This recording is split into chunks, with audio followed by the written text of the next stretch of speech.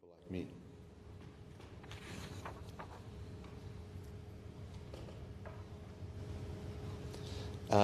At paragraph 18, the Psychological Society led the evidence of its former chairperson, Professor Nell, a research professor at the University of South Africa with a special interest in LGBTI+ related work. Apart from recounting his own lived experience of ill treatment and discrimination on the basis of his identification as a gay man and the psychological trauma suffered generally by the LGBTI+ community due to their exclusion and rejection, Professor Nell also commented on the severely deleterious psychological impact the article had on that community.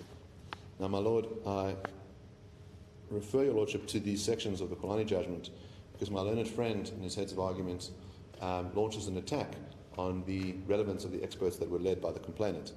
And I'd submit that the type of evidence that was led in the Kulani case is very similar to the type of evidence that was led in this case.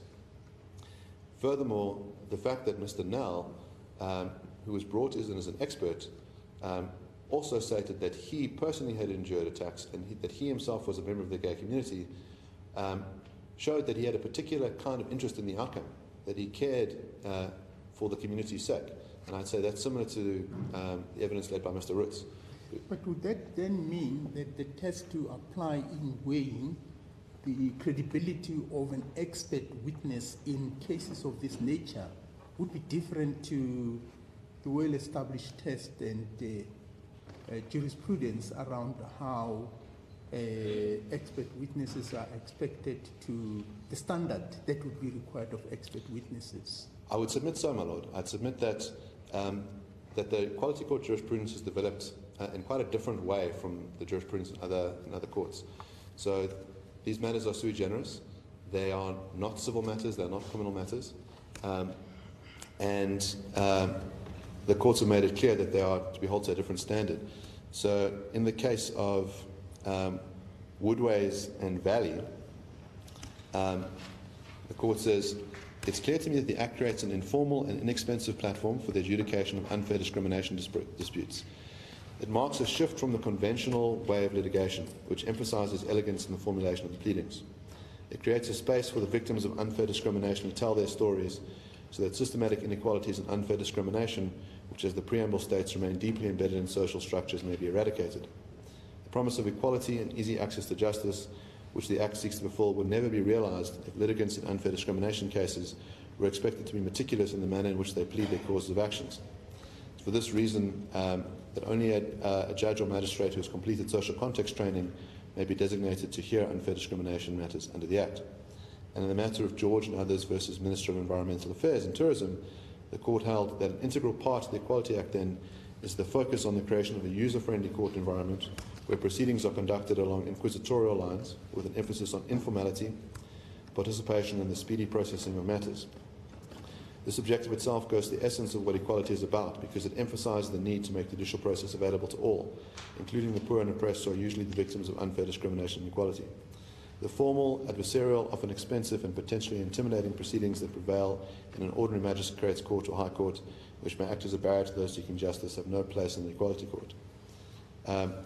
Judge Lamont made a similar sort of finding about how he dealt with evidence at paragraph 58 of his judgment. He says, during the hearing I allowed much evidence to be led which would not normally be permitted in a court of law, as it appeared to me that it was proper to allow the parties to the dispute to fully and completely ventilate the issues between them, even if such ventilation involved the admission of evidence in the form of speeches which were made during the course of the trial. So what paragraph is that from? Paragraph 58. So I'd submit, my Lord, that these proceedings are just fundamentally different in nature. That we have an instance, as I say, with regards to Professor Nell, who is himself a victim, who is able to testify to the broader context in which the gay community found itself in. And he could testify as to what he himself had endured.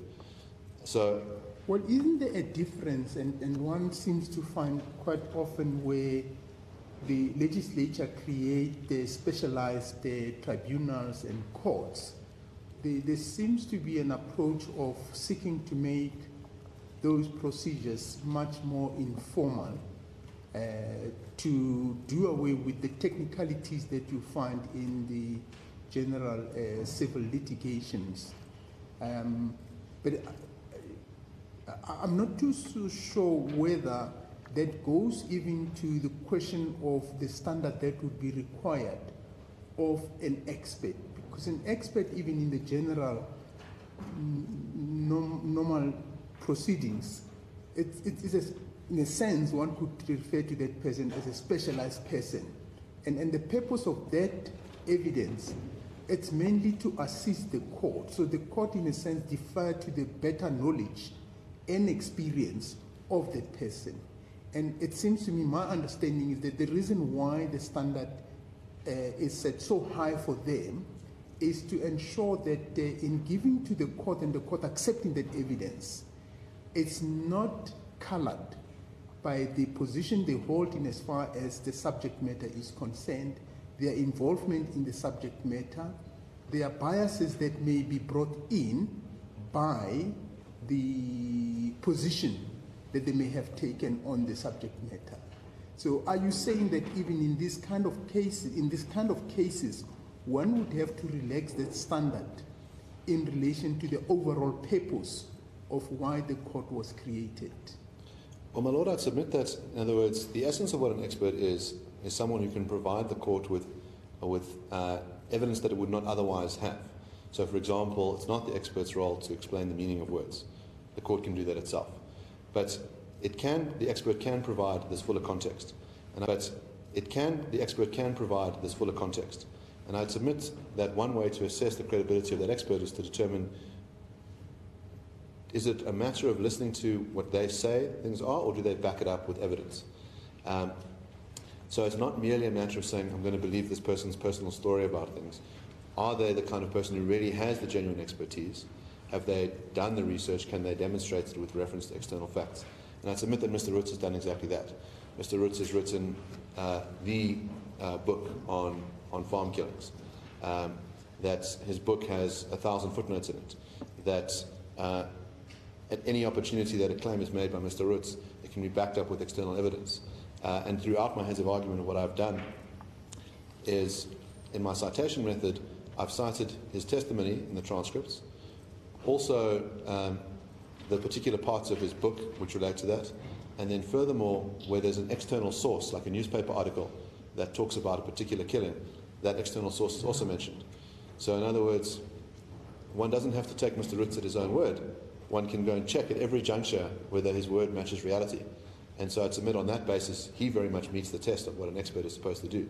In the PwC case, what the court there finds is that that expert just didn't have the relevant expertise. So that he purported to say, I have an expertise as an auditor and expertise around agricultural products, but he didn't actually have the relevant expertise. And so that's a good reason to say that person is not an expert. But of course, that setting is within a civil context, and I would submit that the standards in the Equality Court must be different. And things like having a personal interest, I think, are different. It's also not clear that Mr. Roots' personal interest at any juncture taints his evidence. In other words, he makes it clear that he thinks that the killing of Afrikaners is a bad thing, and that it's important to stop that, and that speech which incites people to go and kill Afrikaners is a bad thing. But his accounting of the context is done in a neutral manner. There's no distortion of any facts. My learned friend, the respondents don't need any contrary evidence whatsoever. They don't call an expert to say these facts are wrong. This isn't what's happening with regards to farm killings. So I'd submit that Mr. Roots meets the standard of what an expert requires, and it's very much in line with the kind of testimony that the Constitutional Court endorses in Kulani. And similarly with regards to the other bits of evidence that are led. So MN is someone who personally endured homophobic attacks. And so the complainant in this case led two witnesses who both had endured attacks themselves. And the point of that is to provide the context, to know what it is that's being called for. When the third biggest political party in South Africa says, kill the Boer, we should know what that means. We should translate that into a real situation. So hearing the testimony of Mrs. Muller, hearing about her husband being shot in the head, or hearing about Duncan Prinsloo having his wife murdered in his arms, that reminds us of what's actually being called for, and having that testimony is important, and that's the kind of testimony that the Court in Kulani endorses. Similarly with regards to the psychological harm, you had experts talking about the psychological harm of these words, and that's met by the testimony of Mr. Human.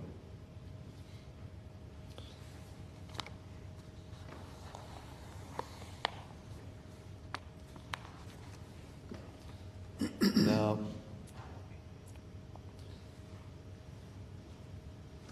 with regards to, we were talking about the meaning of words, Judge Lamont provides some further insight on this front. It says, the meaning of the words uttered by Malema was an issue.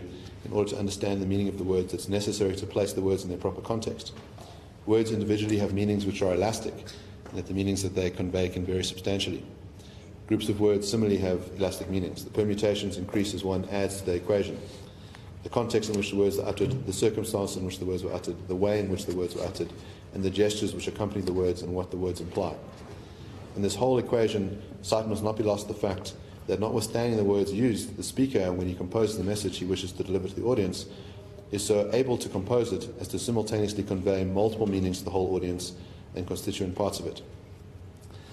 The occasion, the history of the conduct, and the response of the public and press, gesture and physical movement, crowd interaction, the words, including the expression and delivery of the words in a chant-like manner, are relevant to determine the context of the song. They altogether contribute to form the manner in which the message was delivered.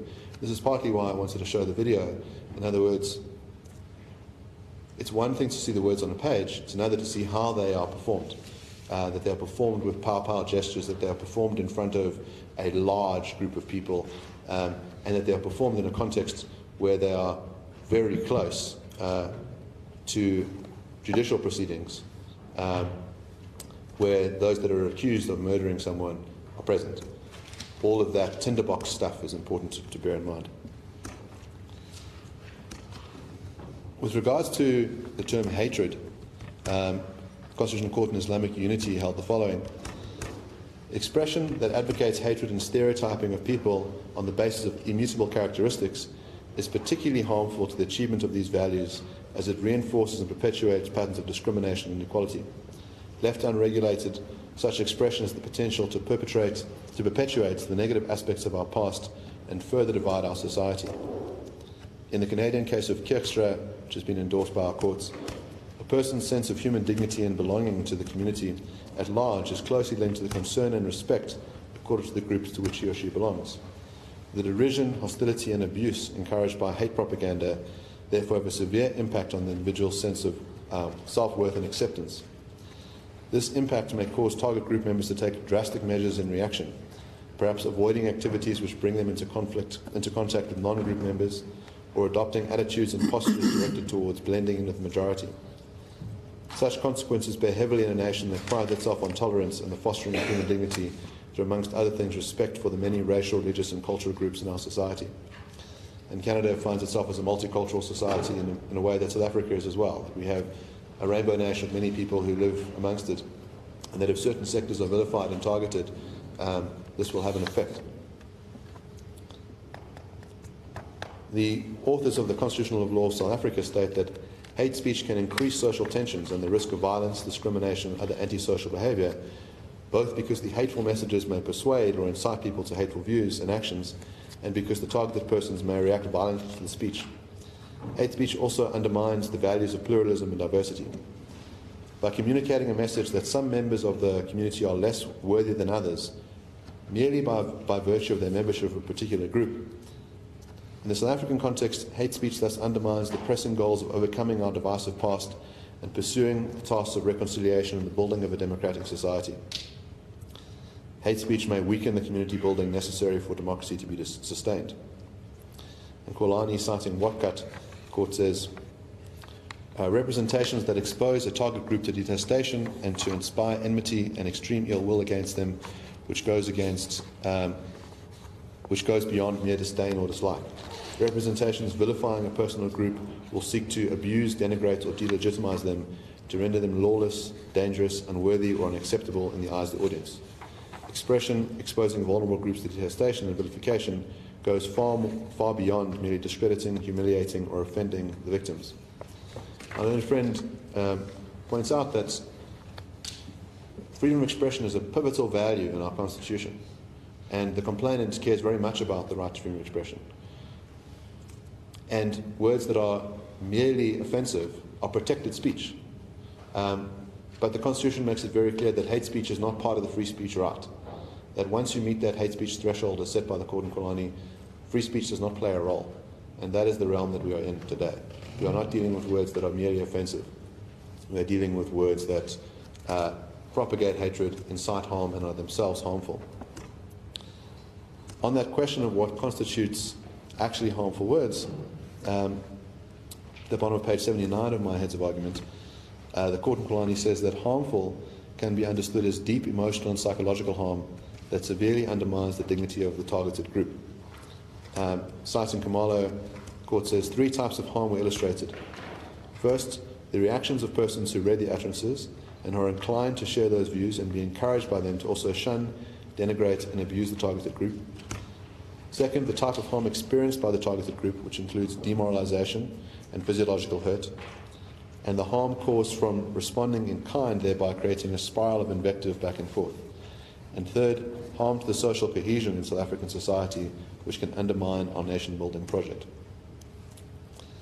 Now, the other leg of the test that could be met but isn't a requirement, in other words, because propagation of hatred must be met, propagation or promotion of hatred must be met, and then one can either have the words themselves being harmful or that the words incite harm.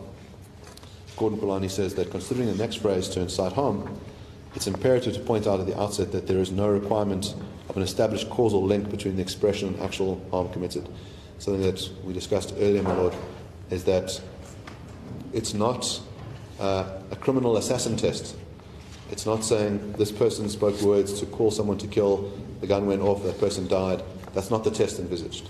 So the ordinary meaning of the phrase incitement to cause harm suggests that one should not look to the harm caused by the speech itself, but rather the impact of the speech on third parties. Does the speech encourage, stimulate, or call for others to cause harm?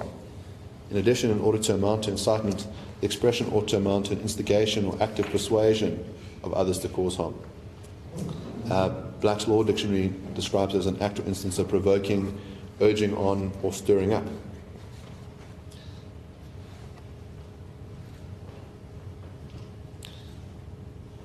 Now, I've already discussed the context and the likelihood of harm, that fivefold test that the Court sets out.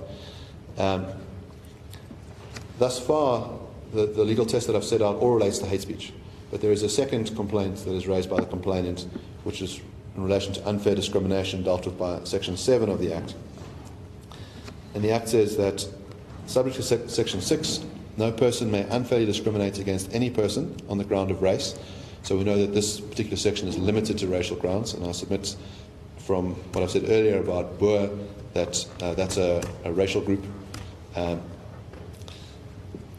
So you can't discriminate unfairly against any person on the ground of race, including the dissemination of any propaganda or idea which propounds the racial superiority of any person, including incitement to or participation in any form of racial violence. So, in other words, speech which propagates ideas on the grounds of race, which incites people to perform racial violence, would constitute unfair discrimination in terms of Section 7 of the Act. In the matter of Hugo, the Constitutional Court held, the prohibition on unfair discrimination in the interim constitution seeks not only to avoid discrimination against people who are members of disadvantaged groups, it seeks more than that. At the heart of the prohibition of unfair discrimination lies a recognition that the prohibition of unfair discrimination at the heart of the prohibition of unfair discrimination lies a recognition that the purpose of our new constitutional and democratic order is the establishment of dignity and respect, regardless of their membership of particular groups. The achievement of such a society in the context of our deeply inegalitarian past will not be easy, but that is the goal of the Constitution. But that is the goal of the Constitution should not be forgotten or overlooked. This is of fundamental importance. There is a temptation to say that we ought to have different rules for different races, and our courts have stood fast in saying that that is not the kind of society that we're going to live in anymore. We had a society like that. During apartheid, there were different rules for different races, and it was unconscionable. We will not do that again. So the fact that Mr. Malema, who is black, targets people who are white, doesn't grant him any special protection. That he should be treated exactly the same way that a white person who acts in a racist, hateful way does against black people.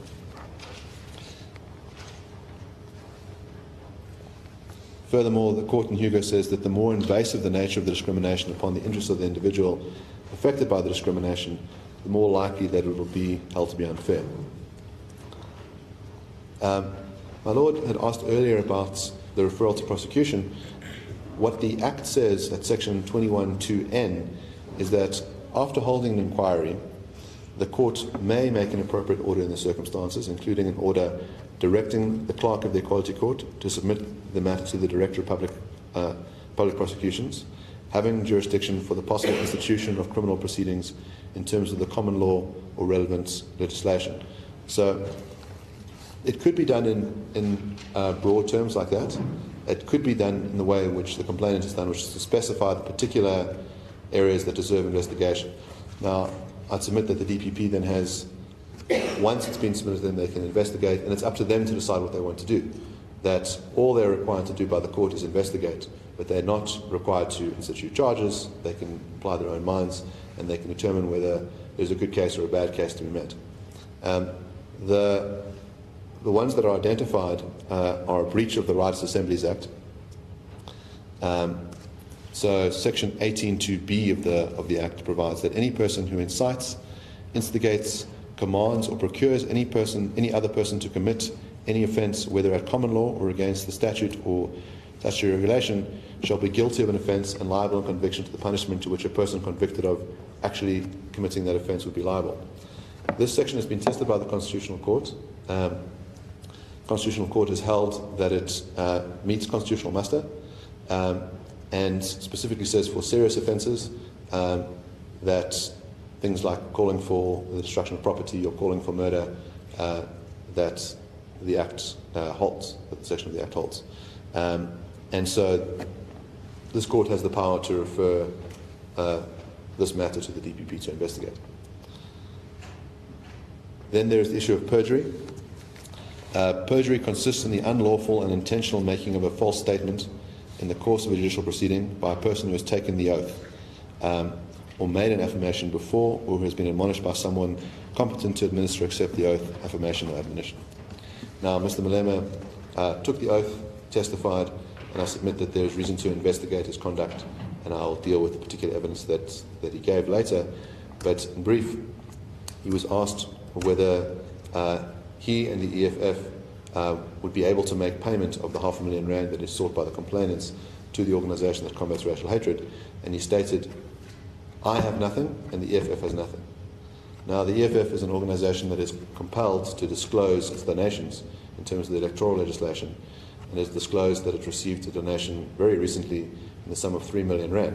And Mr. Malema is on record as saying that it's well known that he wears famous brands like Gucci.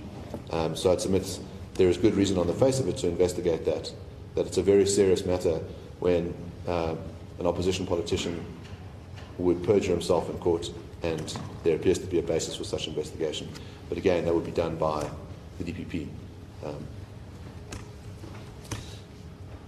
On contempt, the court in Faki says that for this to be a finding of contempt of court, it must be found that there was an order which came to the notice of the accused, there was non-compliance which was willful and mala fides.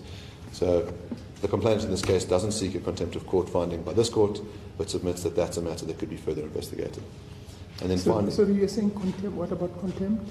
The complainant doesn't seek a contempt of court finding now, but says that that's an issue that could be investigated, and the contempt relates to the agreement between Mr. Malema and AfriForum in the SCA about what his conduct would be in relation to the singing of further songs. So this court doesn't need to make such a finding now, but it is a matter that could be investigated by the DPP. And finally, criminuria, which consists in the unlawful, intentional and serious violation of the dignity or privacy of another.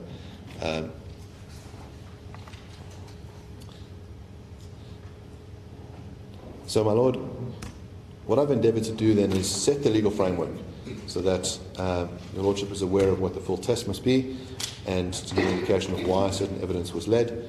And now what I intend on doing is dealing with some of that evidence. But the contempt about, sorry, just before we move from there, the contempt about the finding, or I guess you're referring to the SCA mediation agreement. Isn't that the process that ought to be followed is to raise the contempt with the court affected by the conduct? Isn't it ordinarily like, for example, if this court, if a person doesn't comply with the court order of this court, you then bring an application to this court to say he or she has not complied with the order? Yes, my Lord, I'd submit that. So there's a recent matter of Liberty Fighters Network in the Supreme Court of Appeal, and the court there made a finding that the head of Liberty Fighters Network had committed act of contempt ex facie of the court, and then directed the DPP to go and investigate it. So I'd submit that, in other words, that contempt process, because it is a crime against the court, against the institution, is the kind of thing that can be dealt with by the DPP, and it might very well be correct that when it does that, it must launch contempt proceedings in the correct court, and it must determine what that correct court is, whether it's in the SCA, whether it's in the Equality Court, and it must, if it decides to go through that, it must meet the thresholds required by FACI, and it can make the determination. Well, isn't it that in contempt of court, contempt may take various forms? It may be a contempt where clearly it's criminal conduct, where somebody jumps in the middle of the court and insult and do all sorts of things. That would be a criminal offense. But where there is non-compliance with the court order, as I understand, the jurisprudence says that it's a civil disobedience, although the test that gets applied in determining whether there has been breach or non-compliance with the court order, it's a criminal standard of proving beyond reasonable doubt. So I'm not too sure whether we're not going to be referring to the NPA some case that necessarily may have to be dealt with the court affected, because it's the court that's affected by that conduct that needs to protect. And I think in FACI, Cameron J states very clearly that it's the dignity of that court that needs to be protected. And it is that court that needs to ensure that its dignity is actually protected. Now, if by his conduct, Mr. Malema has defied what has become the court order, the agreement in the SCA, isn't it surely that you should be approaching the SCA and say there has been contempt of your order, and we want you to stop that behavior? Yes, I'd submit that the complainant would have such a right, so it could go and approach the SCA on that basis. It may very well be that the NPA has such a right as well, but I'm mindful of your Lordship's distinction between the ex facie situation and the breach of an order situation.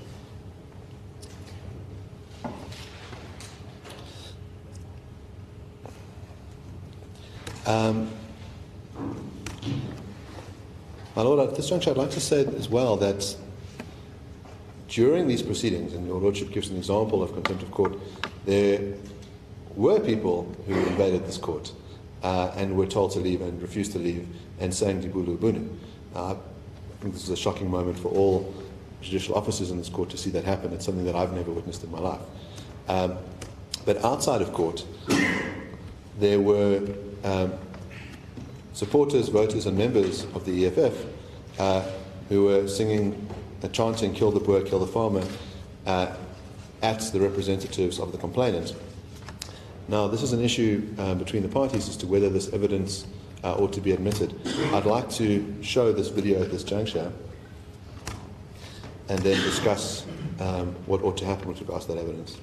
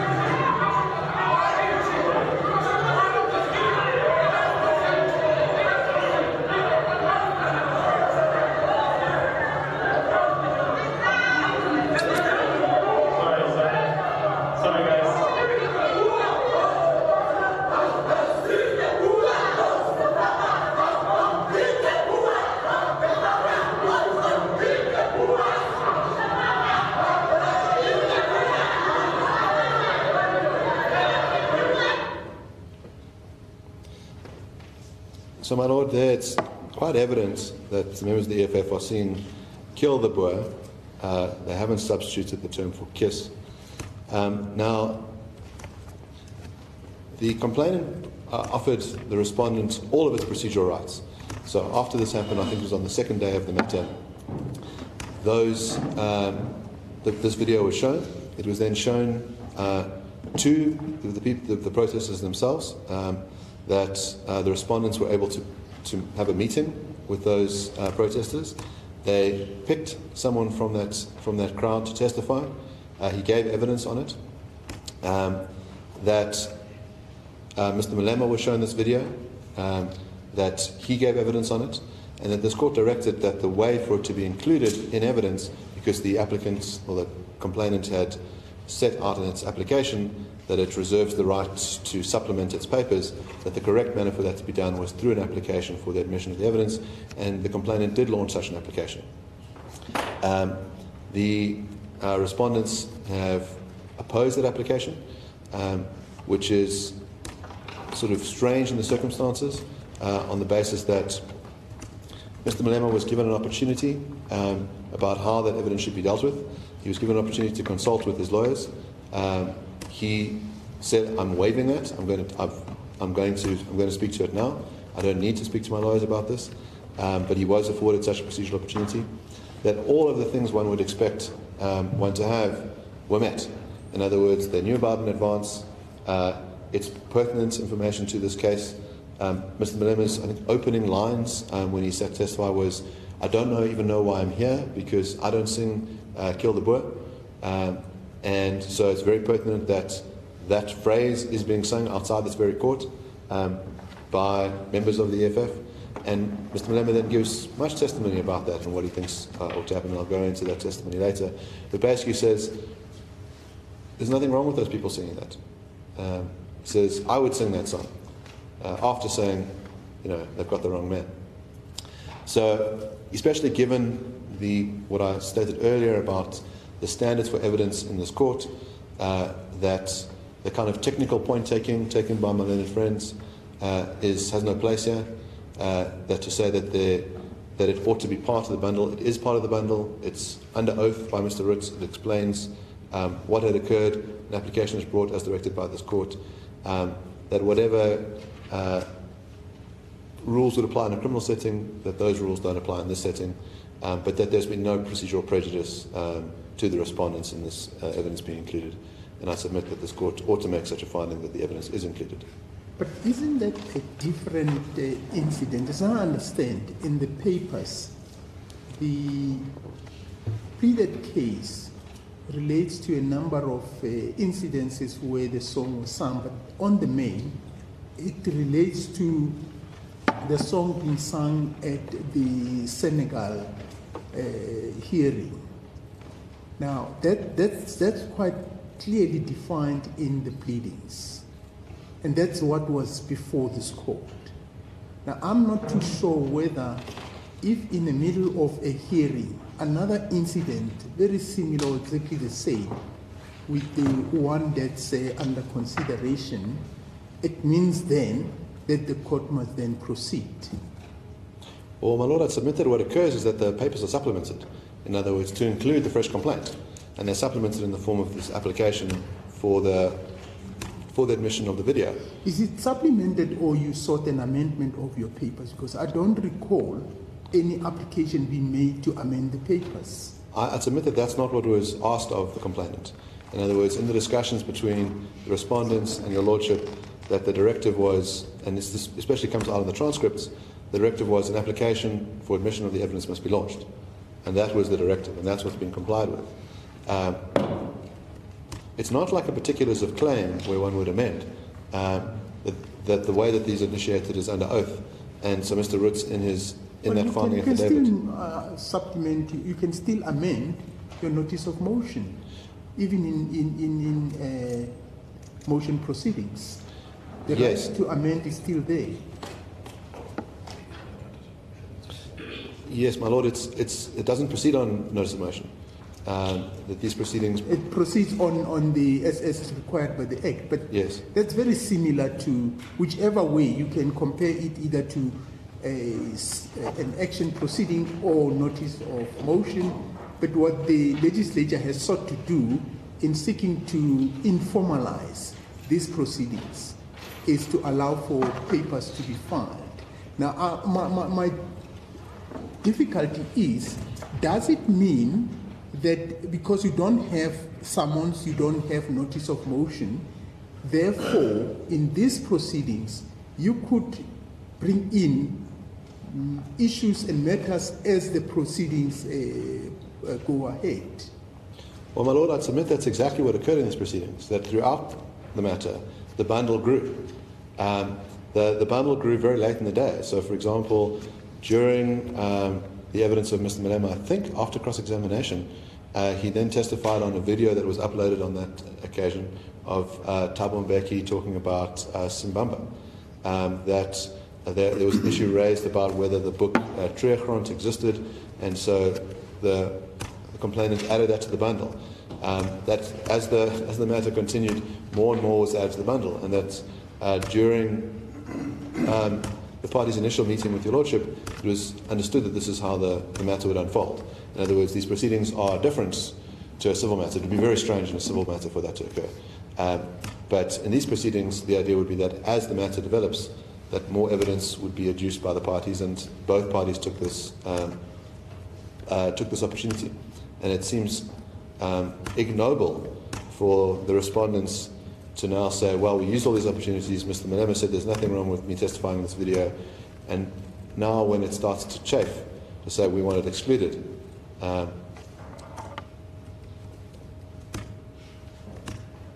Sorry, just bear with me.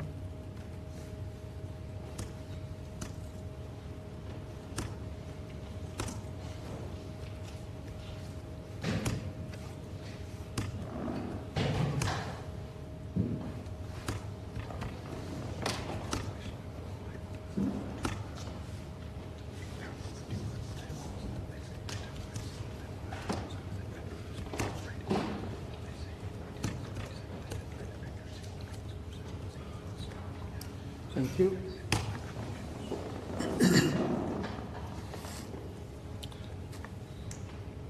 My Lord, I'd now like to turn to the evidence that was led during the proceedings, and I'll start with the evidence of Mr. Roots. As I stated earlier, the way...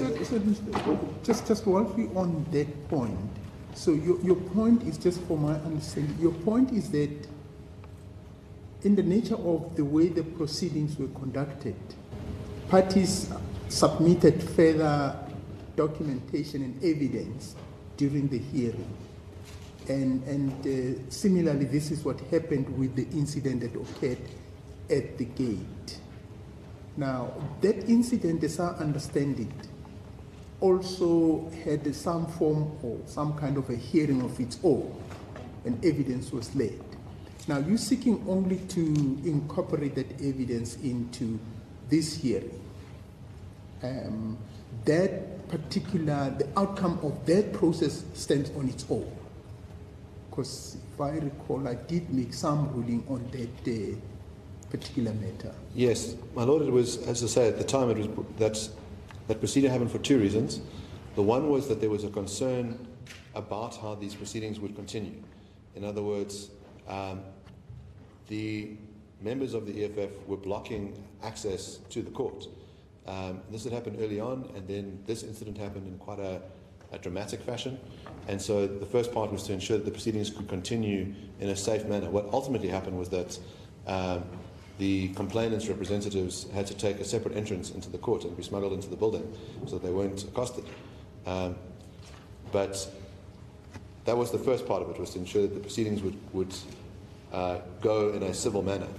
If I might refresh your Lordship's memory, this concern was raised right in the beginning on the first day of the hearing, because Mr. Ndlozi had sent out a tweet with the words Tibulu Bunu in relation to an image that Mr. Roots had put saying that we're going to be in court. So there was already a concern that there was going to be a call to action, that representatives of the complainant would be accosted, and this very much is what occurred. And so that was the first part of the proceeding, was to ensure that they go smoothly and civilly. The second part was to say this is essential evidence for this matter. In other words, the complainant says, you are singing the song Kill the Boer. Sometimes you sing it with kiss lyrics and sometimes you sing it with kill lyrics. And you've denied that you sing kill lyrics, and then you walk outside of court and you're singing very evidently Kill the Boer. And a member of that crowd testifies here and he says, no, we weren't singing kill, we were singing kiss, despite the fact that he was shown footage of the crowd singing kill. So that sort of level of denial, their approach to the evidence, very important that it was canvassed for this complaint.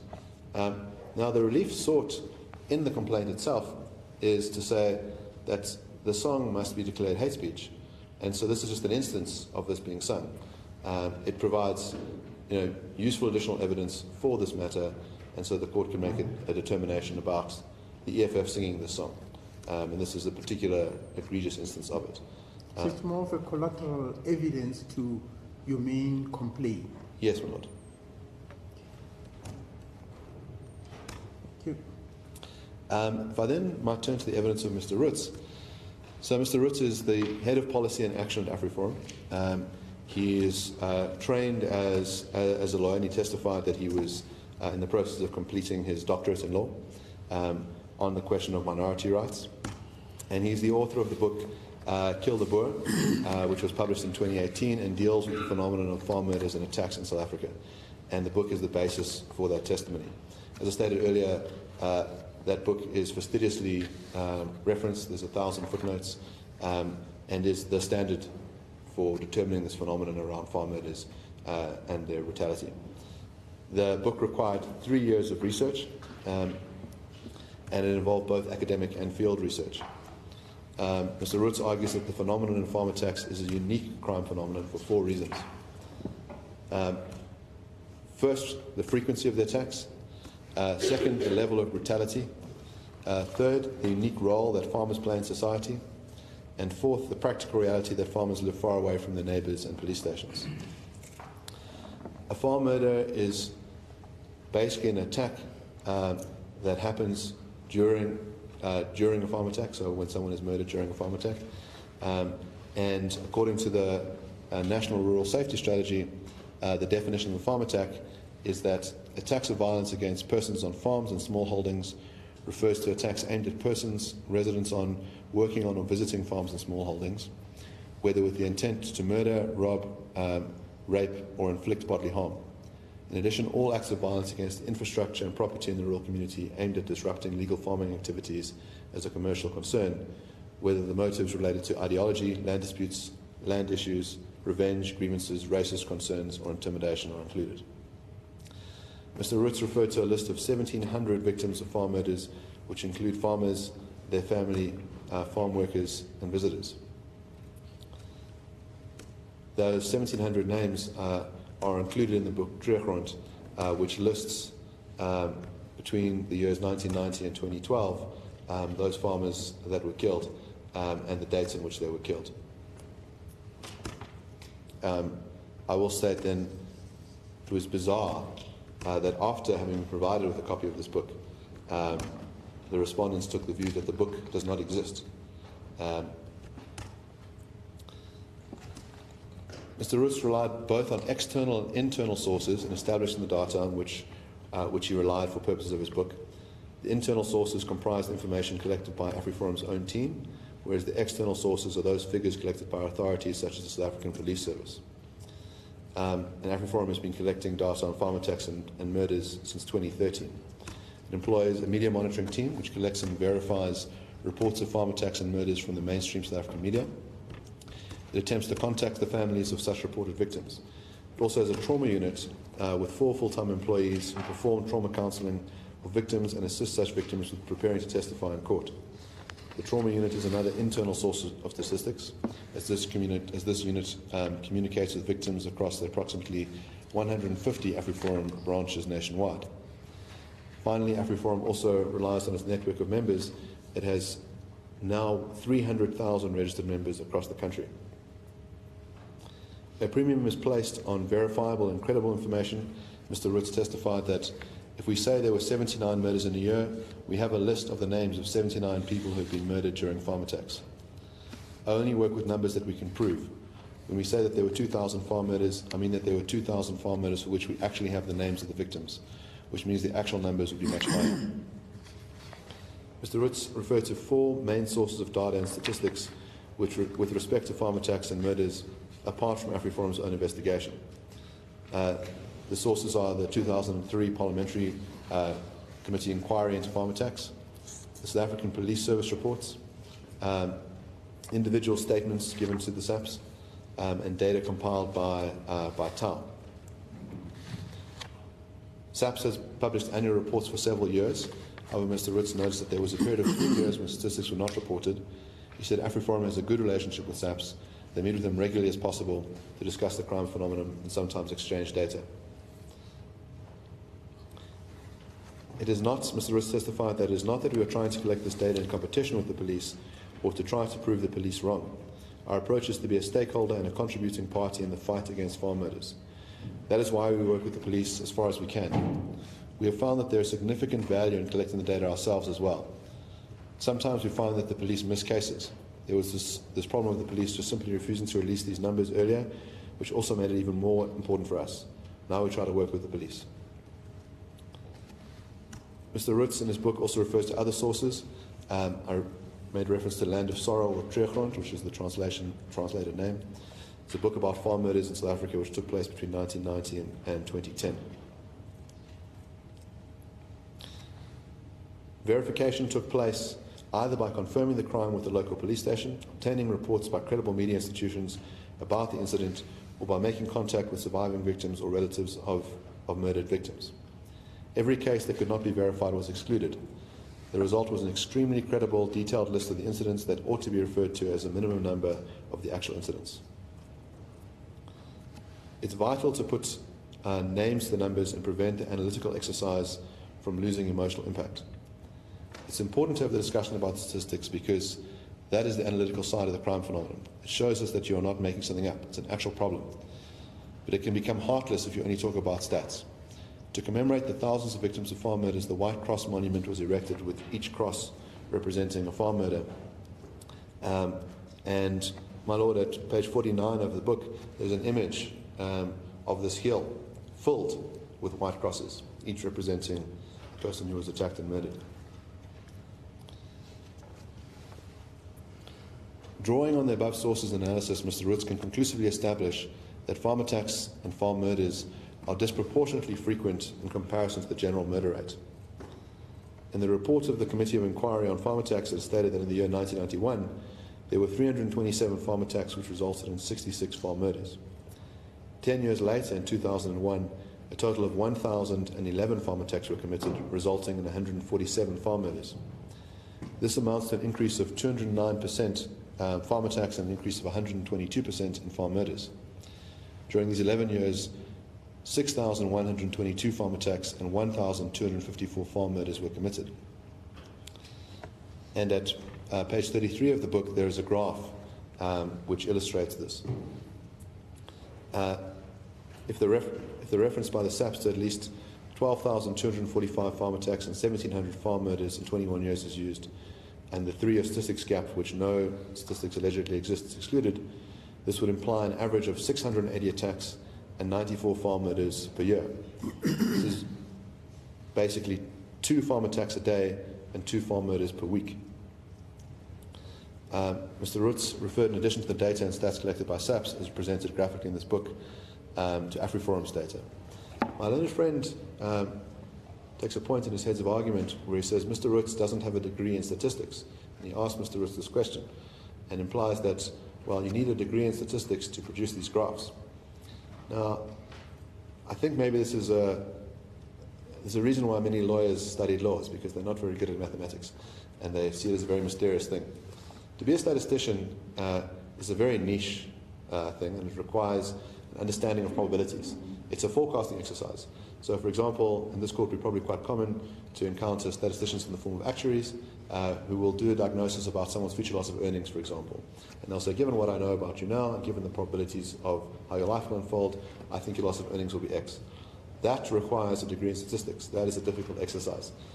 What Mr. Roots has done doesn't require a degree in statistics. It requires taking data that is known and graphically representing it in the graph. So we're all used to seeing bar chart graphs because of COVID, where you count the number of, let's say, COVID deaths in a particular day. The next day you count more deaths, and then you can see a wave that occurs. And that's exactly what Mr. Roots has done. In these graphs, you have a wave pattern, which is basically just saying, this is the data that occurred on this occasion. And Referral, for example, does exactly that. It says, on the 3rd of January, 1992, this person was killed. And then you plot that number. And then you can produce a visualization of that. That visualization exercise doesn't require a degree in statistics. Mr. Root says, we can include as many data as we can. This was the amount of victims. This was the amount of attackers. This is the time it happened. These are the weapons that are used. This is the modus operandi that was used. We include all of that. We also add when it was reported to the media, which does not always happen. We add also links to the news reports. Our list is very comprehensive in terms of information about every incident. AfriForum takes a conservative approach to counting. It says that it's probable that there's an undercounting of attacks. I can guarantee that the actual, Mr. Root says, I guarantee that the actual number of farm attacks will be much higher. We just don't know how much higher. If we err, it would be on the side of downplaying rather than exaggerating it. Now, on calculating the farm murder rate, Mr. Root made it clear that raw numbers are insufficient to drive home his point regarding the farm attack phenomenon. He refers to a number of premises and comparative statements that are useful to refine and extrapolate the seriousness of the phenomenon. So, for example, South African farms were 16.7 times more likely to be attacked than South African households were likely to be robbed. Mr. Hoffman, can I interrupt you for a second, if you don't mind? I'm just concerned and worried that we're going to end up needing another day for this. I always complain in this court that counsel has got a tendency of saying, we give you this work to go and prepare and read. You spend your sleepless night reading, and then you come back in court. That's now been read back to you. Is it not any other way that you could just talk to those? Because this is one case where I would say preparation has been done, and very useful heads have been put before me by both parties.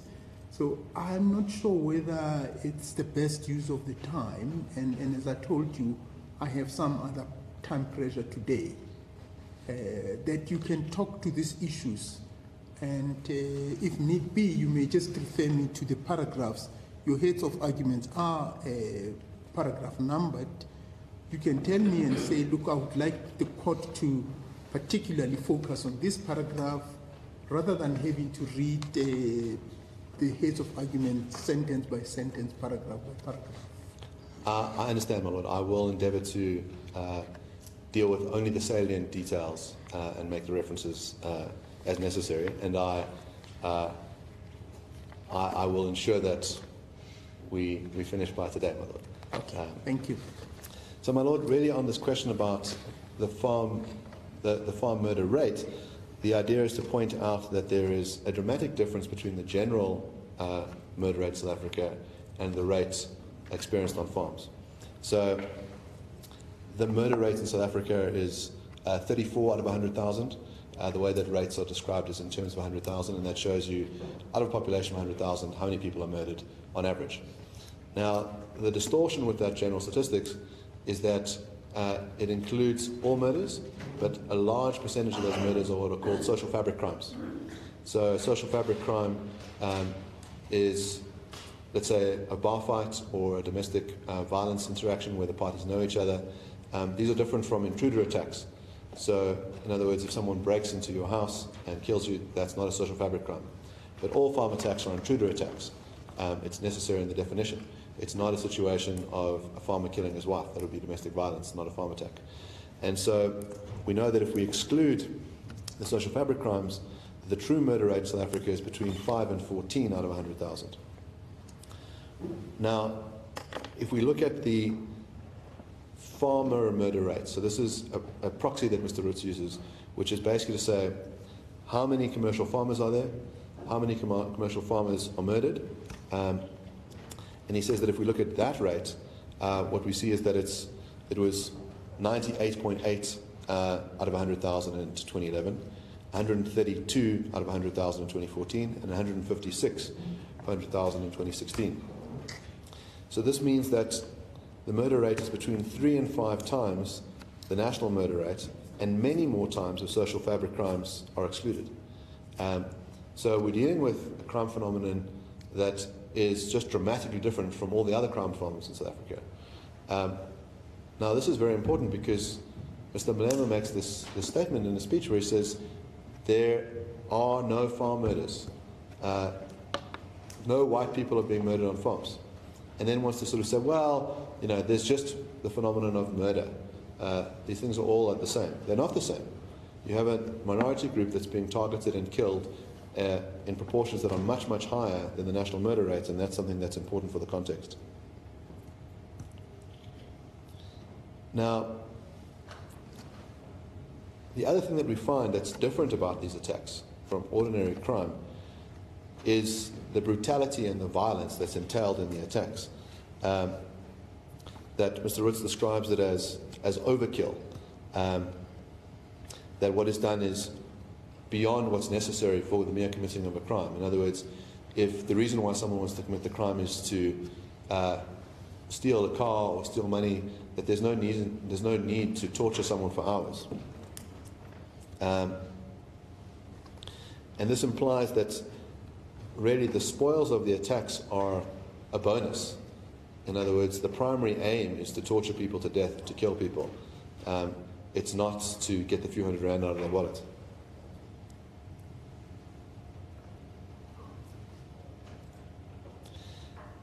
Now, some of the kinds of tortures that are perpetrated against the victims include beatings, stabbings, and burnings with boiling water, molten plastic, and hot irons. There are cases where people are dragged by a rope from behind their vehicles. People are burnt, stragged, gagged, and they're faced with firearms. And it is the case that torture is accompanied by, in 20% of these attacks, there's torture. And in my heads of argument, I detail some examples of this, and I'll read out a few. The Viana family, the wife was raped, her husband was murdered, and their minor son was drowned in a bathtub of scalding water. In the De Villiers family, the parents were murdered, their disabled son's eyes were gouged out, and he was left for dead but survived. The Swanepoel couple, the elderly wife was raped while her husband was forced to watch before being killed. They were tortured for hours. Roger van Parijs survived after having a sword shoved down his throat after hours of torture in his house. Nikki Simpson survived hours of torture with a drill and the killing of her dog. Her vehicle was stolen only to be found abandoned. All of this implies that we're not dealing with an ordinary crime phenomenon, that we're dealing with something that requires special attention. And that context is vital for when we're looking at the words sung by the respondents.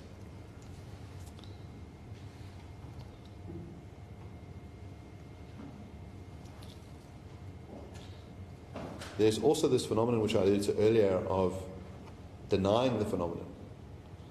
Now, Mr. Roos testified that the impact of denying that you've got this phenomenon is particularly egregious. He says, a father had to bury his daughter who was murdered in front of his grandchildren. There was a wife who was murdered in front of her children, then she was buried by her father. What should someone like this think? So you've personally experienced members of your family being tortured to death. And Mr. Malema says, it's not happening. There are no such things as farm murders.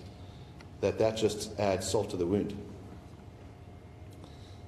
The singing of the song takes place in a political climate that romanticizes and encourages the suggestions and actions depicted in the lyrics from influential public platforms.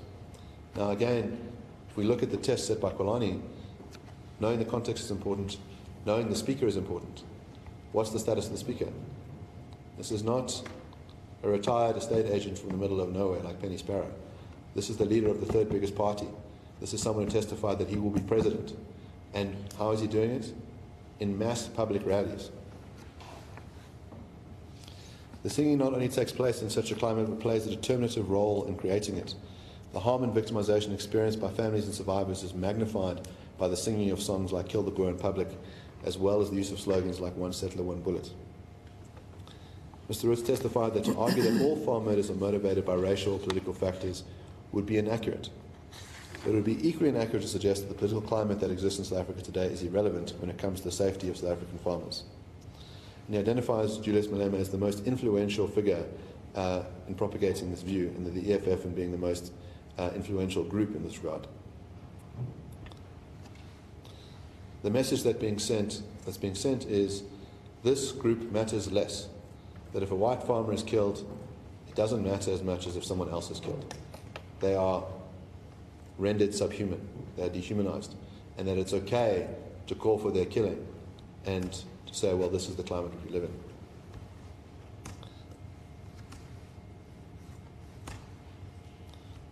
Now, with regards to the motive, we know that there can be multiple different motives, but not all of those motives are discrete. So, for example, one can have the motive of theft while also being motivated by racial hatred. And that racial hatred can manifest in who is targeted. So, in other words, if one's deciding who it's okay to rob, and one says, well, these people don't matter, they're only white Afrikaners, we can go after them, that target selection shows that there's a racial hatred. When those people are tortured to death, that's evidence of racial hatred. And there are also particular instances of people confessing to this fact. Mr. Roots gives the example of Knowledge Mandlazi, who was charged for committing 5 farm murders. He responded in court that he had murdered these people because he wanted their money, and added, and this is his quote, "My hate for white people made me do it." And he said that he regarded murdering white people as merely going to work.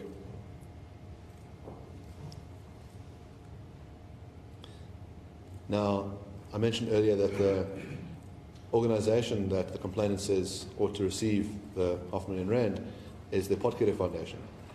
And it's named after Wilmien Potgieter, who was a 2-year-old child who was murdered during a farm attack. And her father was stabbed 151 times in front of his wife and then executed by gunshot. And a sign was then hung on the gate which says, "We have killed them, we are coming back." That's not ordinary crime. That's sending a signal. That's saying, you don't belong here, and we're coming for the rest of you. So that's the climate that we deal with.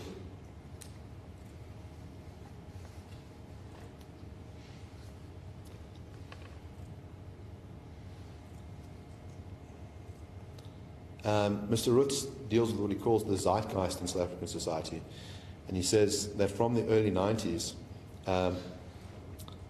there's developed a culture where it's okay to vilify white and Afrikaners in particular as constituting a source of evil in South Africa. It's a climate in which white farmers are depicted as racist criminals who stole the land and exploit the workers. In the political sphere, the white farmers become a personification of the Afrikaners or the Boers, and the Afrikaners or the Boers have become the personification of everything that is wrong with South Africa. Consequently, white farmers are repeatedly slandered from political platforms in speeches and in statements and even in struggle songs. It's been argued that white farmers acquired what they have through violence and that there is no qualm about responding to this violence with physical violence. As a result, violence towards white farmers is frequently romanticized, especially in struggle songs.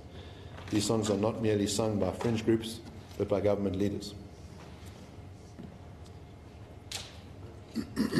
The slander often takes the form of ascribing collective guilt to the white Afrikaner population and the notion that a group should be denigrated for historical misdeeds.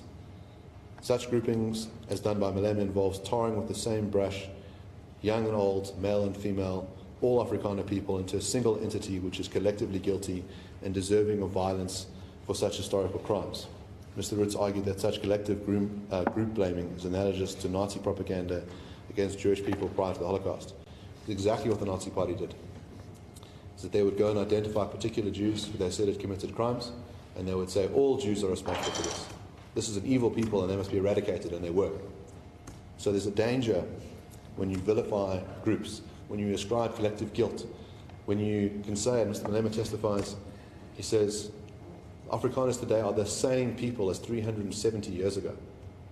In other words, people of today are equally responsible for things that happened 370 years ago. And this vilification technique, this stereotyping, this ascribing of collective guilt, is incredibly pernicious.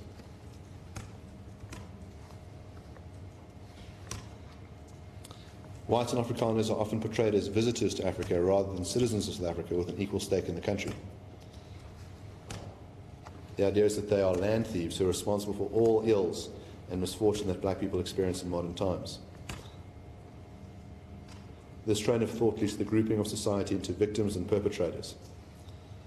Mr. Ruth testified that to take every possible negative attribute that one can find, or any possible atrocious deed committed by people who are white and at some stage in history, and then attributing it to that entire group and saying, well, this is what you did. In other words, when Mr. Malema says this, he talks about the group of white people. And then he says that white people have to be punished, have to carry the consequences, have to fix what they did. So he's presenting it as if just one homogenous group and everyone is equally guilty, because he's not applying that logic to the good work that is done. So there's a mismatch. In other words, if you have a member of the group who does something beneficial, that's not attributed to the rest of the group. But any misdeed done by a member of that group is attributed to the whole group, and that whole group must be punished.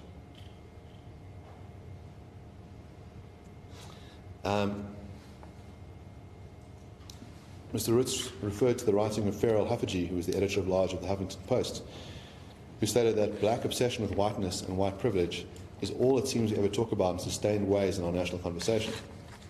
To my ear, it sounds as if whites are spoken as if they were the majority in power rather than a small group of varied political sentiments.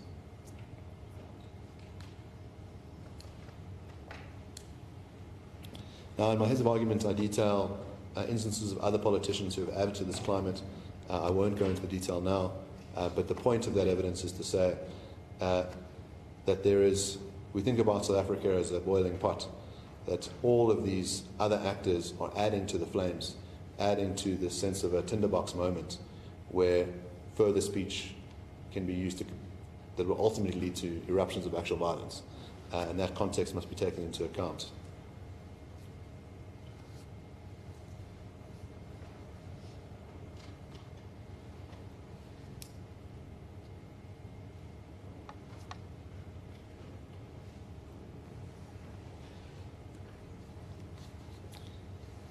Mr. Roots does have a positive message about what we ought to do. And he says that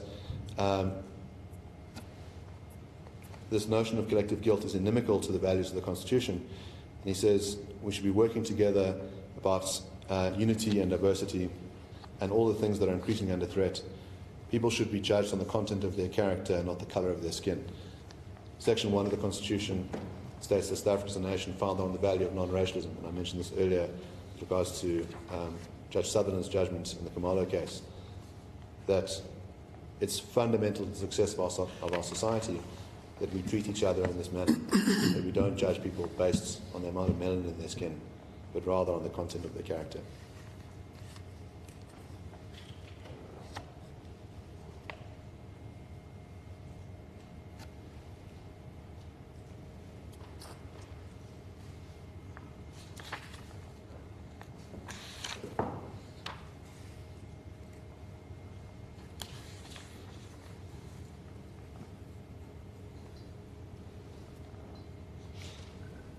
Mr. Roots gives a specific incident of someone who committed an attack, who then claimed that the reason why they committed that attack was because of the song Kill the Boer. He refers to the case of Godfrey Hewer, a farmer who was murdered in front of his wife Amy on their farm near Vryheid. The perpetrator was a man named Ntukuku Chwene, who was 28 years old. He was found guilty of and convicted of murder and sentenced to life in prison. He later testified to the Truth and Reconciliation Commission that the singing of the song Kill the Boer influenced him to kill. He said that I could have killed any other white man I came across at that time. My frustrations were directed to white men because they had what we did not have.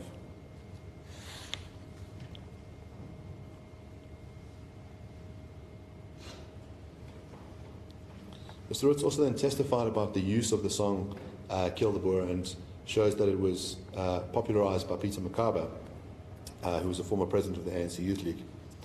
And in reaction to the singing of the song, Makaba said, let me make it clear what I said was kill the farmer, kill the Boer, shoot to kill. This is our culture, this is our tradition. Those who disagree can go to hell. Mr. Malema was mentored by Peter Makabe and says that he shares all of his ideas. He testified that we should replace Paul Kruger's statue in Pretoria with Peter Makabe's statue. And those are the events that led to the Human Rights Commission's finding that those words constituted hate speech in 2003.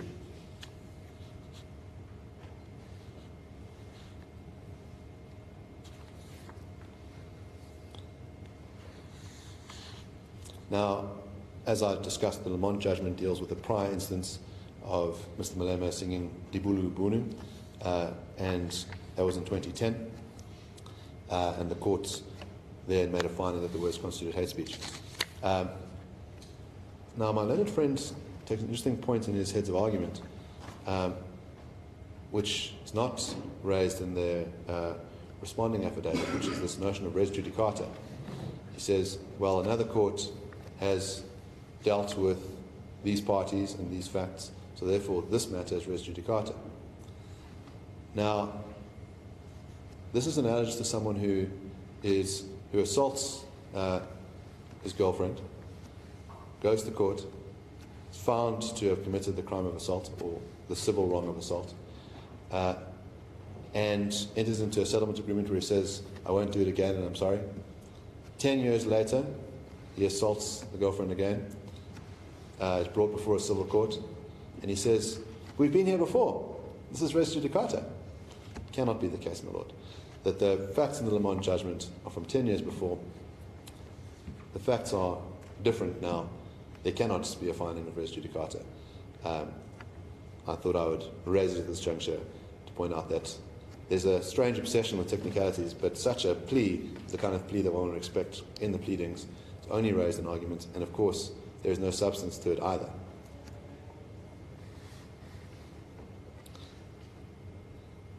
Mr. Roots also testified to provide some further context to Mr. Malema's speeches. Well, it would be slightly different if just for my own clarity, it seems to me it would be different if the judgment in Judge Lamont's judgment had actually not only found that the song is prohibited, but banned the song for life. Then it seems to me in that instance, one could then probably plead res judicata, that the matter has already been determined and your relief would be different to coming to this court in the form of this. Am I? Yes, so in other words, you ought to be correct that if there was a general ban on the song and then the applicant approached this court and sought the identical ban that was already present, well, that would be res judicata.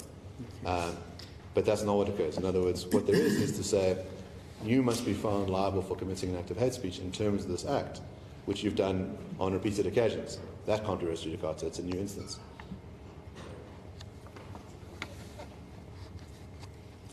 Well, that seems to be very similar to what the counsel for the respondent argued with the incident happening outside. If I recall, one of the arguments was that that incident is distinct from the incident that's before this court.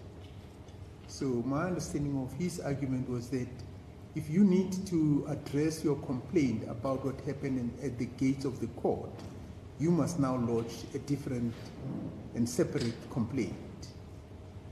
So that's the point about the res judicata not really being applicable in this kind of situations. Yes, my lord. Okay.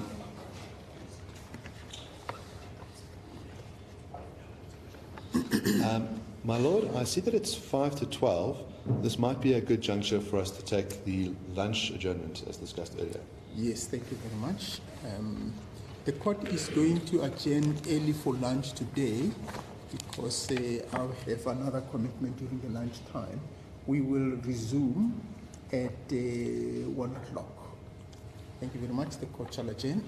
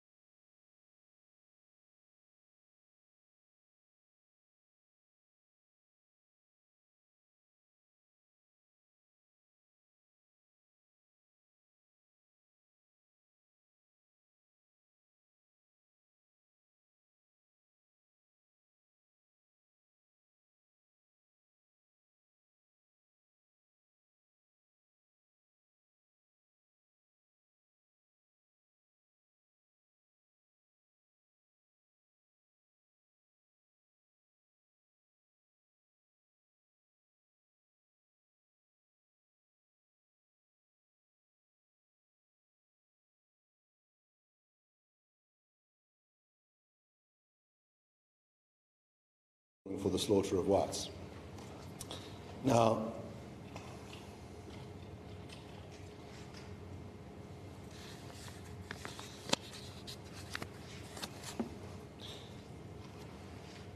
to provide further context as well, in the papers we reference speeches made by Mr. Malema, and one of the most notable speeches was in front of the Newcastle Magistrates Court after he'd been charged for inciting people to invade private property. He stated, "We are not calling for the slaughter of white people, at least for now. The rightful owners of the land are black people. No white person is a rightful owner of the land here in South Africa."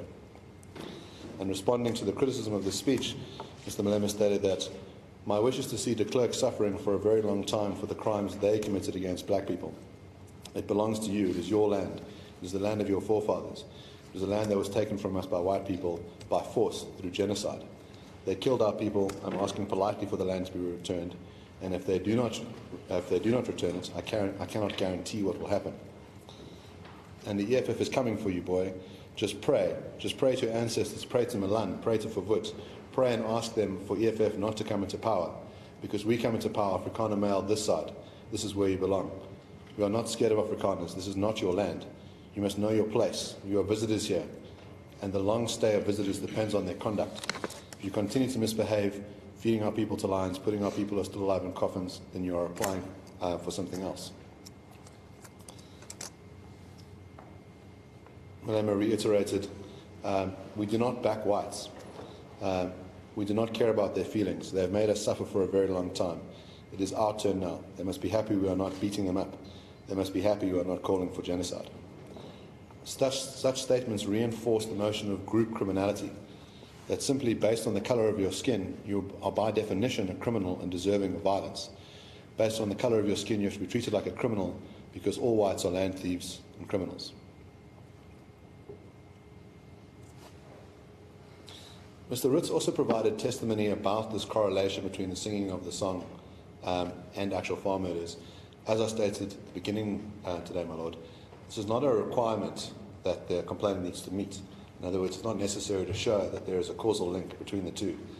But it is important to be aware of the fact that there is a correlation, and this was taken into account by the court in Kwalani, saying that there's this correlation between hate speech and prevalence of attacks on members of the gay community. So it's something that the court can take into account, but it's not a threshold that needs to be met. But isn't there a difference between those attacks and the evidence that's before this court? Because in the Kolani matter, as I understand, there were cases where the attack were specifically and very particularly could be seen to be targeting those people because they are gay or lesbians. Whereas here, to a very large extent, the evidence is they are farm murderers. And those murders may be related to the singing of the soul.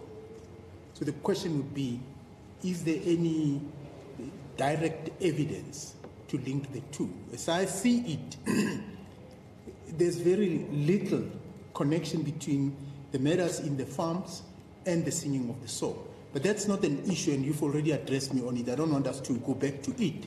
That's not the issue in determining whether the singing is prohibited or not. It's a prohibited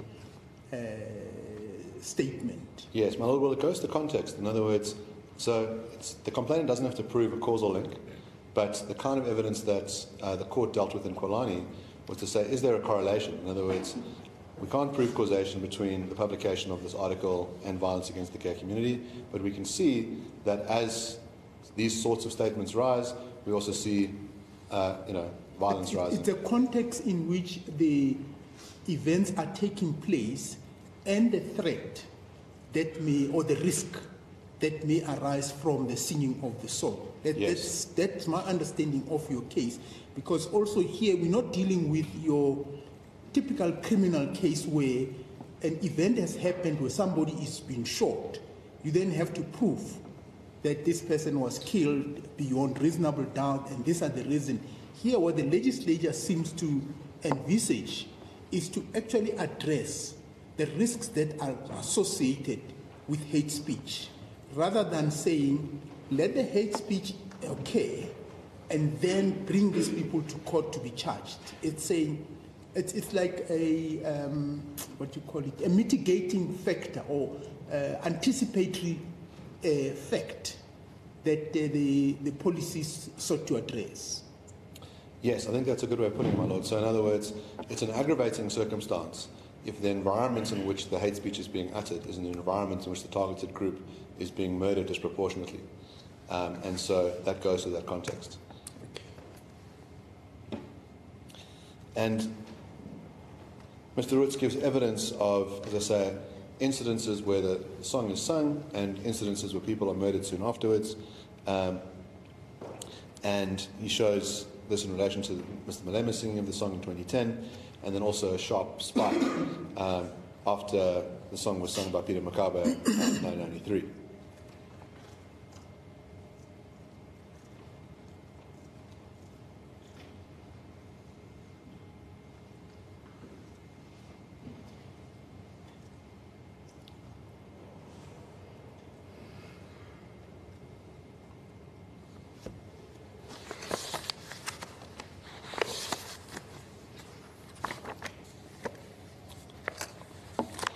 I'll deal with some of the issues that came up in cross-examination of Mr. Roots.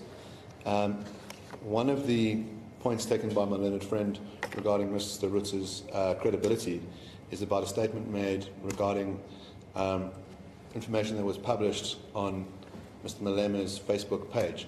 And I had, during the trial, sort of wanted clarity about the difference between a page and a profile. And it said, in other words, there's a distinction because the one is personal. In other words, you can have a one that is administered by a person and they can create friends, and the other one would be like a business type website, but that can also be done in someone's name.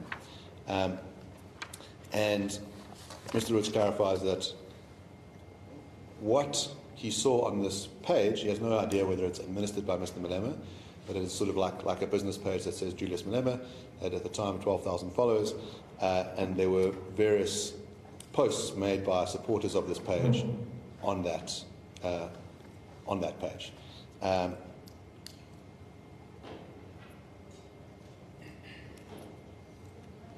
And the point of his testimony was to say this gives us an indication of what the supporters of Mr. Malema believe. So the kind of claim made by my learned friend in his argument is that there's a false accusation made that Mr. Malema has a Facebook profile when he's not on Facebook. Mr. Malema, when shown what Facebook looks like, readily admitted.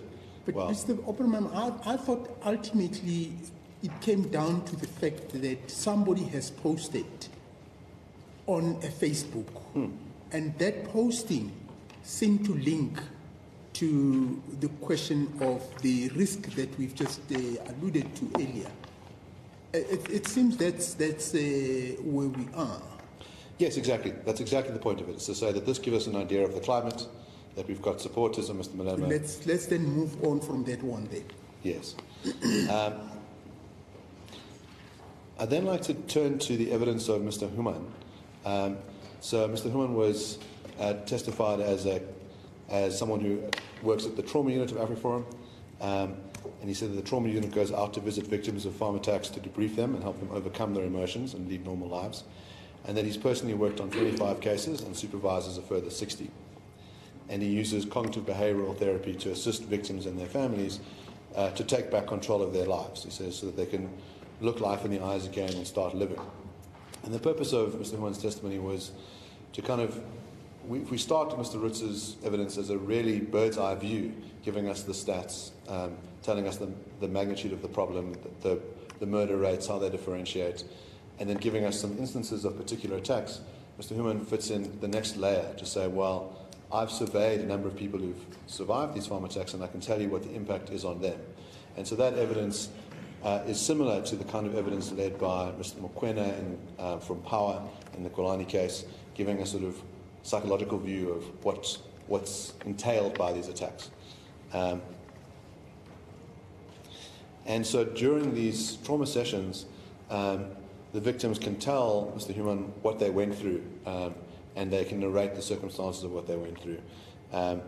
And he also points out that this process isn't just directed at people who survived the attacks, but also at the farm workers as well. And that the unit has assisted a number of farm workers who had been tied up in a garage by the attackers. And he testified that the nature of these attacks, it affects individuals, but it affects the structure of that community as well. It affects the family life, it affects trust within the communities. These are the kind of attacks that have a broad social impact.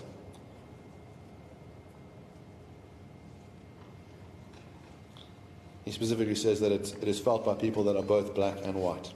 The attacks create shock, fear, and disbelief in the community. They undermine the strong social and cultural bonds that were established. People become hyper-vigilant, and they don't know who they can trust. They feel powerless. And the trauma creates a memory, and these memories can further re-trigger the trauma. So this is an important point to note, which is that when someone has endured a traumatic event like surviving a farm attack, that there are certain things that can re-trigger that memory, and it can bring back memories of the trauma that they went through. And I mention this because if we think about the test set up by Kolani about what are words that are harmful, it's in reference to this. It's not just that one hears the words and is temporarily sad or angry or offended, it's that it causes a deep psychological trauma and it severely undermines one's dignity. And this is the kind of evidence that Mr. Human gives of the deep psychological trauma that persists in people who've been attacked. And then there's evidence later, which I'll get to, Mr. Prinsloo, about how he feels when he hears people singing this song and the re-triggering of it. Mr. Human also went into some detail about the violent methods that were used by attackers, and he outlined a series of real cases. He gives an example of someone who was shot repeatedly with an assault rifle while being attacked, a woman who was burnt with an iron, people who were tortured by being doused with hot water, pesticide, and diesel, a woman who was raped multiple times in front of her daughter, a teenage girl who was forced to parade topless in front of her attackers and humiliated and terrified that she would be raped, and that victims experience flashbacks of what happened to them that can be brought on by the triggers, and that they cannot escape the fear and anxiety. People never forget what happened to them, and they can be triggered for months or even years. Extreme trauma causes people to become depressed and feel that they should not go on with their lives. He says that post-traumatic stress disorder has a long-term effect on victims' lives. They struggle to work and they avoid returning to where they were attacked. They become anxious, hypervigilant, and withdrawn from their friends and community. People never forget what they went through, and extreme trauma can persist for 3 to 6 months, but for some it's even a year or longer. He says victims report being re-traumatized when they hear about people singing the song "Kill the Boer, Kill the Farmer." They feel the same emotions which they previously did. They feel anger towards those that are insensitive to what they've been through, and that politicians are unaware of what they experienced. Mr. Human testified that there is more than just talking about who is right and who is wrong about farm attacks. These are human beings that are suffering. These are communities that are suffering. Complainant then led the evidence of 2 people who themselves had survived farm attacks. And that evidence outlines in some vivid detail what it is to be attacked. Mrs. Miller talks about intruders invading her home, shooting her husband in her head, in the head, that she survived and her children survived. Her husband was in rehabilitative therapy for a long period of time, miraculously survived despite being shot through the head. And this is meant to sort of give us an indication of what is being called for. When the respondents say, "Kill the Boer," what are they calling for? It's not something abstract, it's something real, something visceral, something that happens in South Africa. Mr. Prinsloo gave evidence about the attack against him and his wife, and he talks about how when the attackers came in, they shot his wife, she died in his arms, they paralyzed him, he memorably testified while having to walk in on crutches, and he describes in some detail the nature of that attack. And when asked about the motive, he says he finds it difficult to believe that the motivation was robbery because they did not look for more money in the house. They did not ask for the safe keys, and when they initially entered the room, they shot to kill and only asked for money afterwards. And when asked about the after effects of the incident, he testified it's very difficult to really explain because your whole world has crumbled in 1 second. You've lost your wife, you've lost your mobility. My children were so traumatized that my eldest daughter decided that they were going to immigrate to Australia and they left. He says, even though you're forgiven, you can never really erase what you've experienced. I've enjoyed my work so much that it was really an extreme loss for me not to be able to function at the level that I used to function at. So I'm still working, but obviously very limited in what I can do. And he said that he had a very good relationship with the community, and they were very upset about the attack on him. And he mentioned that he speaks isiZulu fluently, and I think Your Lordship had asked him questions in Zulu, which he responded to. He was asked specifically what his response was to hearing parties like the EFF singing songs like Tibulu Bunu or Kill the Boer or Kiss the Boer or Shoot to Kill. And he testified that it upsets him because he remembers what happened. Secondly, he testified that youngsters are influenced and affected by the singing of such songs, that they follow that example and think that is the right thing to do. When asked whether he had any personal feelings when hearing the song, he testified the following.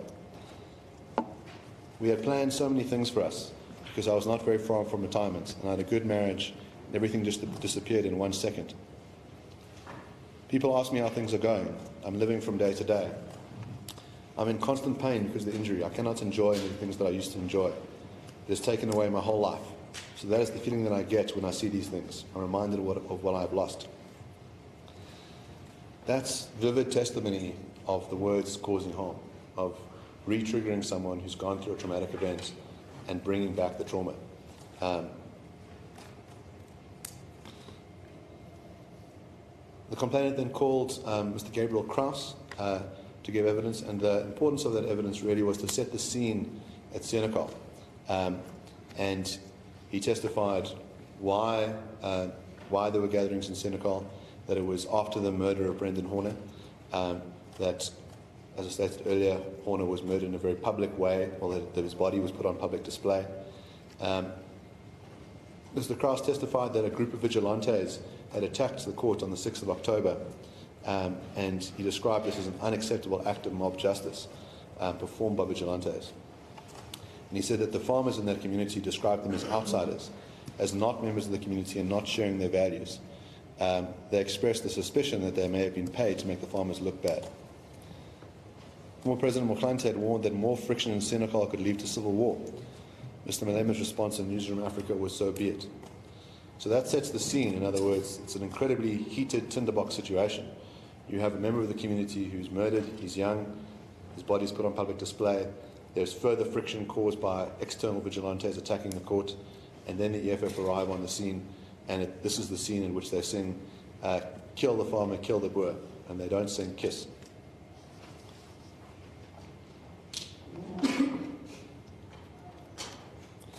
Mr. Krauser had said that he personally didn't feel safe performing interviews there in his function as a journalist, and he witnessed the crowd singing Kill the Boer, Kill the Farmer, and he witnessed Mr. Ndlozi singing the song calling for fires to be set. He said that when figures like Julius Malema speak as figures of authority, it creates the effect that ordinary South Africans will stigmatize white people. People wearing EFF insignia threatened Mr. Kraus with violence, and he was told they should only interview white people, that he should move to the other side of the gathering because this is where whites belong, and that if the Daily Friend, being the publication that he works for, wants to interview members of the EFF, interviewers should be black. He said a member of the EFF crowd hurled a piece of broken concrete in the direction of the anti-farm murder protesters, and that members of the EFF accosted a young man wearing an ANC Youth League t-shirt. They said it was wrong for him to wear it and that the ANC is a racist organisation. They pulled off his shirt and set it on fire. Mr. Kraus testified, it does not actually take most South Africans to have a civil war. It just takes a few highly organised, highly vocal South Africans that are willing to do violence, to drive wedges through social salient cleavages, and to abuse our history to serve their own nefarious immediate agendas. It only takes a few to bring this country to its knees. I'm sure everybody knows that from the experiences in July last year, referring to the riots, and from the xenophobic problems that we've had since 2008.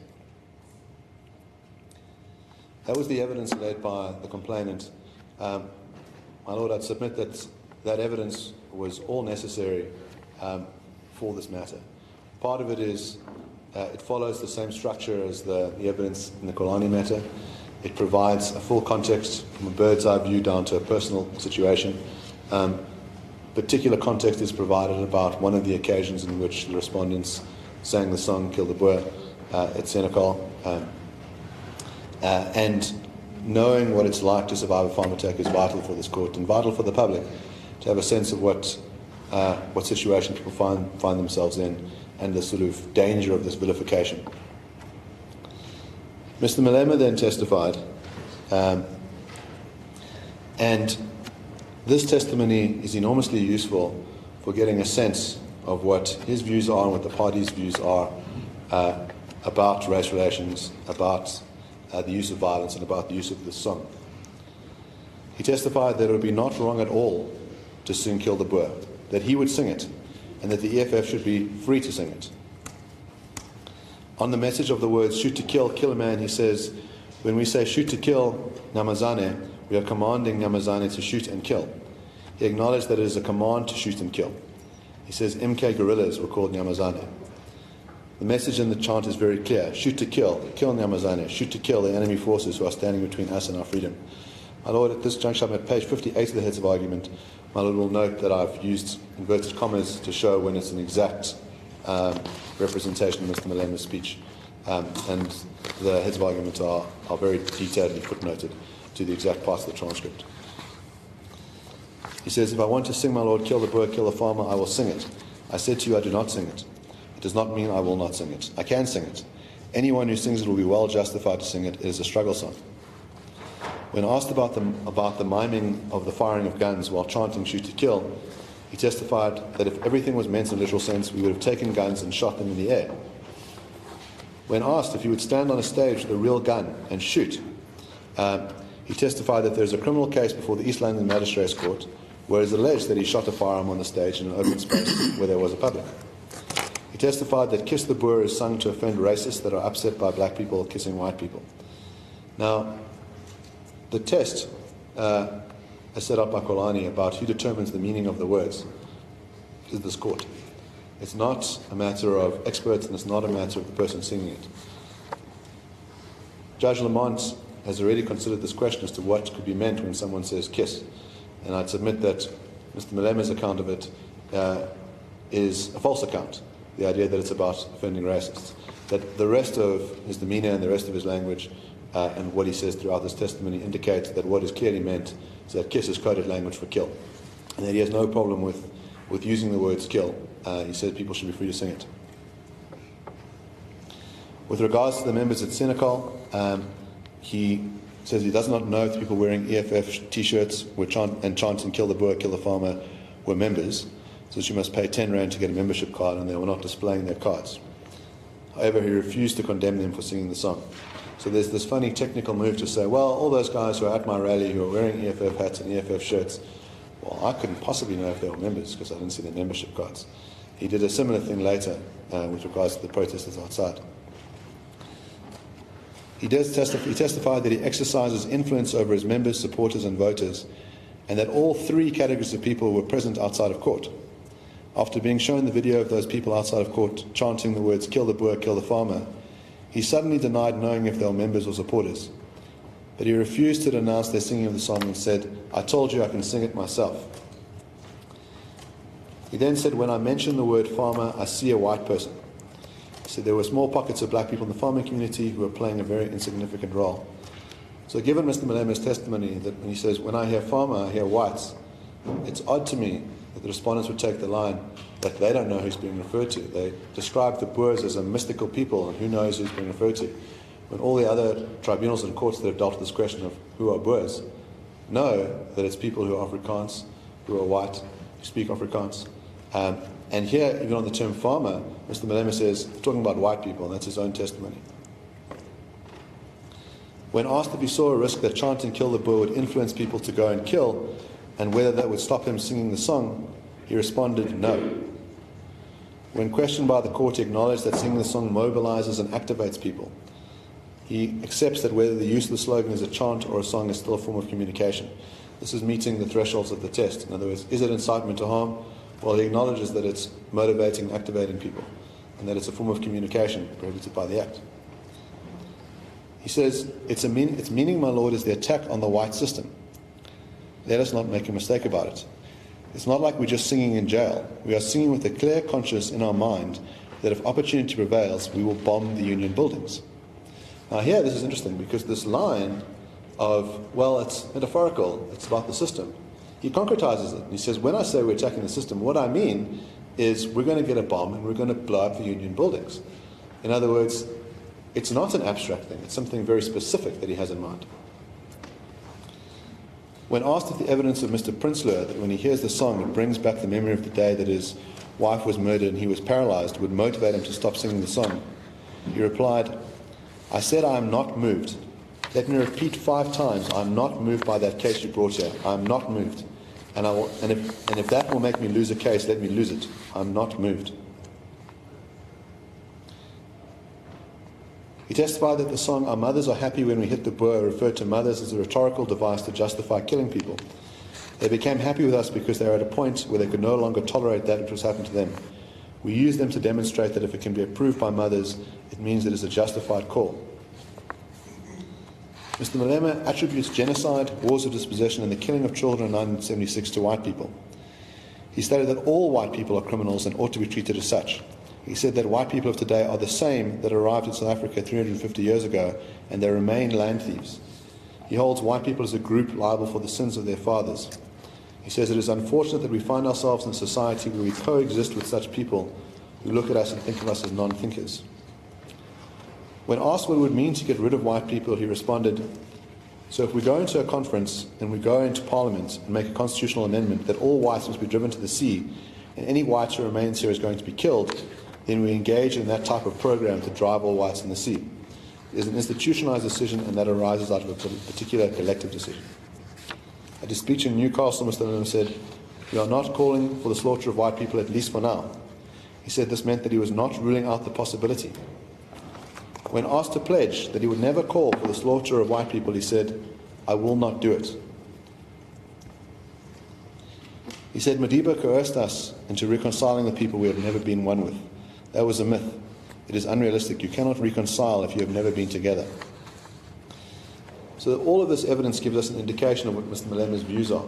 In other words, this line that the song is about land injustice just doesn't square with the rest of his evidence. That when asked a simple question to say, can you now say you will not call for the slaughter of white people? He says, no, I can't do that. The simplest of things. What human person, anyone with a sort of sense of humanity could say, I'm going to call for the slaughter of a racial group at large? Any reasonable person would say, of course I would never do that. But Mr. Malema would not take such a pledge. With regards to denying farm murders, he acknowledged in his Senegal speech that he said that there are no farm murders and that there are no white people being killed. He claimed that murder is not directed at farmers, it's just general killing and due to crime being out of hand. He was presented with the following case. In April 2010, Leon Kukumua, aged 39, was attacked on a farm near Cullinan in Gauteng. The attackers screamed the words, die white man die, viva Malema, as they were attacking Kukumua. Knowledge and Lausi admitted to murdering 5 white farmers in 3 months and said, my hate for white people made me do it. Mr. Malema responded, there is no problem of white people being killed. There is no problem of white farmers being killed. When asked if he was willing to condemn the murder of white people, he responded, no, I'm willing to condemn murder, not of white people. He denied that it was possible for white people in South Africa to be victims. When asked whether he would condemn the murder of Brendan Horner, he avoided answering the question.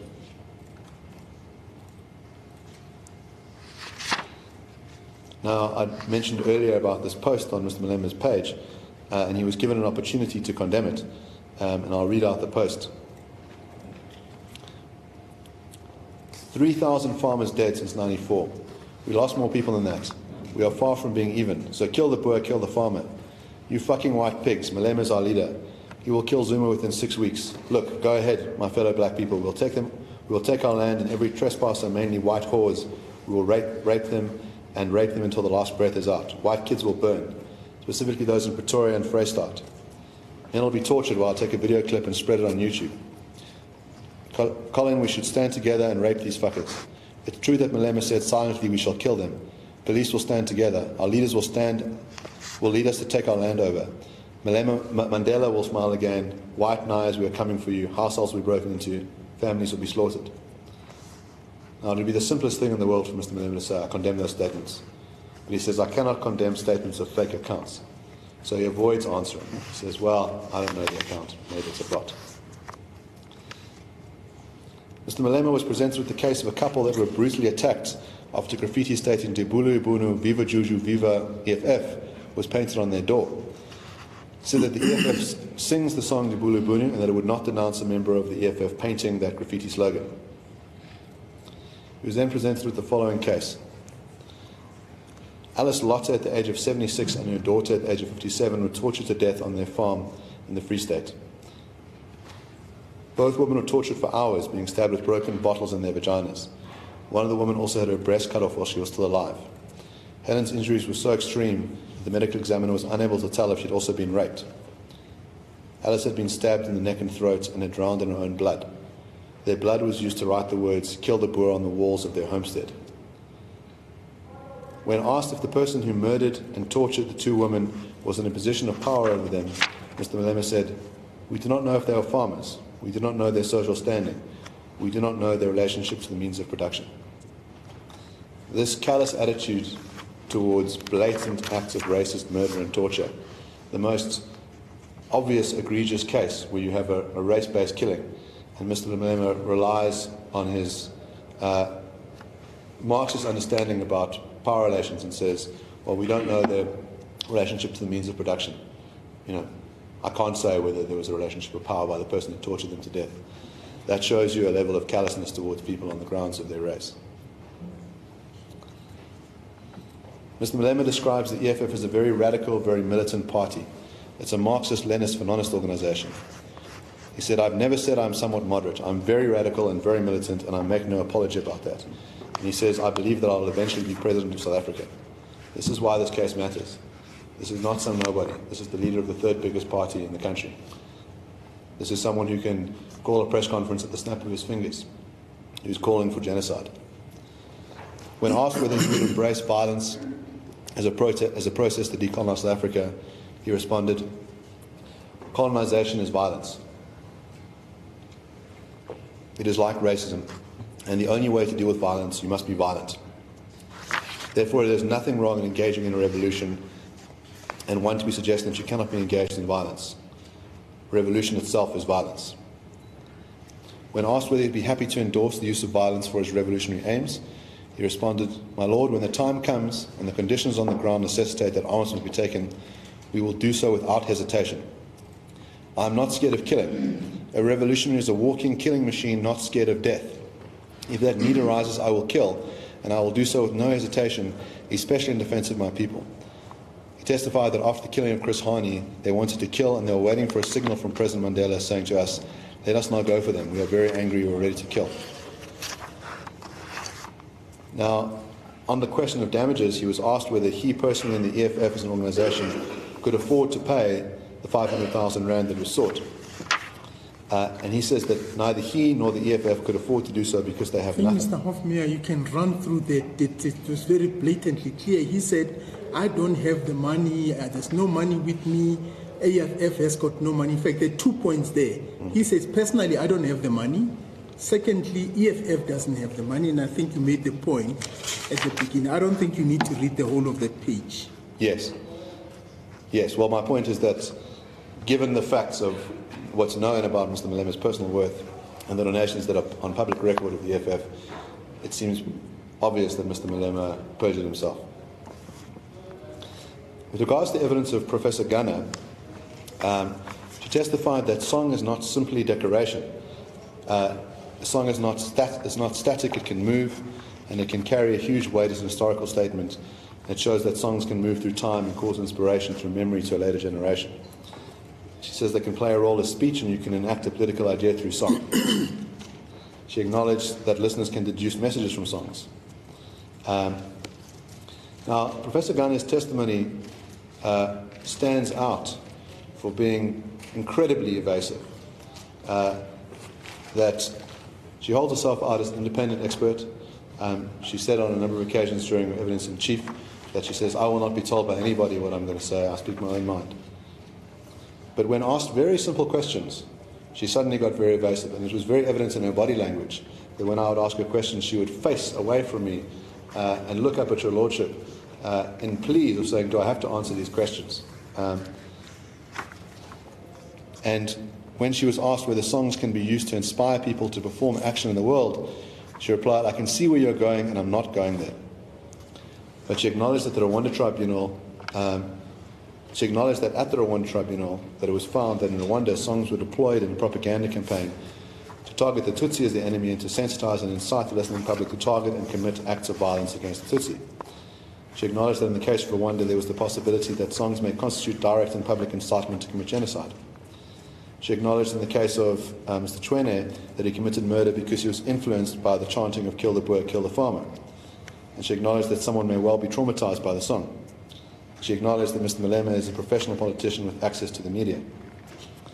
Now, whatever evidence that she may have given about the meaning of the song, the court in Masuku makes it very clear that that evidence is irrelevant.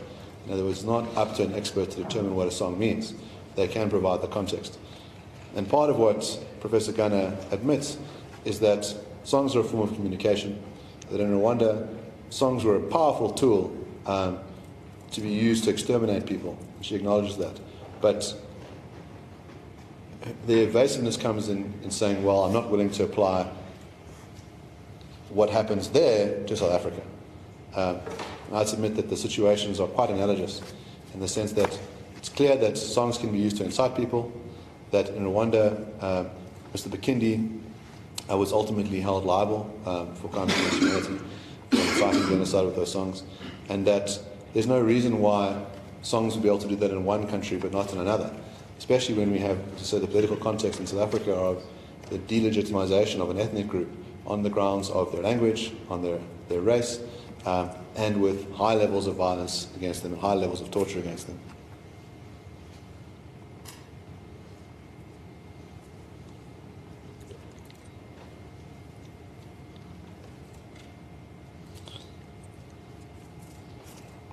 My Lord, what I intend on doing then is just showing how the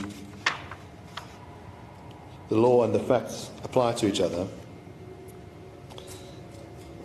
So the context, which is determined as being all important by the court in Kolani, is provided by all of these witnesses. And Mr. Roots sets out the context for the words chanted by the respondents. The frequency and brutality of farm murders is clearly disproportionate to other crimes committed in South Africa. He says that there is a zeitgeist in which violence towards whites and Afrikaners is romanticized and normalized. And there's this move of ascribing collective guilt and collective punishment. He says the tenor of songs like Kill the Boer have an evident and obvious vilification effect. Whites and Afrikaners are portrayed as the eternal enemy of black South Africans. With regards to the likelihood of harm, there's good reason to believe that chanting words that call on people to kill farmers in a climate where farmers are frequently tortured and murdered amounts to the promotion of hatred on the grounds of race and ethnicity and constitutes incitement to harm. The songs also constitute unfair discrimination, that they are racist propaganda which incites racial violence. The testimony of Mr. Human and Mr. Prinsloo demonstrate that these songs are also directly harmful, that they cause severe trauma by reminding victims of farm attacks what they went through. And in light of Kolani, harm is also expressed as harm to society, democracy, and the nation, and the nation-building project. Songs like Kill the Boer are inimical to reconciliation and create exactly the spiral of invective back and forth. Harm need not be physical and can also amount to an attack on the dignity and self-worth of the group targeted by the speech. This is obviously the effect of any song calling for the killing and shooting of a group, particularly given the above context. The complainants submit that singing Kill the Boer, Kiss the Boer, or Shoot to Kill is harmful both to the targeted group and broader South African society.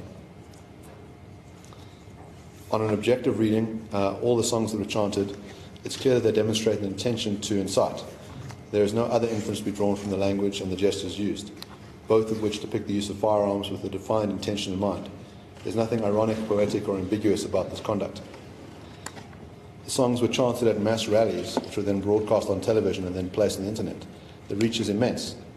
The EFF is the third largest political party in South Africa and enjoys considerable support at the voting stations. The controversial and cindery nature of the conduct naturally gives rise to extensive coverage in mainstream media. It's almost impossible for the ordinary South African to be unaware of the matter. With regard to the status of the Speaker, Mr. Malema's testimony demonstrates that he endorses violence and that he expresses extreme hatred for white people. He's a powerful political figure, and this is more reason to hold him to account.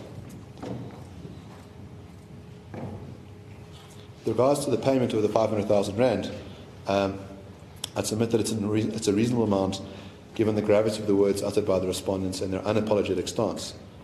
It's utterly improbable that they're unable to make payment. Now, my learned friend refers to a case between Mr. Gordon and Mr. Malema in which the trial court, well, it's not a trial court, it was a motion court that awarded R500,000 rand in damages for defamation. And the SCA said that damages award should be dealt with by oral evidence through a trial process. So there isn't a concern about the particular amount and the method used to obtain that amount. In this particular case, a trial is run, that there's an enormous amount of evidence, and given that actually the amounts that are sought against each party is only 170,000 rand, it's not a particularly dramatic sum. But it's important to send a signal.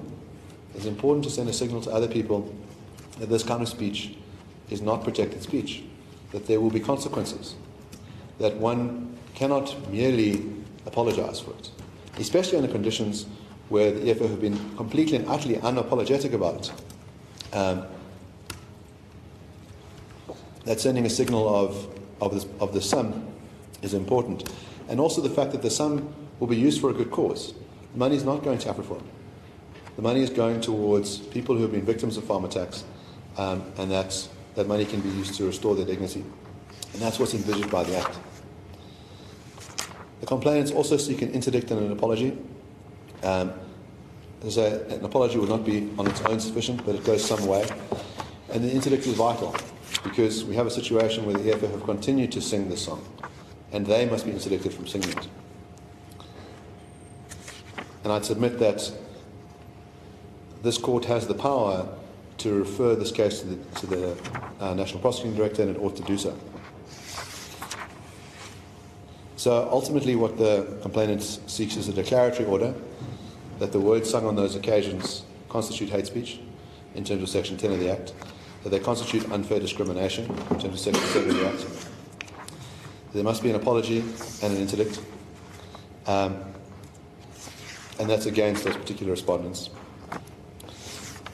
That there should be a directive requiring respondents to revise its policies and practices to ensure that hate speech and unfair discrimination be combated, and that protests and demonstrations be conducted in a manner that does not purport to endorse hate speech or unfair discrimination as acceptable modes of expression. In other words, the EFF as an organisation should be free to disseminate its political ideas that fall within the ambit of protected speech, but they must be advised by this court that their policies which endorse hate speech and endorse unfair discrimination must be changed. But that prayer, Mr. Hoffman, it goes much broader than simply the soul. Am I correct? I beg your pardon? Then, I'm saying, yes. Reading this particular prayer under paragraph 290, it's much broader than simply requiring them to change their policies in relation to the singing of the song. It seems to require them to go into much more details about, I beg your pardon, any of their policies that may be seen to be discriminatory or may contravene freedom of, the protection under Section 10. Yes, I'd submit that this court can make a finding about the song itself. In other words, they're interdicted from singing that song, and their policies should obviously exclude singing that song. But that, given that the case that's brought against them is that they performed acts of hate speech and unfair discrimination, that those policies in the broad category should be revised. There may well be other things that would amount to unfair discrimination or hate speech, and asking to change those policies. But wouldn't the court be going beyond what's before it? What's before the court, it's the complaint as set out in both your documents and in evidence. I haven't had any evidence that suggests that there are other policies besides the singing of the song that requires the attention of the court. Yes, well, my Lord, to the extent that there are no other policies which infringe, then they're unaffected by the order. In other words, if the only thing that constitutes hate speech is that you sing the song, and that's the only policy that they have, well then the broad order doesn't curtail anything. It's also clear that they're all infringements of the Act.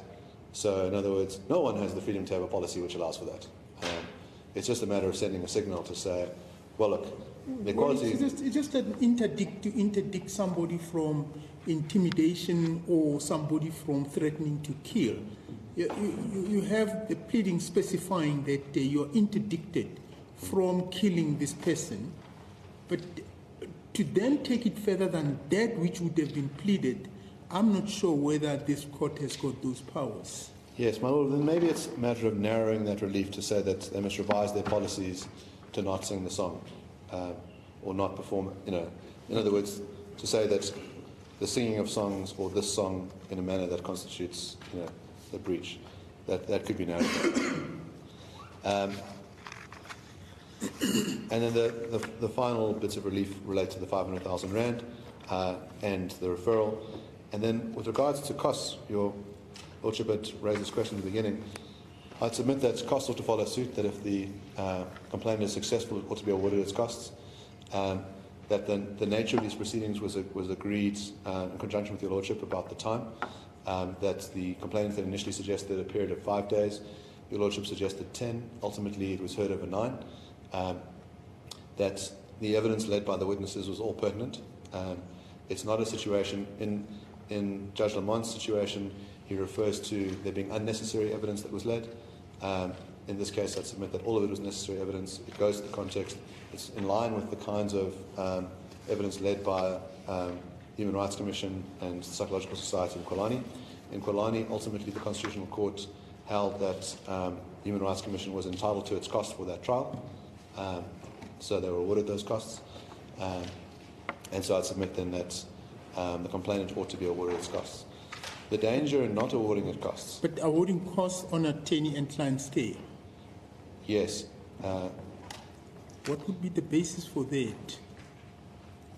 As I understand, when one has to consider the cost in this particular case, one is going to have to take into account the circumstances, the historical background. Now, the song, from the evidence I've heard, wasn't just sung on that particular day, but it's got its own historical context. Well, my Lord, on that front, in other words, that kind of case was the case brought before Judge Lamont.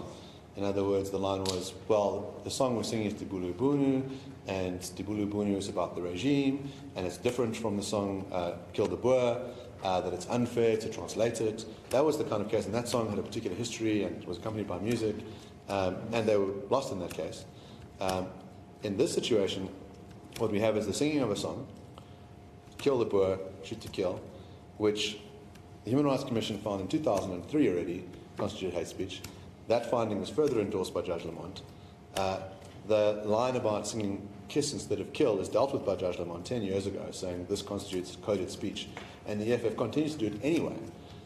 I would say those are all reasons to say that's what ought to be a higher cost award. In other words, you have a situation with a person who has an unapologetic stance, knows what the legal framework is, knows it can't rely on a sort of history, because that's already been dealt with by the court in Lamont's matter, and persists. And Mr. Malema's testimony, which amplifies all of this hatred, that goes into further detail about the vilification. All of that would amount to reasons for having an attorney-client's cost award. I guess you would say that the court would also have to take into account the agreement concluded, although that agreement was with the ANC, but Mr. Malema also features in this particular case. Yes. He had agreed in the Supreme Court not to to cooperate. That's the phraseology used in that agreement, to cooperate with the other parties. Yes, so in other words, he's personally bound. He has an obligation in terms of that agreement, and that agreement talks about counselling his supporters, and he clearly hasn't counselled his supporters. In other words, his supporters have gone and done the exact thing that he was supposed to not do, which is sing the sorts of songs.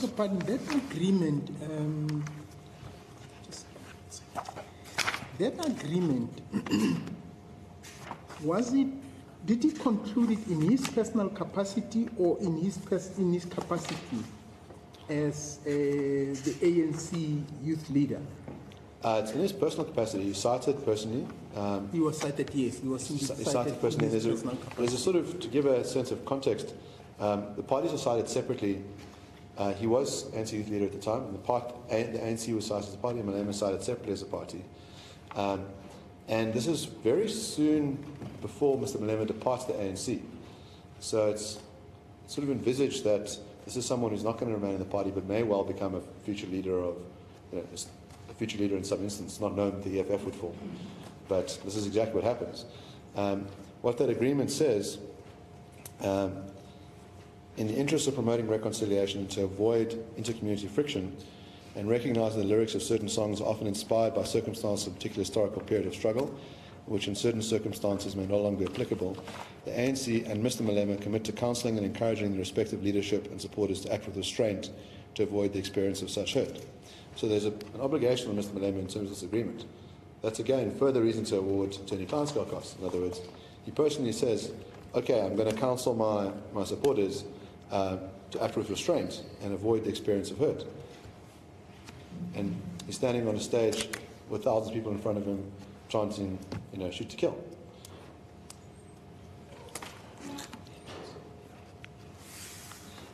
My Lord, I have no further submissions. Thank you very much.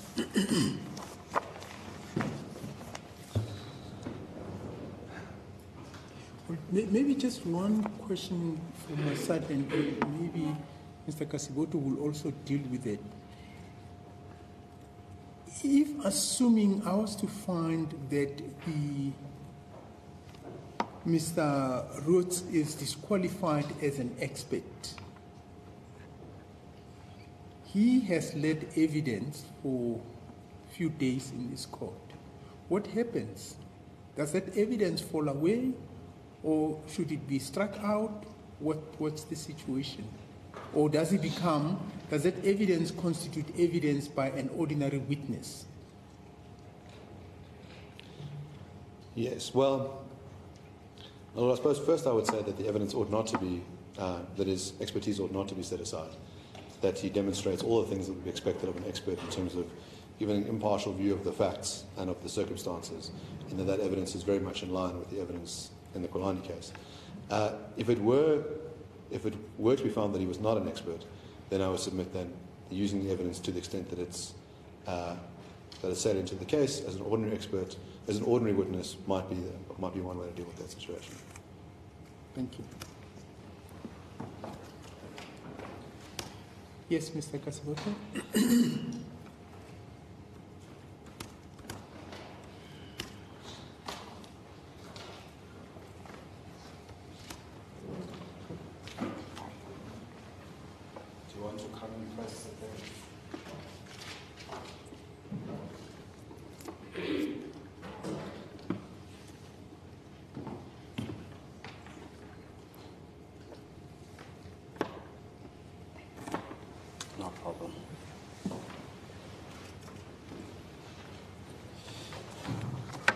Good afternoon, Your Lordship. Good afternoon, Mr. Kasiboto. And I'm just wondering whether we should not start right away, before you even start getting into your head, deal with this issue about the expert.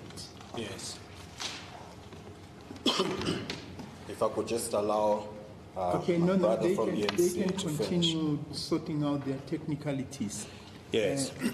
Well, Your Lordship, as you'd have seen the structure of my heads of argument, that is precisely the point I wanted to start with, because it fits into the rest of the argument. Because once you have a sense as to what form of evidence is admissible or not, then it informs the rest of the arguments that I'm going to I'm going to address, Your Lordship. Of course, I'm going to start with the evidence of what I'll call the lead expert on behalf of the complainant, being Mr. Roots. I'm not going to take you through the entirety of the attacks that we mount against him. I think you've got a good sense of it. But just for purposes of recapping, let me make this point, Your Lordship. It's important that the court is fully aware of the status of the evidence that is being presented before Your Lordship. If someone is called as an expert, case law, PwC, I've cited it. As a matter of fact, with the court's indulgence, I beg leave to hand it over.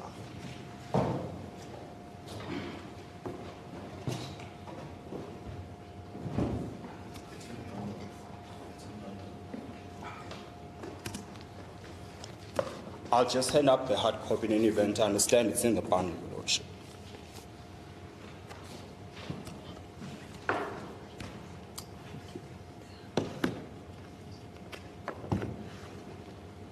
Yes, proceed. The case law, Your Lordship, that was cited, PwC, tells us, firstly, what standard is expected of an expert witness. Of course, the complainant is legally advised. One must assume they would have been advised about this. PwC tells us, to the extent the expert witness, forget actual bias, there's a perception of bias, then for all intents and purposes, then he is of no use to the court. And it leaves it at that. There is no authority, I respectfully submit, Your Lordship, that suggests that an expert can morph into a lay witness solely because it does not meet the threshold of an expert witness. There's just simply no authority for that proposition. The complainant must suffer the consequence of the oversight. That's what case law tells us. We make the submission that with respect, Mr. Roots' evidence must be excluded for the following reasons. The first is that he's the head of policy at the complainants. The second is that on his own testimony, he is responsible for coordinating the campaigns of the complainant. He then plays a second role of being the complainant himself because he deposes to the affidavit of the complaint. He then tells us that he's an activist of the Afrikaner community. That is the quintessential example of what not to do as an expert witness. And those are submissions, Your Lordship, in the main. The second is the point about the data that is provided to this court. On his evidence, all he has at most is an LLM that focuses... Well, just 1 second. Now, and I couldn't find any of the specific cases, but we know in the 80s, in the 70s, Professor John Dugat served quite frequently as an expert witness, particularly in forced land removals. And it is known what his views were about those issues. Would that have disqualified him? And as I said, I was looking for cases which could have dealt with his testimony, but I couldn't find any immediately. But I just want to, for my own understanding of how one approaches this, Yes. when you have somebody of his stature, somebody who clearly had taken a stand about the illegal removal of people, testifying as a witness, would that have disqualified him? Well, Your Lordship, my answer to you will be nothing short of speculation and suppositions. I do not know what the answer is. But we don't have to go to that realm, Your Lordship, because there's case law that tells you how to deal with it. And that's the case law provided to Your Lordship. If it so happened that there's case law that suggests a proposition that is now being accepted by my learned friend, then it was incumbent on them to bring it to Your Lordship. because then we're venturing into speculations and all sorts of arguments that are not before your lordship. PricewaterhouseCoopers tells this court at paragraph 98 and 99 on how to deal with expert evidence. And that appears as paragraph 10 of our heads of argument. It says the duties and responsibilities of expert witnesses in civil cases include the following. Expert evidence presented to the court should be and should be seen to be independent, product of the expert uninfluenced as to the form or content by the exigencies of litigation. That's the SCA judgment on how you deal with expert witness. And then it takes the point further. It says an expert must be made to understand that he is there to assist the court. If he is to be helpful, he must be neutral. The evidence of such a witness is of little value where he or she is partisan. That's the SCA authority. And if there's authority that trumps this one, then it's incumbent on my learned friend to bring it to the attention of the court.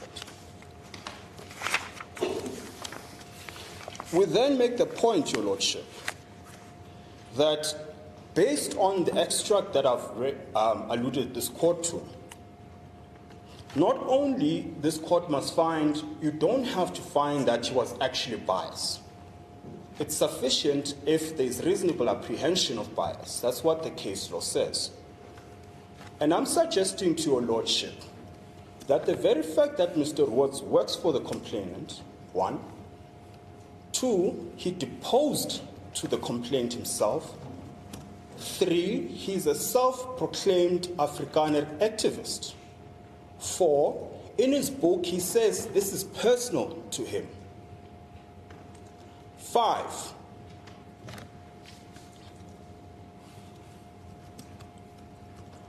I had 5 points. Let me keep it at those 4. The 5th one escapes me. The sum totality of that, objectively speaking, is enough to create a perception of bias. And the SCA says, should that happen, then the evidence is of no value because it evidences that the expert is partisan.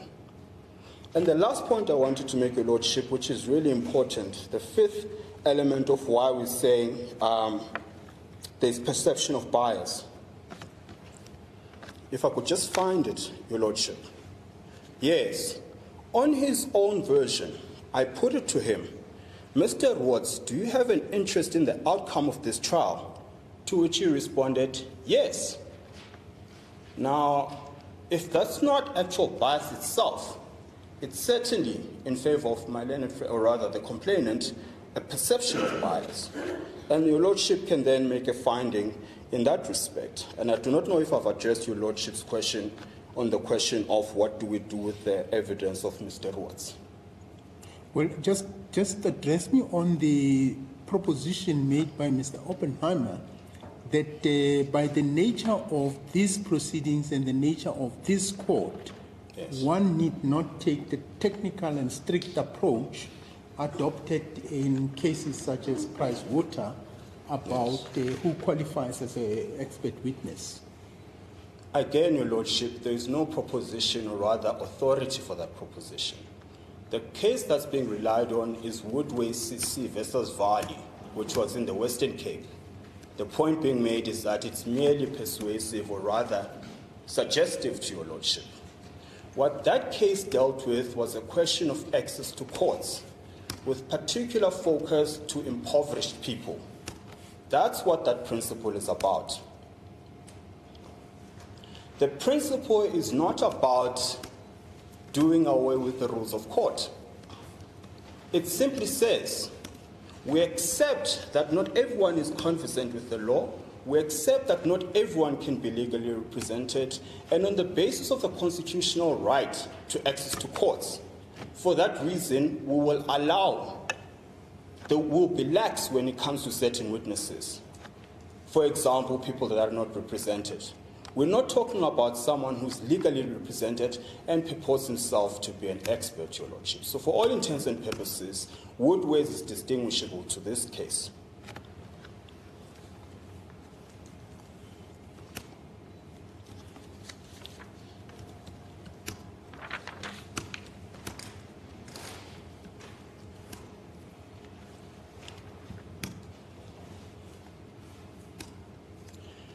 The second reason, Your Lordship, would say the evidence of Mr. Rhodes must not bear any weight to this court is because it is fundamentally and to a great degree premised on hearsay evidence. None of the witnesses he testified about were before this court. Your Lordship would recall that this matter ought to have run as a motion court. Upon being approached by the complainant suggesting that let's have it as a trial rather, one must accept the consequences of that election, which is we'll run it as a trial.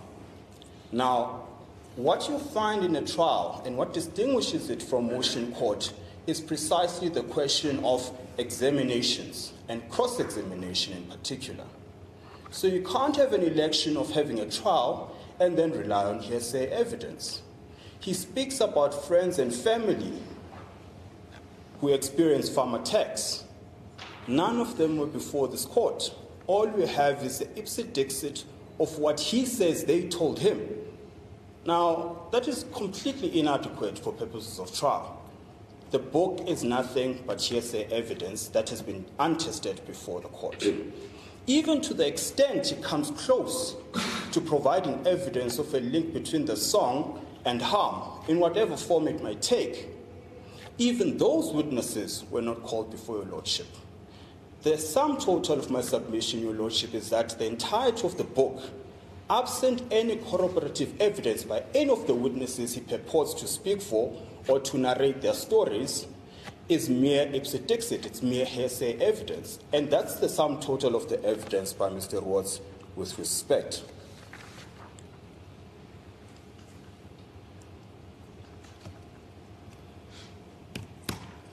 Crucially, however, he makes a concession because at the start of the trial, the perception I certainly had was that the argument is that the singing of the song causes these consequences, i.e. farm murders and farm attacks.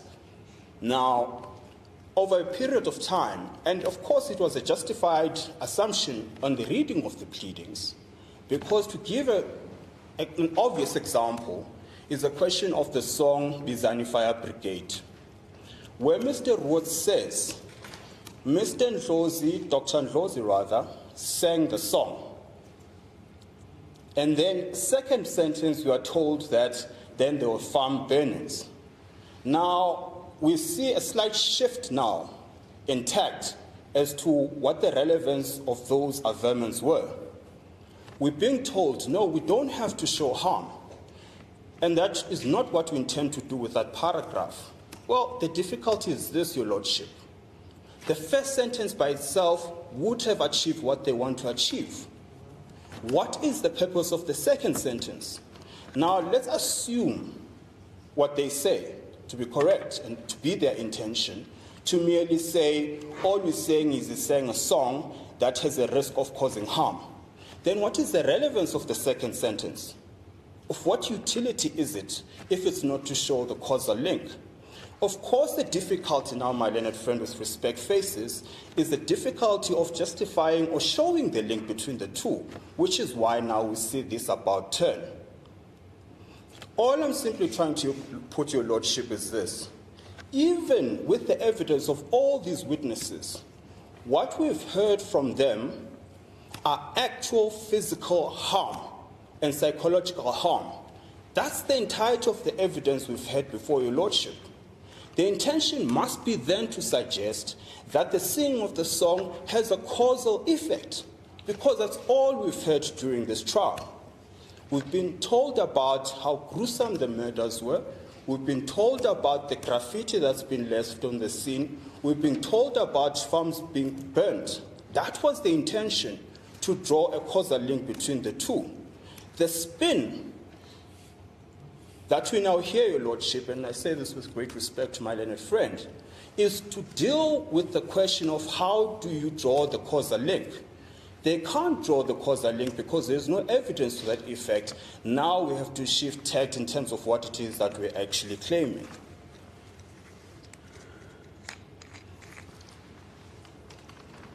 In respect of this, Your Lordship, Mr. Rhodes himself makes a concession about the difficulty of finding the causal link. He says, when I put to him whether you can pin down a link between the song and any harm, he responds, this is a very complex phenomenon, and that there are many variables that could play a role as to why these attacks are happening and why. And I cite the transcript. The sum total, Your Lordship, and I do not want to belabor the point, there is just no evidence of a causal link between the song and any harm.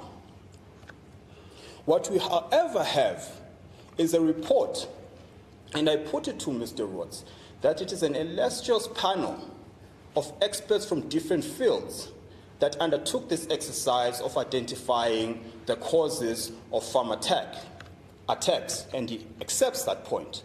And I say the terms of reference are quite comprehensive. Would you add any other term to satisfy yourself as to whether this is being done properly or not? He says, well, there's no other term of reference I could include. I then take him to the report itself. The report says, of the farm murders that were investigated, only 2% were racially motivated. 89% were motivated by robbery. Now, that's very fundamental to understand, because what we're being told today is that, well, there's a disproportionate number of farm murders in contrast to the rest of the murders and robberies that happen in South Africa. But it is only at 2% that the clearly identified motive was racially motivated. It gets more difficult for the complainant because of that 2%, we are not told of the race dynamics. We are not told within that 2% it's black people killing white people or vice versa. What we're told is merely 2%.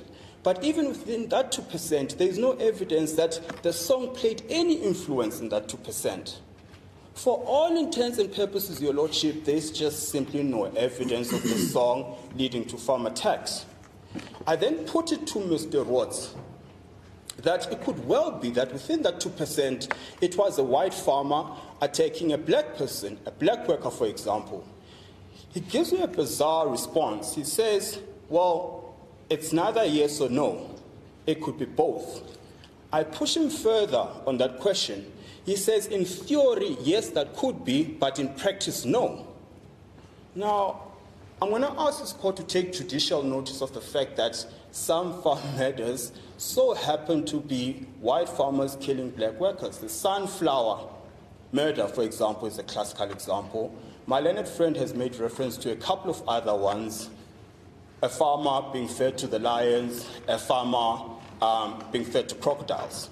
Now, the court can take judicial notice of the fact that that in fact does happen. In practice, not in theory.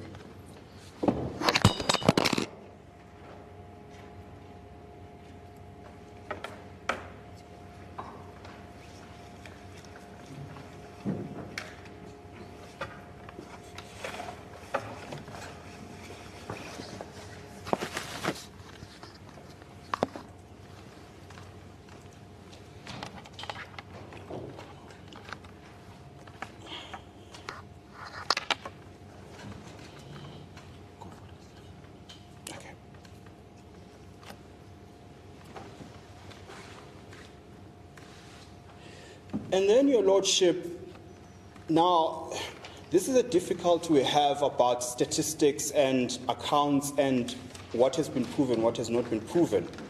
My learned friend has suggested to Your Lordship that there are several examples where there was a direct link between the singing of the song and the harm being caused. In paragraph 29 of our heads of argument, and I make reference in the footnote of the exchange, after I'd asked Mr. Rhodes whether there is a link between the two, and he says, well, there might be a political link, I say, and I quote, no, the question was different, Mr. Rhodes. The question was, is there any evidence that you can refer to me, or to the court, rather, whether there is a direct correlation between the singing of the impugned song and the farm attacks and farm murders? That was the question. He responds, no. The only example I have of this particular song that where there is very clear evidence in terms of someone testifying, I committed this murder because of the song, I am only aware of one such case. That's Mr. Roth's testimony, not the evidence that is being led by my learned friend before your lordship in submissions. Let's deal now again briefly, your lordship, with the decision of PwC, because it's quite instructive. Just for purpose of context, what happened there, your lordship, is precisely what you had alluded to earlier on, before witnesses were called. They called an expert witness before lay witnesses. He testified on evidence that was not before court. You raised that, your lordship, but there was an insistence that we'll start with experts, well, certainly by the complainant, because we started with lay witnesses. That is precisely the problem with PwC as well. You had an expert witness that was called and gave evidence on facts that were not before the court. Now, this is what the SCA said about that. And by the way, your lordship, the insinuation, or rather the inference there, is that he testified on hearsay. And I'm alleging that Mr. Roth's evidence was also hearsay. The court says two causes of action are open to the judge. The first would have been to require NPC to identify the hearsay evidence that it wished to have admitted and make an application for its admission on any available ground, and then make a ruling on its admissibility. Such a ruling could have been revisited at a later stage of a trial if necessary. The second, insofar as it was indicated that witnesses would be called to substantiate the hearsay evidence, was to require that Mr. Collett's evidence stand down until such evidence had been led and was properly before court. That's what PW says is the manner in which you should deal with hearsay evidence of an expert.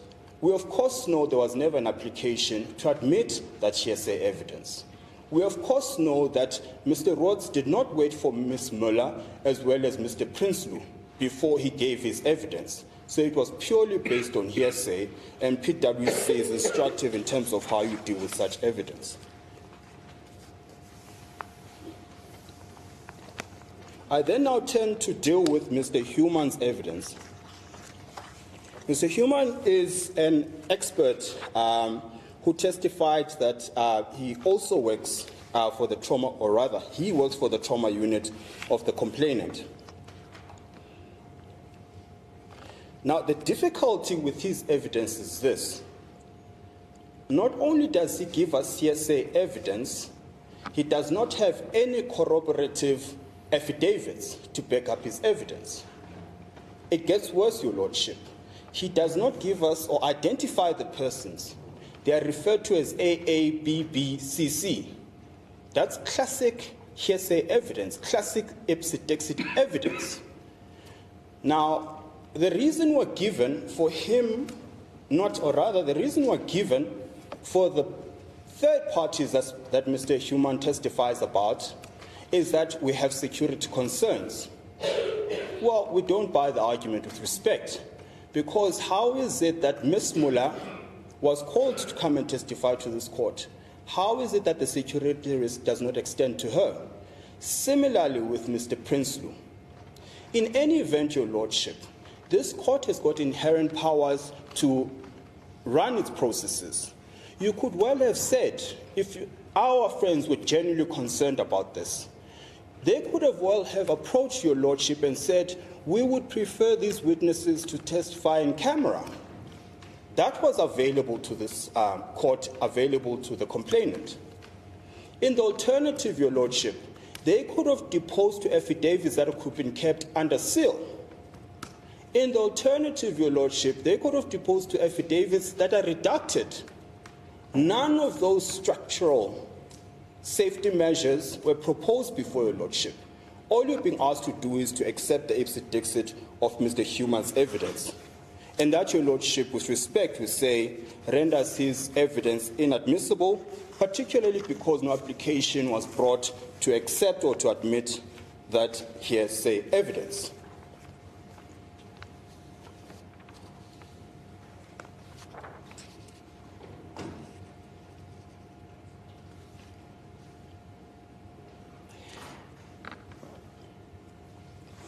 We've already dealt with the question of the Facebook issue, your lordship.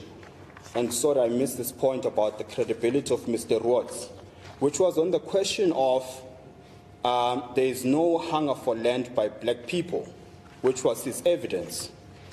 I then suggested to him that, well, there is no basis for that foundation, basis for that argument. Sorry, Mr. Kasiboto, before you bypass that point about the Facebook, you had my engagement with your colleague earlier on. What's your response today? Your Lordship, the relevance of the Facebook issue is the question of credibility of Mr. Rhodes. What we submit is this. He shifts tact at convenience. I made reference to the paragraphs in his book that were unequivocal about whose Facebook page that was. Because when I put it to him that Mr. Malema does not have Facebook, he says, well, I didn't say it in definitive terms. I did not leave out the possibility that it's not his Facebook page. And I'm saying, Your Lordship, at your leisure, and I think it's about page 208 of the book, I will not take you there now. There is no qualification of this could be Mr. Malema's Facebook page. It doesn't say Mr. Malema and or supporters. It specifically says, I extracted this text from Mr. Malema's Facebook page. Now, firstly, it speaks to, well, how credible was the research that he'd undertaken. Secondly, upon it being put to him that's an incorrect account, he then shifts tech to say, well, I did not leave out the possibility. So it was to speak to his credibility and nothing further, Your Lordship. And I suppose while we're on that point, Your Lordship, let's also deal with the question of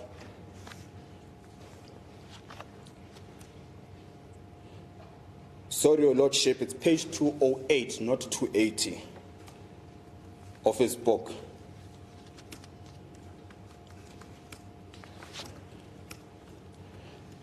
While we're on the subject of credibility, Your Lordship, let's talk about, and I know we had engagement on this during the trial, but it's a point worth restating, Your Lordship.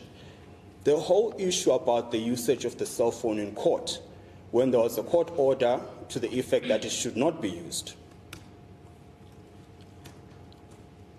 My learned friend, before Mr. Ernst Rhodes testified, said to this court, I have received instruction from my attorney that Mr. Rhodes did not use his cell phone.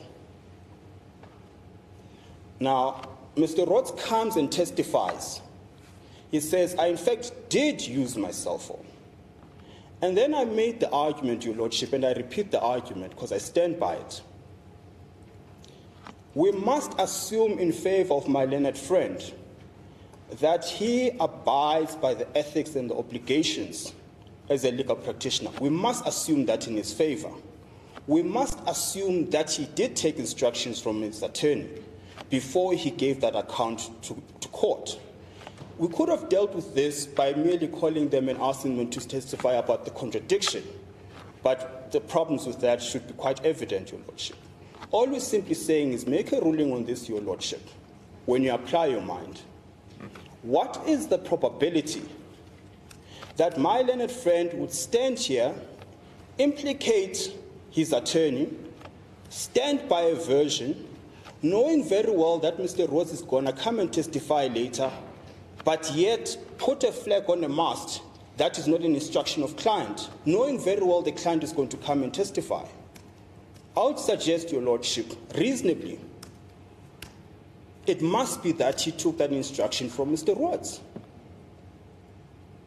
He's got an ethical obligation to act on instruction. We must assume he did. That again speaks to the credibility of Mr. Rhodes, the chopping and the changing of versions at convenience. But that consideration would then mean that you're in agreement with your opponents when they say that the evidence of the incidents that occurred should also form part of the evidence before this court.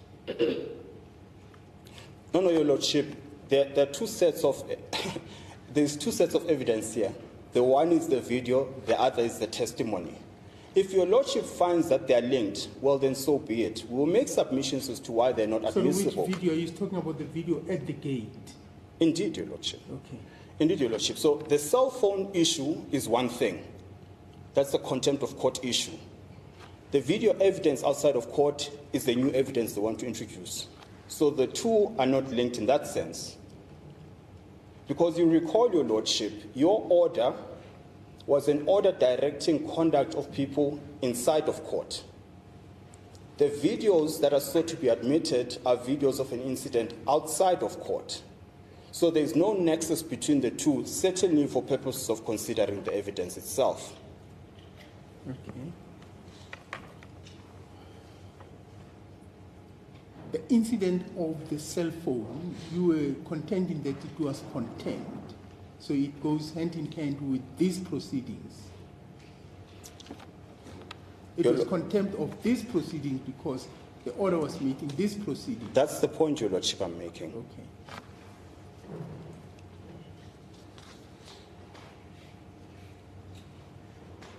I've made the point about the cell phone and why it's improbable that counsel misled court.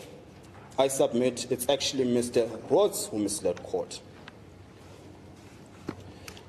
Let me now deal with the question of Mr. Cross, who was the third expert that was called on behalf of the complainant.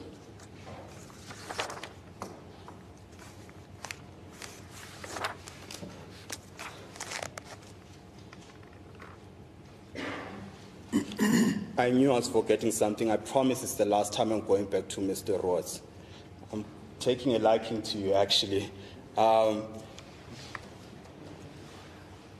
last point, your lordship, is, again, speaking on the question of credibility. Mr. Rhodes testified that Mr. Malema is a dictator, he's not consultative, and he takes unilateral decisions. Now, bear in mind, this is an expert we're talking about. Someone, to quote your lordship's words, someone who operates at a high level. It's one thing if you're dealing with lay witnesses who, on emotion, respond a certain way. You are here to assist the court. Now, Mr. Rhodes did not take kindly to that line of questioning. I pressed him on what basis do you say Mr. Malema is not consultative? And I quote, because you can see it. Now, we're talking about an expert here who makes such a fundamental allegation, and being pressed as an expert to give evidence of that bold assertion. He says, because you can see it. Now, this, your lordship, speaks to the question of bias and the animosity that Mr. Rhodes has towards Mr. Malema. He is prepared without evidence to make such a bold allegation against him that he should discredit any evidence, your lordship, to the extent that it shows evidence of lack of independence. And then to quickly fast forward to Mr. Cross, and I'll be brief on him and why his evidence should equally be excluded. He came and testified about the events in Senegal. As far as we could discern, the only relevance of his evidence was on the question of what song was sung in Senegal. Now again, my learned friend has repeated this assertion that members of the EFF sang "Kill the Boer" in Senegal. They did not. At least there's no evidence of it being sung in Senegal. Yes, we saw a video of people singing "Kill the Boer" in Senegal.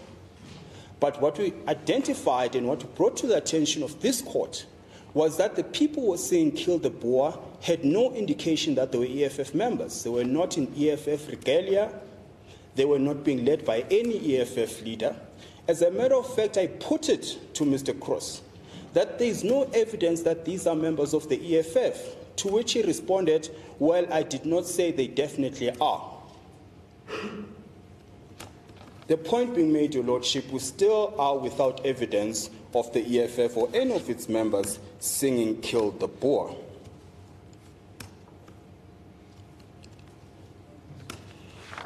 The second part of his evidence, which I thought was relevant, Your Lordship, is on this question of causation, which we discussed earlier on in relation to the burning of the farms, where Mr. Rhodes stated that, well, Mr. Ndlozi sang the song, Call the Fire Brigade, it's burning, and then in the next sentence he says, then there were farm burnings.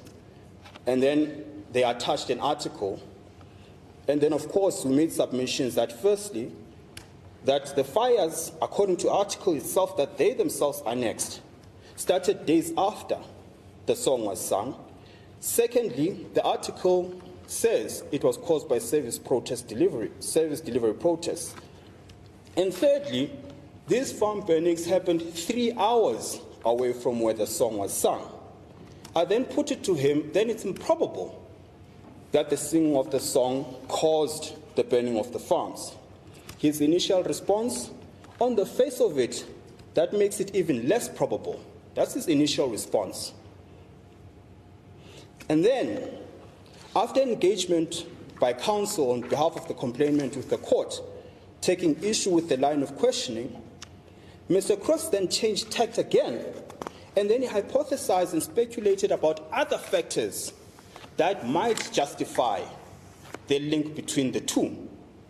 I then invited him to stop speculating and work on the evidence that we have, to which he finally considered it is improbable that the two are linked. And that was the sum total of the evidence, Mr. Cross, at least as far as we found it relevant. And what is curious about this, Your Lordship, is that no evidence whatsoever was laid on this singing of the song by the complainant, none whatsoever. As far as Bizani Fire Brigade, which is a charge against the second, or rather the third respondent, Dr. Ndlozi, no evidence was laid on this. The only time this came about was for the first time when I was cross-examining Mr. Gabriel Krauser. Nothing whatsoever was said by the complainant in support of this claim. And with respect, then, that should be the end of the matter as far as Dr. Ndlozi is concerned. And of course, going back to the PwC judgment, which I'll keep making reference to, we know now that on at least 3 separate occasions, IRR, which Mr. Krauser represents, was funded by AfriForum or an AfriForum-related party. We're getting to the point that he who pays the piper calls the tune. There is reasonable apprehension of bias on an expert who is called by the very institution that funds his organization. It speaks to that question of apprehension of bias. In fact, Mr. Prosecution, before I forgot to raise this with Mr. Oppenheimer. The issue of Mr. Ndlozi, whether that case is still a case before this court, the singing of the Bring the Fire Brigade. Well, for clarity on that, it's mentioned in the affidavit. Yes. My friend, his response to that affidavit, or the respondents in the affidavit, say, we accept the singing of the song. It's common cause the song was sung. It is part of the complaint, it's not on the heads of argument. It's a simple matter of this court using the relevant tests in terms of the law to determine whether it amounts to hate speech and unfair discrimination. Okay. Thank you. Sorry, Mr. President. Thank you.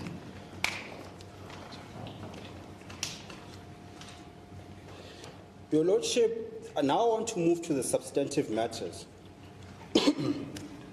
Assuming, of course,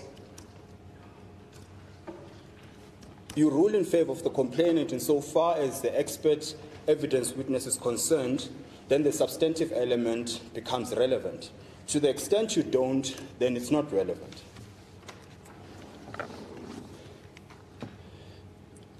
I will not read it to you, Your Lordship, but I'll just make reference to paragraph 91 of our heads of argument. beg your pardon, Mr. Kasluta, I missed the point you're saying. The first point you started off. The first point was this, Your Lordship. Perhaps I will deal with Ms. Muller now, Mr. Prinsloo now. Perhaps that would assist the court. The point I was simply making, Your Lordship, is you must exclude the evidence of Mr. Rhodes for the reasons given. You must exclude the evidence of Mr. Human purely because it is hearsay, unsubstantiated by any corroborative evidence, ipse dixit. We're saying you must exclude the evidence of Mr. Cross to the extent that it is not relevant, because a large part of it was irrelevant, save for two aspects that we found relevant. The first being the singing of Kill the Boer. And we say he made the concession that there is no evidence that the people who sing the song are EFF members.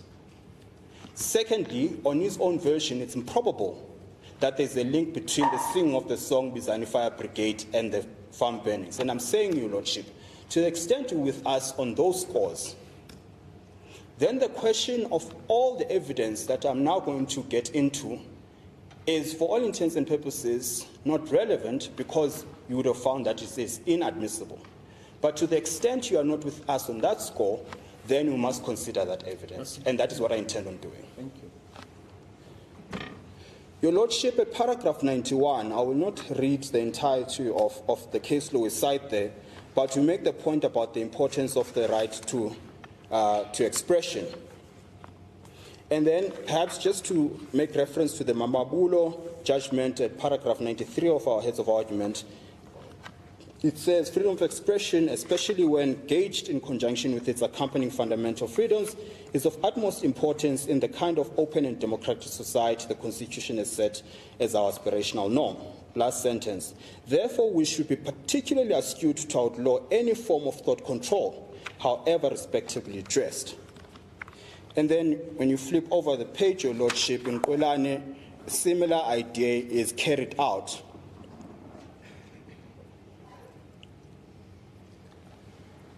And then paragraph 96, similar idea is carried out, but in more direct terms for purposes of our trial, which is why I'm going to read the excerpt from 73 of that judgment.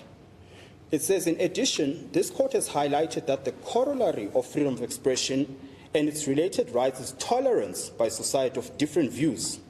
Tolerance, of course, does not require approbation of a particular view.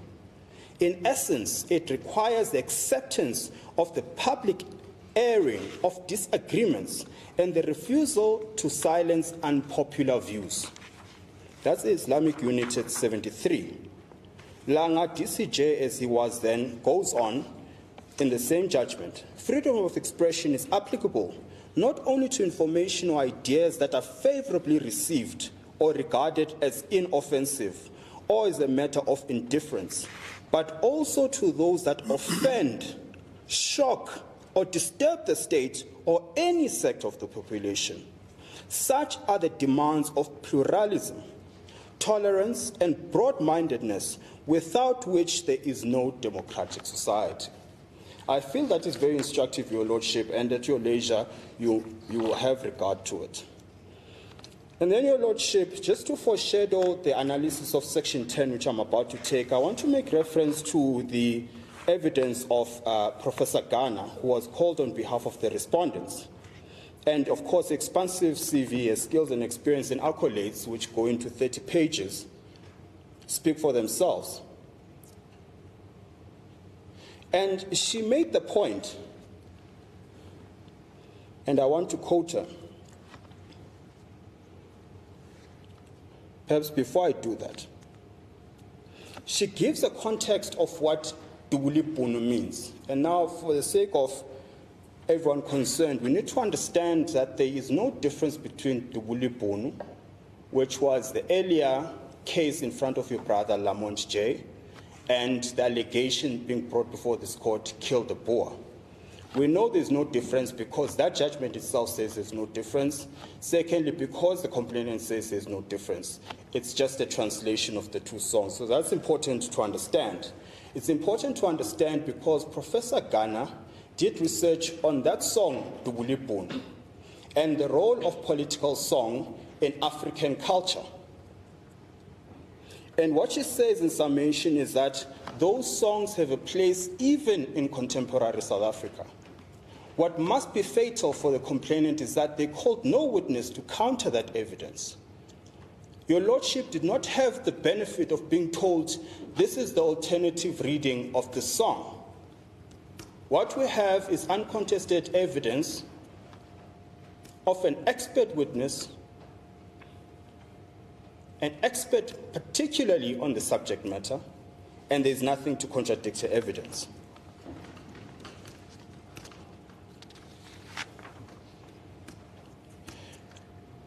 Your Lordship had the benefit of her testifying on another song with the lyrics Malema utsela tupa, tupa ibon. Tupa. Tupa e o ibon. Is that how it goes? You get the point, Your Lordship. Yes. The English translation is this. Malema will wield the stick. The stick, do you see the stick? The beating is coming. The beating, do you see the beating? Now, she made the point there that as with this song, at the face of it, this song calls for violence and harm. It places at peril whoever the subject of the song is, at the literal understanding of that song. But she says, of course, that's not what that song is about. She says that song is about agitation of the incumbent government led by President Zuma. It's figurative for, at the elections, we will win at the ballot. That is what the wielding of the stick means. Now, if your Lordship is with her on that score, it must follow naturally that you must be with us on the score of this song. No, but this song, Otsela Tupa, is slightly different from Dubula. Otsela Tupa, you could use it in a sense in Setswana to say you're going to be punished. Whereas Dubula, as I see it and understand it from Judge Lamont's judgment, it carries a much heavier element of violence in it. Although Tupa also, we know that corporal punishment, it's basically corporal punishment, which is outlawed. And it's outlawed because it's got an element of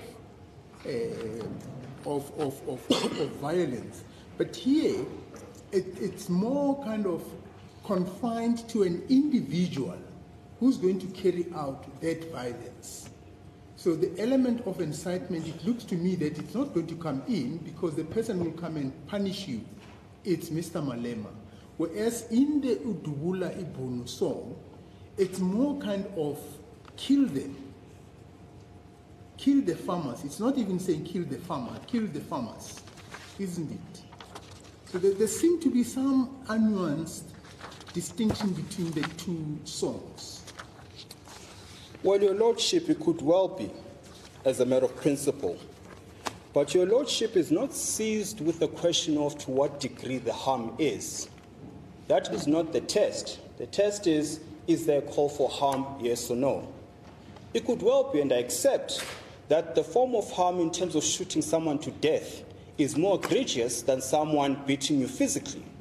And then broadly calling for the harm to a, even though the law does actually, and I think in one of the cases they point out that it may be an individual, but broadly speaking what is envisaged is to protect groups of people within the society.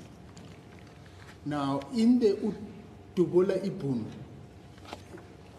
it seems to me that the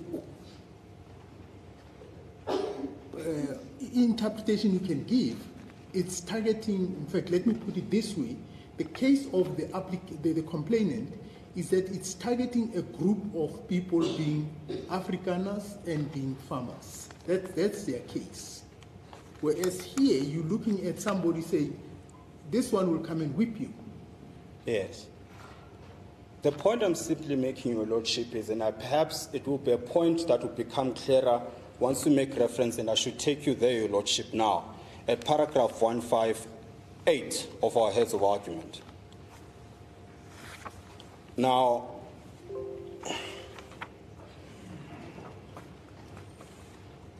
Right, found it.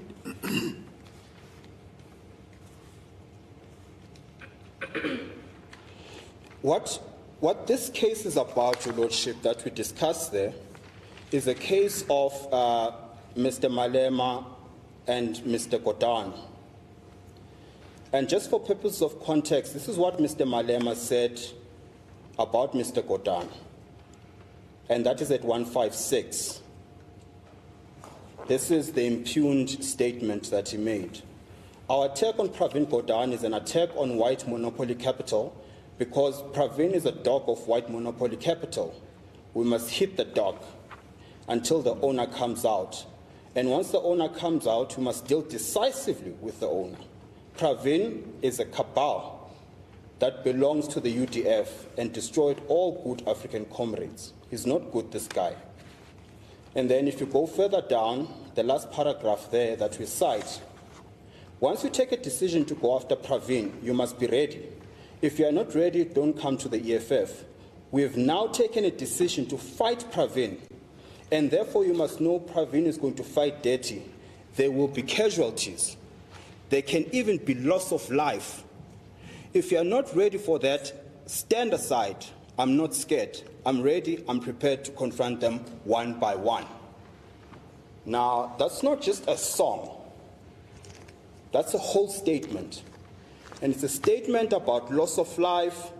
It's a statement about beating Mr. Godan. And by the way, for purposes of context, we accepted, or the court accepted, that the cabal that was being referenced was the Indian cabal. So that's on the basis of race, or at the very least, ethnicity. That was the context of that decision. With that being said, notwithstanding this strong, violent language, this is what your brother Sutherland J. found.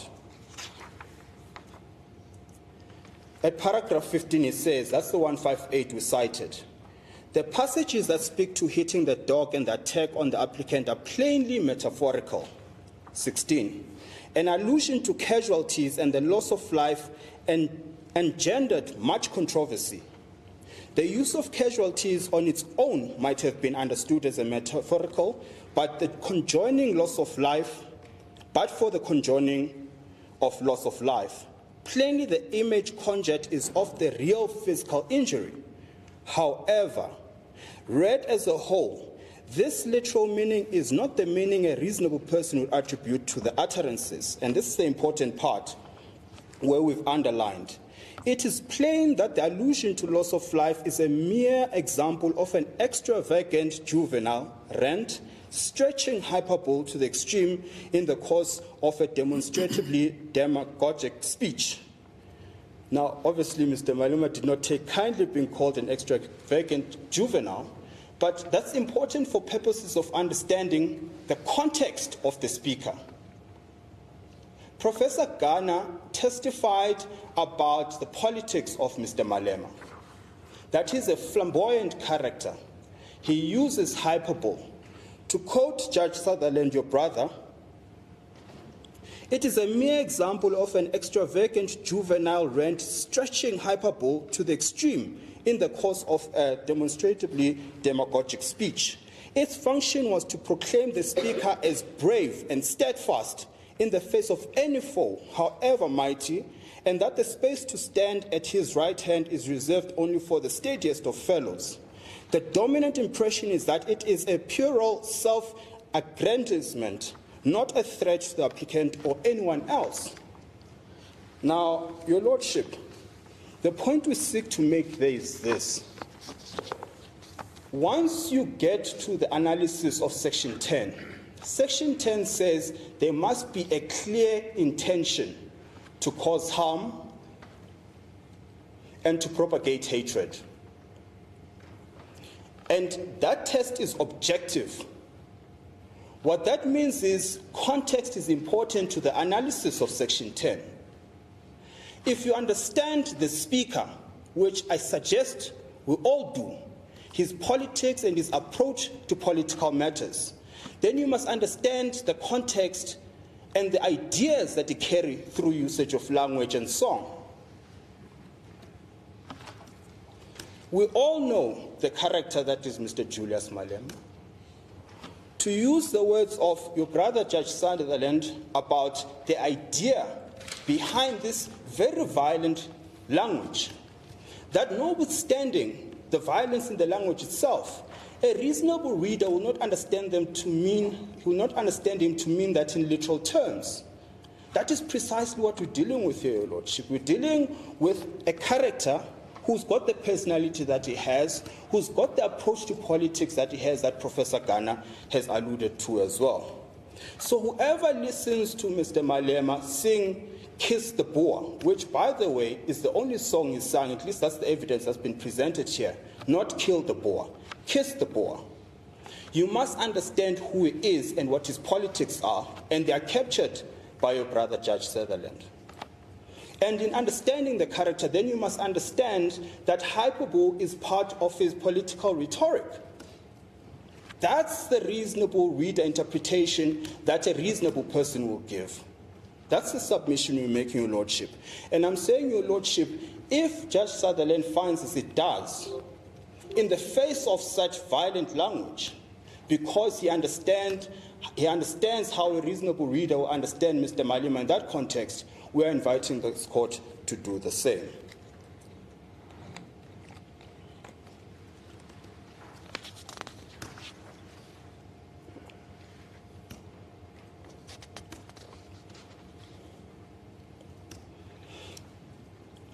And Your Lordship, the issue, Mr. Malema, when I led him in chief, the issue he took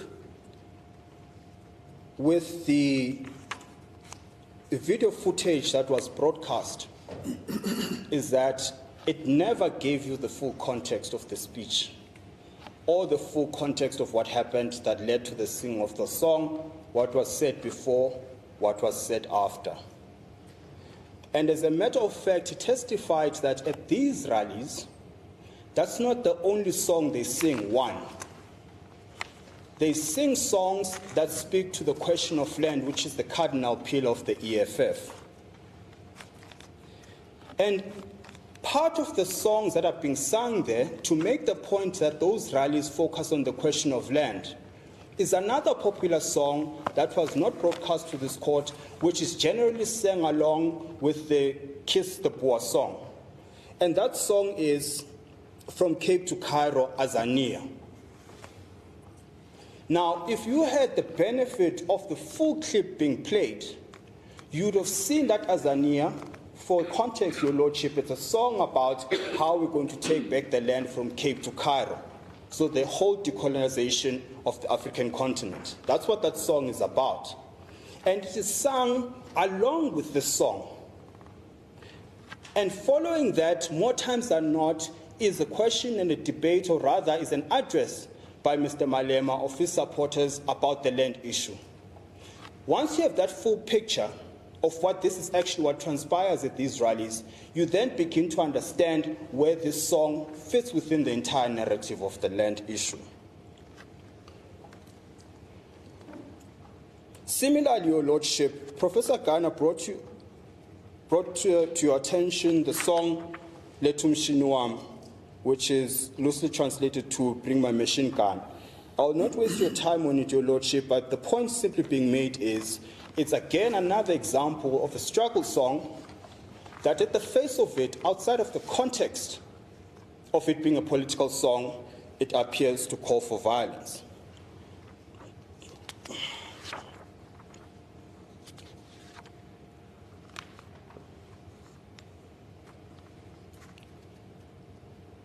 And Your Lordship usefully brought to our attention an example of a song, Tambo Speak to Water, to release Mandela, to govern. And the point that was being made is that, well, that song clearly calls for something specific. It calls for specific action. And it's got relevance to the time in which it is originally sung. And it has lost its utility because since then, President Mandela has since been released. Mr. Tambo has since passed on, and so has Mr. Mandela. But the point we're making is precisely this, Your Lordship. We brought to your attention video footage of the song being sung to date. as recent as 2016, literal as the song appears. The point we are making, Your Lordship, is that once viewed outside of the context of the politics, you lose the meaning of the song. Political song plays an active role in galvanizing people, in refocusing people on what the idea is. Mr. Malema has testified that all we have is political freedom, not economic freedom. It's to galvanize and rebuild on that spirit, the foundational spirit of where the struggle started, to galvanize the people towards whatever the goal might be now. That's the role of political song, which is why songs such as Tambo Speak to Boer are still being sung to date, because they don't have a literal meaning. But this song, as I understand from Professor Ghana and I think from Mr. Malema, this song was sung at the height of the conflict between the various political role players in the country. Yes. And it seemed to me it wasn't galvanizing people to go and praise each other. It was calling on the one side to attack the other. Or was it not? Are we talking about the impugned song or? The impugned song. Oh, I see, Your Lordship. Sorry, then I missed the question. I thought we were still talking about the Tambo song. No. I'm talking about the impugned song. Yes. That its historical origin Yes. didn't originate in a situation where there was harmony and peace in the country. Yes. And being sung to praise those who were in power, to say, you're doing very well, keep it up. It was sung in a context where almost one could say there was war. Yes. It was calling on people, stand up and fight. Yes. And it's now sung in the new era, Yes. where there's constitutionalism. Yes. But the lyrics haven't changed, have they? Your Lordship, let me start at the start. Firstly, it was a testimony of Mr. Malema himself that there is no evidence that he knows of, certainly none before this court, that even at the height of oppression, when this song originated, no one was instructed through song to go and kill anyone. Instructions were given in direct verbal, direct language terms. That's the starting point. But let's accept the premise. That's what the song is about. The evidence of Professor Ghana is that precisely the point I'm trying to make about this Tambo song, that the song might have the exact same lyrics, but the meaning, given the context in which it is sung, might differ. And Your Lordship, I'll make reference to a Victorian court judgment that deals particularly with this issue. The point I simply make, Your Lordship, is political song is not just speech for the sake of speech. Sometimes it is sung in memory. Sometimes it is sung to reinvigorate the spirit, the fighter spirit, if you will. It is to galvanize the people, to ignite that spirit that drove them to the eventual demise of apartheid. It does not merely mean what the words say. And this is one of the criticisms that I'll get to of Lamont J's judgment with respect. It is to completely ignore the context within the song which the song is sung. In his own finding, he says, this song seems to have raised no concerns in the white community. Up until close to 2011, when it was eventually translated by the media to the English version. That's the finding of Lamont J. Now I'm going to deal with the question of what the problems are with some of the findings, but on his own finding, he says, it was immediately after the song was translated to English that the complaint arose, whereas it's a song that predates 1990. And there's never been a complaint about the song until the media translated it to English. Now, of course, being an English speaker in Afrikaner, a farmer, I hear the literal words, kill the Boer. Of course, then I'm going to bring a complaint. But that does not take away the fact that you might have missed the context because you're reading the English literal meaning of the words.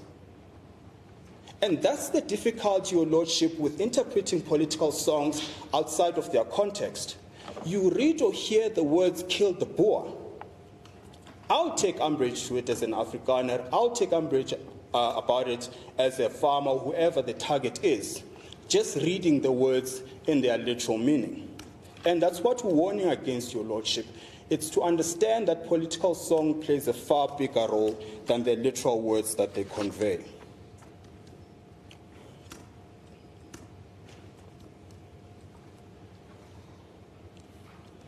And again, Professor Ghana, at paragraph 139 of our heads of argument, she says, and she captures the point, nevertheless, the Dubulibunu song in its generalizing capacity, its populist appeal, and its incisive focus had the power to bring the question of land and dispossession squarely to the public domain at tense time for the ruling party, the ANC.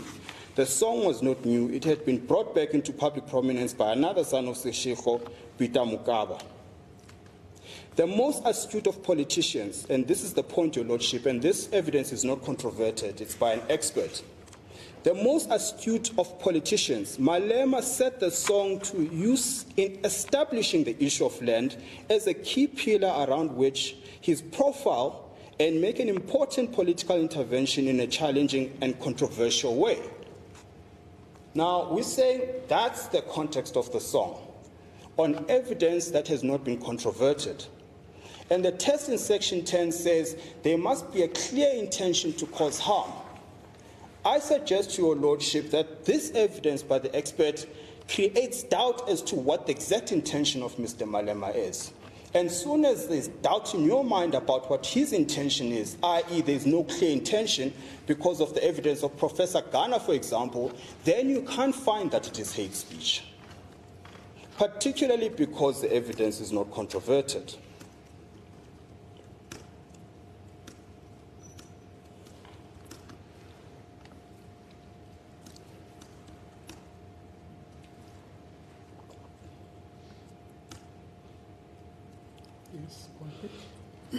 And then at paragraph 140 of our heads of argument, and I apologize again, Your Lordship, I can't express this idea better than the author, so I'm going to be forced to read it, and I really apologize. So what page is that? It's page 38 of our heads of argument, paragraph 140.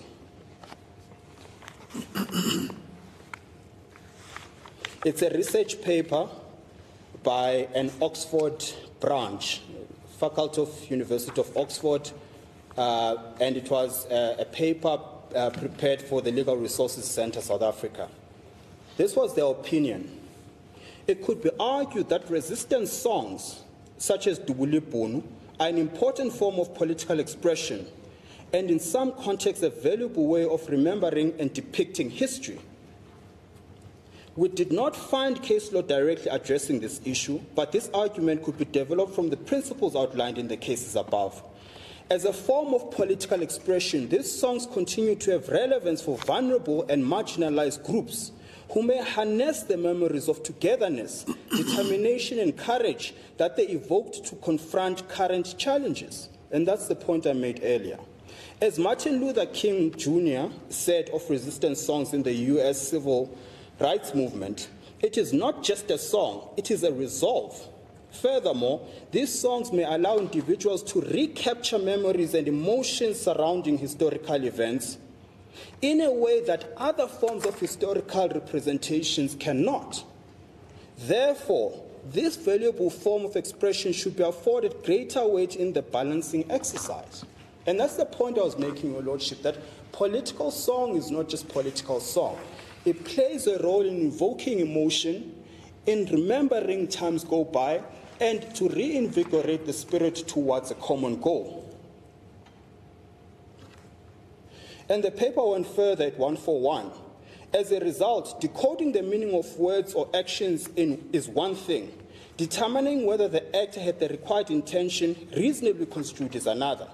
This is one of the flaws in Lamont J's judgment in Malema, as he appears to suggest that because the words Dubulibunu mean shoot the Boer, Afrikaner, a reasonable person would construe these words as intending to be hurtful, to incite harm, and to promote hatred against the white Afrikaans-speaking community in all contexts. This fails to recognize that meaning and intentions can pull apart, a point that is discussed in greater detail below. Now, again, the point we make, Your Lordship, and we're going to make this point again when we deal with whether you should consider or you are bound by the decision of your brother, Lamont J., is that meaning and intention can pull apart. And that's the point that's being made. By the way, before we forget, the most critical point to deal with in relation to that judgment is the point about res judicata. No, absolutely. Are you pursuing that point? I certainly will. Okay. Proceed then. And then Rosenfeld also wrote, and we cite the article as footnote 68, where the alleged perpetrator is a member of a vulnerable, historically oppressed group, this may call for greater tolerance of offensive speech. We can argue about the merits and the demerits of that, Your Lordship, but that is the academic point that is being made. And he further argued, it is understandable that groups that have experienced historical oppression and ongoing disadvantage may vent their frustration or seek to build a sense of solidarity by using language that is less than temperate and may amount to hate speech if used by historically dominant groups. This venting could even be justified as a form of self-fulfillment, as a result that reaction by the oppressed, even if tinged with hatred, should be somewhat more tolerated than hate messages by members of traditionally oppressive groups. Again, you'll make a finding in respect of that, Your Lordship. And then perhaps let me fast forward to the question of res judicata.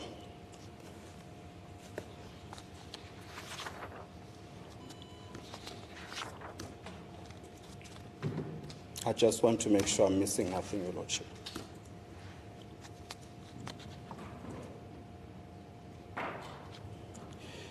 Now, Your Lordship, before I get to the question of res judicata, let's quickly deal with the question of what harm is being claimed here. So now a concession has been made that we're not talking about physical harm. We're not talking about a causal link as a result of the song. This is the harm that happened in a physical sense. That has been put to bed. That's a concession that has been made. The second aspect, Your Lordship, is the question of psychological harm. The only evidence you've heard of the psychological harm with respect, Your Lordship, is from Mr. Human, and we've already dealt with why his evidence should not be admitted. And the only other person, Your Lordship, that has made reference to psychological harm is Mr. Prinsloo, who was in front of court.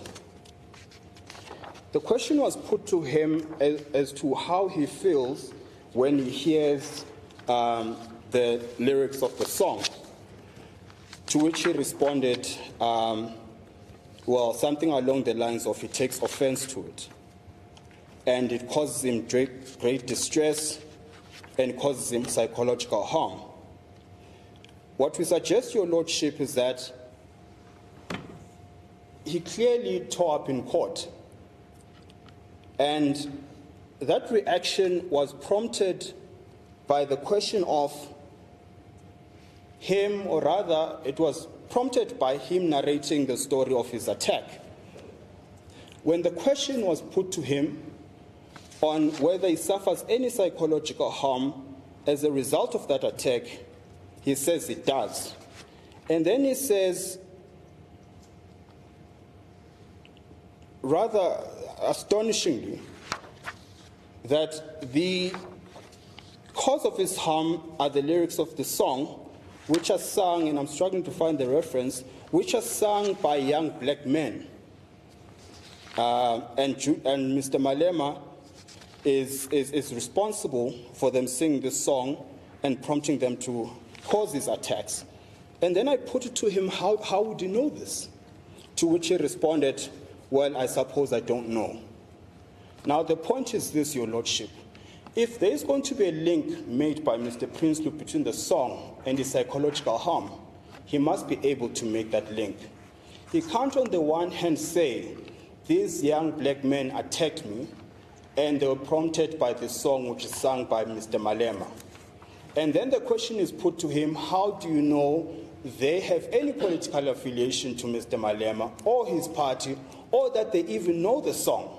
He says, well, then I suppose I don't know. Now again, we have no evidence of any psychological harm caused by the song itself. Of course we are sensitive to the farm attacks. Of course we are sensitive to its brutality. But what we're simply submitting, Your Lordship, is it is not a result of the song. There is no evidence to that effect. And these are simple submissions that we make. Now, what seems to be the new form of harm that is being claimed is this whole idea of social coercion.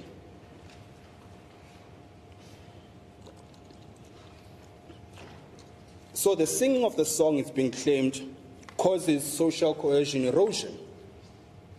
Just for a bit of context, Your Lordship, let's firstly understand who the complainant is and what their position is about social coercion. Other than the fact that they're pursuing appeals to gratuitously display the apartheid flag, which is the most prominent symbol of apartheid. This is what they said in the Constitutional Court, in the streets, in the Tshwane Streets matter, where the court held that government can proceed with the name changes. This was their submission. And this is the Chief Justice Mogoeng, as he was then, said. The complainant submitted what the Constitutional Court referred to as the mind-boggling proposition to the effect that, and this is what AfriForum submitted as to why there shouldn't be any name changes in Tshwane, looking at names linked only to other race groups causes harm and toxicity. Now, we're told this is the same complainant who cares about social coercion.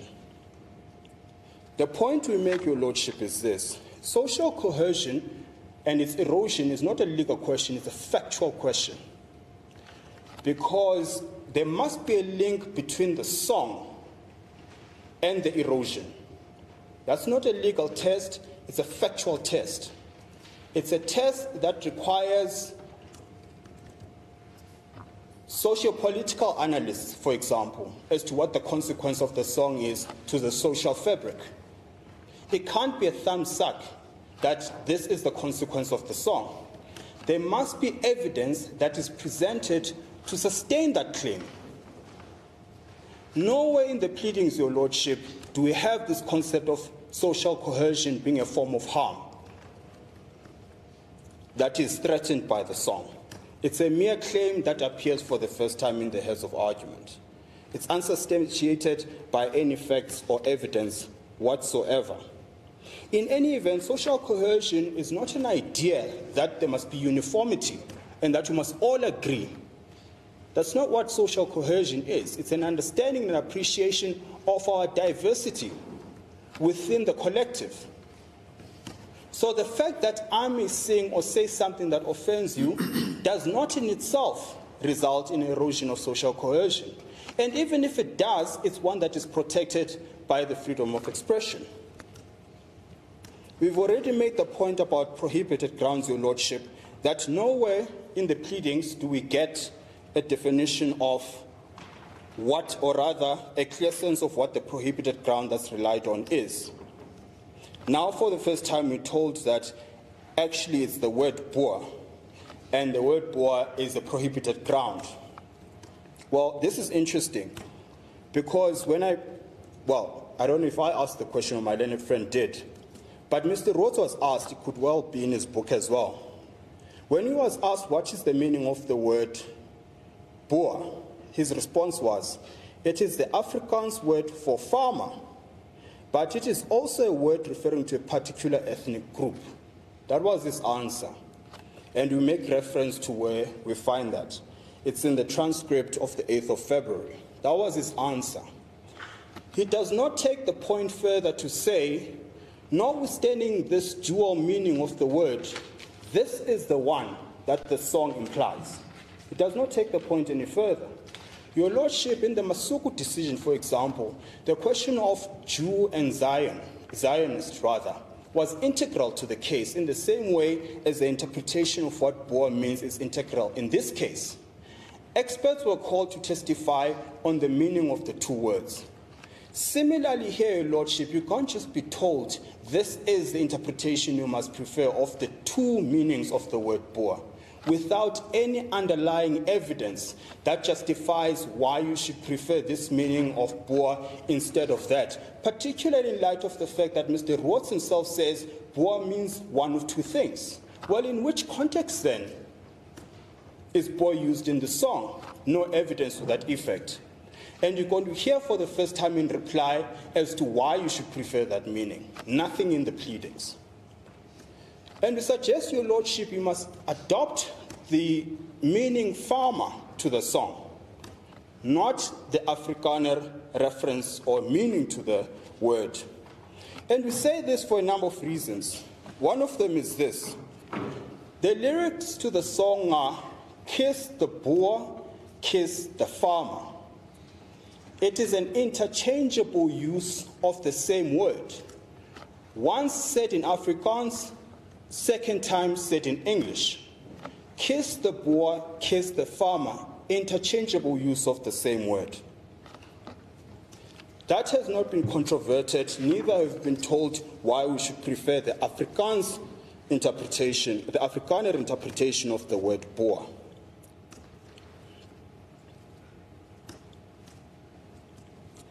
And then, of course, Your Lordship, and this is what was puzzling about the prohibited ground that's now being proffered by my learned friend. Because for the first time, where there's an attempt to give a meaning to the word Boer, they say in their heads of argument at paragraph 271, the tenor of songs like Kill the Boer have an evident and obvious vilification effect. Whites and Afrikaners are portrayed as the eternal enemy of black South Africans. Now, is Boer both whites and Afrikaner? And if not, where in the lyrics does the word whites come in? Again, there's that, there's no disambiguity as to what the word Boer stands for. That's the first point. But of course, they also appreciate that it's actually a song about farmers. Because in 272 they say, there is a good reason to believe that the chanting words that call on people to kill farmers in a climate where farmers are frequently tortured. So now the focus is not on Afrikaners, it's on farmers. But we of course know that the demographic of farmers is not exclusively Afrikaans-speaking people. So again, there's that shift of what exactly does Boer mean. So now, on just these paragraphs, it could mean an Afrikaner, it could mean a white person, it could mean a farmer in general. Again, we make the point then, it could be either meaning could be given to the song, and we've never been told precisely which one they're relying on, and in any event, there's no evidence to contradict our version that it's a reference to farmers. And I think the biggest indicator that there's an appreciation that this song is about farmers. The entirety of the evidence by the complainant, from the first expert witness to the last expert witness, including the two lay witnesses, has been evidence exclusively about farm attacks. Not once did we hear evidence about attacks on Afrikaners or any of the prohibited grounds.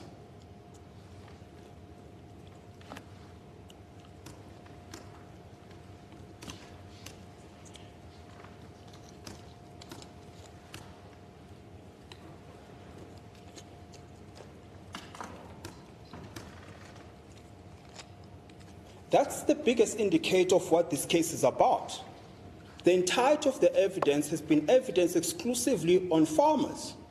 But we of course know, by the admission of Mr. Rhodes himself, that farm attacks and farm murders are not exclusive to one racial group or any of the prohibited grounds. So the stats that he himself quotes might well include race dynamics, where the white person kills a black person. It could be a black person killing a black person in a farm context. That's the entirety of the evidence we've had. Nothing about the evidence of Afrikaners being the target. not a shred of evidence in that respect. So this case is about farmers. The difficulty my learned friend has with respect is that farmer is not a prohibited ground, which is now why he must give it a different meaning that fits nicely with the Section 1 definition of prohibited ground. That is how they end up with an interpretation that Boer must mean an Afrikaner, whereas there is no evidence whatsoever on the murder and attacks of Afrikaners specifically.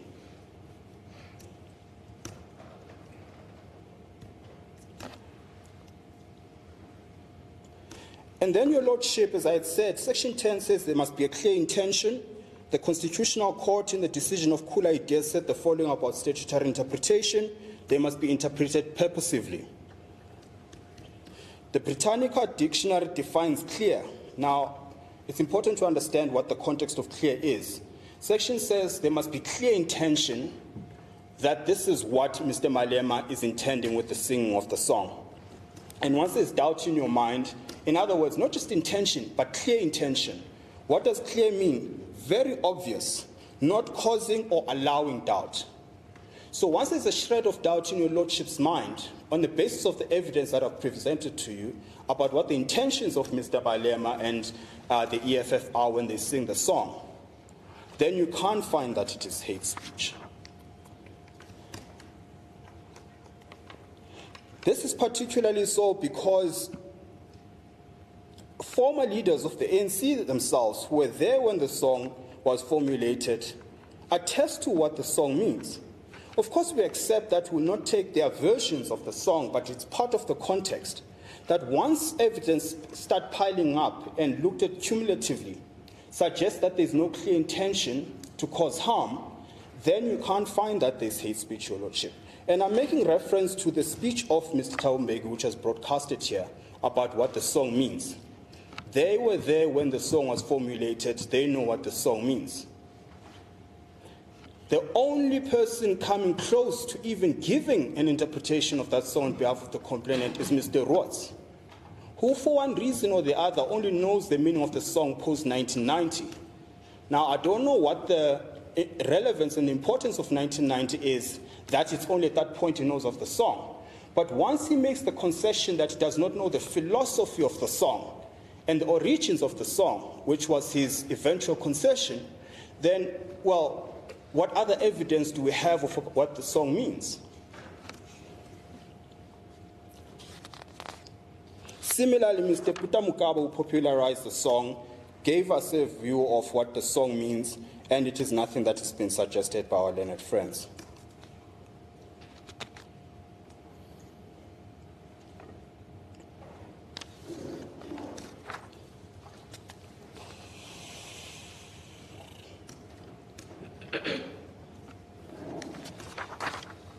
And then, Your Lordship, I've already dealt with the question that there was an official state-sanctioned report that said 83% of the murders, farm murders, are caused by robbery.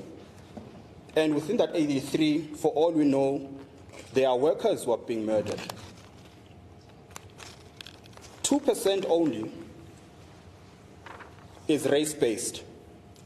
And then Mr. Rhodes criticizes this idea. He calls it the single cause effect, I think he calls it.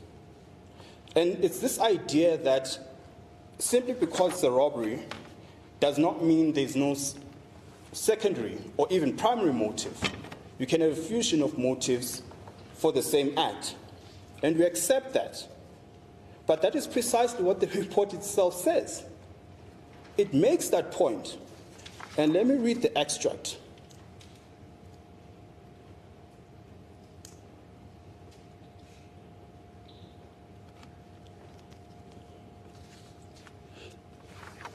Perhaps before I do, let me take you here, Your Lordship. Case lines 1330 of the report, which is the report, sorry. There seems to be a perception, this is now the report we dealt with earlier. There seems to be a perception that it happens frequently that a farmer or his family are attacked but nothing is stolen. That is often seen as proof that the motive for farm attacks is not robbery but something more sinister. Often these cases receive much publicity, reinforcing the belief that it is a common phenomenon. The committee's investigations show, however, that there are relatively few farm attacks where nothing is robbed without there being a logical explanation for it. And then they make an example of a case that received quite prominent publicity, where there was a claim that farmers were murdered but nothing was taken, only to find out there was actually evidence of the car and property being stolen on the property. But the more important point I want to make, Your Lordship, in response to this criticism to the report not taking into account that other factors may have played a role,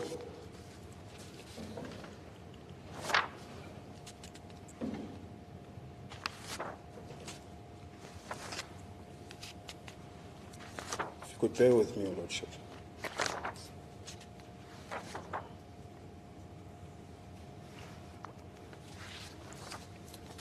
I can't seem to find it. I'll revert as soon as I find it, Your Lordship. But all the report simply says is this, that it accepts that there are various factors that may inform a robbery. But what is crucial is that for you to reach a conclusion that a robbery was also motivated by a race element, there must be evidence to suggest the race element. It can't simply be, simply because 100 rand was stolen, then it must be that it was racially motivated, because that's the argument by my learned friend. Well, that begs the question. What of instances of a black person in the township murdering another person in the township and they only take 100 rands? Is that racially motivated? There's no logical flow between the argument that simply because I took something minuscule of no great value, then it must follow that it was a race-based robbery, or any other factor for that matter. As I understand, the argument is that, and then I think we dealt with this early on, is the issue of causality. They're saying they're not relying on causality in as far as the harm is concerned, but what they're seeking to show is that the singing of the song is sung in the context where the farmers are faced with a high level or incidences. Let's not even go too high. Yes. Because as I understand, our constitution protects everybody. It's not going to be based on, we will determine how many crimes are committed in the country and then determine whether there's need to prohibit. What the legislature sought to do was to prohibit any harm being done to any person. Now, their case is the singing of the song in the climate where there's already murders in the farms. It's inappropriate, and the court needs to intervene for that reason. Well, with respect to Your Lordship, the test is not that simple. It's not just a question of, does this song cause harm? And to the extent it does, the policy decision of the Act is that it must be prohibited. It does not start off, is there harm? It says, on one of these prohibited grounds, someone publishes information or ideas or sings a song with the clear intention to cause harm. What that means, Your Lordship, is it is not enough that it merely causes harm. You must first find that there is a prohibited ground that has been implicated. And now it's suggesting they failed to prove that. The second and the fundamental aspect Your Lordship must decide is, when Mr. Malema sang the song, did he have a clear intention to cause harm?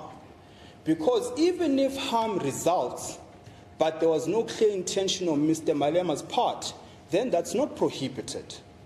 So with respect to Your Lordship, it cannot be that simply because there's harm, therefore it's prohibited, with disregard to the fact of prohibited ground and clear intention on the part of Mr. Malema. Which is why I say, Your Lordship, they failed. Because even if we want to mitigate against the risk of harm being caused, the fact that you can show that this song can lead to harm in itself is not enough. You must have no doubt in your mind that Mr. Malema intends to cause that harm. Now, in light of the evidence we've had from Professor Ghana Mr. Malema himself, about what the song means and what it's intended to mean. Once there's an element of you buying that argument, then it can't be hate speech.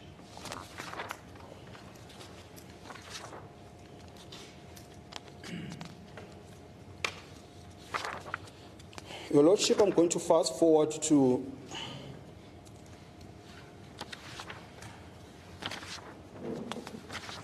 the question of res judicata. We say, Your Lordship, certainly in respect of Mr. Malema, res judicata is clear. We're going to suggest that the same principle should apply to the other respondents as well. But let's start with Mr. Malema.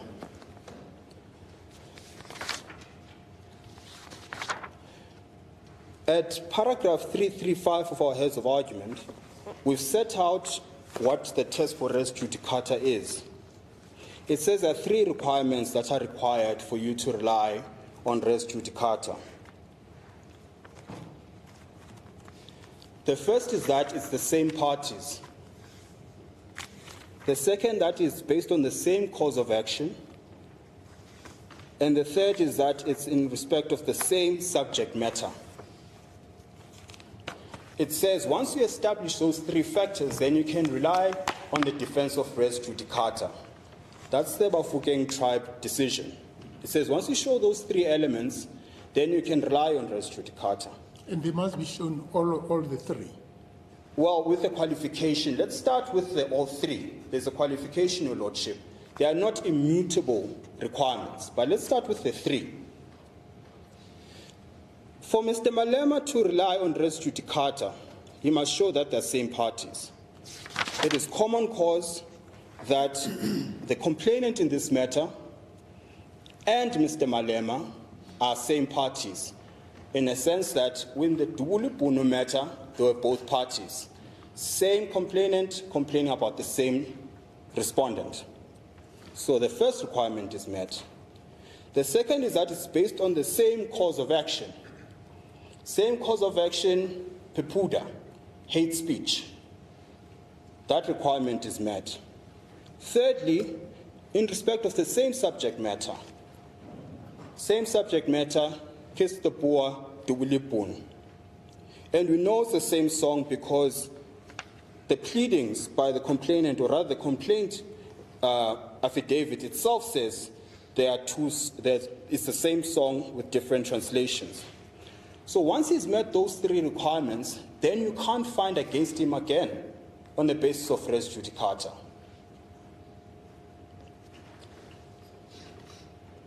But in the context of this act, it then means you can make statements that in circumstances exhibits clear intention to cause harm, and your defense would be res judicata. Let's assume in the previous case, and we've already said that in the previous case, the test applied was not the test that now has been determined by the Tolani case. Now, taking that into account, it means you can plead res judicata on the basis of same issues or same pleaded complaint. Are we assuming there's an order that prohibits you, Your Lordship? That prohibits who? Me or the other court? So let me understand Your Lordship's question. Let's take the effects of this case. Yes. Your Lordship, once there's a judgment that says you may not sing the song, same parties, same facts, same subject matter, of course then your remedy lies elsewhere, contempt of court. Because the problem now you're dealing with is contempt of court, not a question of whether you're allowed to sing the song or not. What I'm simply saying, Your Lordship, is this. But sorry, Mr. Kasiboto, sorry to interrupt you. Contempt of court. Which court, when the court that made the decision, the court never made an order that prohibits the singing of the song. All what the court said was there'll be harmony and peace between the parties. Because as I understand your argument, res judicata would arise from the SCA judgment. It can't arise from Judge Lamont's judgment because that judgment was taken on appeal and the party, for whatever reasons, decided to, I would call it, amend the order. No, Your Lordship, with respect, res judicata applies to your brother's judgment. Let's read the extract again. From the aforegoing analysis, I find that the essentials of acceptio res judicata are threefold. Namely, the previous judgment was given. In other words, a judgment was given between the same parties, same subject matter, and the same cause of action. But let's assume I'm wrong on that score, Your Lordship. Let's assume res judicata applies to the SCA order. The same principle applies. All we're simply saying is there's finality in the matter in respect of the same parties. Because let's have reference to what the order says. Paragraph 3 of the order. The parties have agreed to a full and final settlement of their dispute on the following terms. What that says to me, Your Lordship, this is not Mr. Malema's agreement, because the impression that is being created is that he's not abiding by his obligations. It's the parties' agreement. It's reciprocal. So all these obligations that are shown here are not just obligations that bind Mr. Malema, they equally bind AfriForum. But the point I'm simply making, Your Lordship, is that the parties themselves have agreed. AfriForum and Mr. Malema have agreed that in respect of Dubuli Bunu or Kill the Boer, the parties have come to a full and final settlement of their dispute, and that is made an order of court. The difficulty you have, Your Lordship, is this. Yes, go ahead. If you find against Mr. Malema and you say it's hate speech, he must pay 500,000, how then do you square that up with the order of the SCA? The effect of that is you overruling the order of the SCA. I need not make submissions, Your Lordship, as to why that is inappropriate.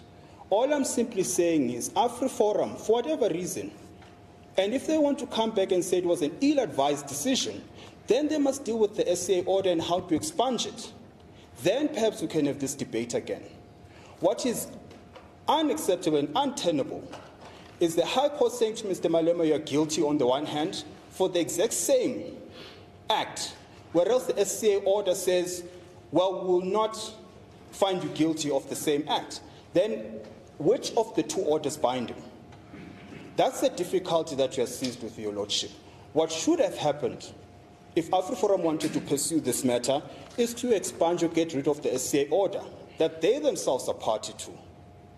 Then we don't have an issue of, well, Your Lordship, then what do you do with the SCA order? Because that's the live issue in front of you. Hence, we raise the res judicata argument. Seems to me the difficulty is a typical difficulty of making settlement agreements orders of court. It could well be, Your Lordship, but it is what it is now. Yes. Okay.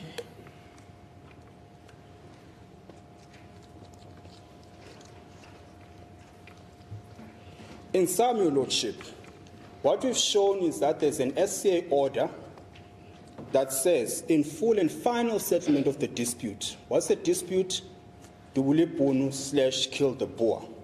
Who is it between? Same parties in front of Your Lordship. Cause of action, the song. Subject matter, Dubuli Bunu in terms of Section 10. Once those three are met, then you can't find against Mr. Malema again.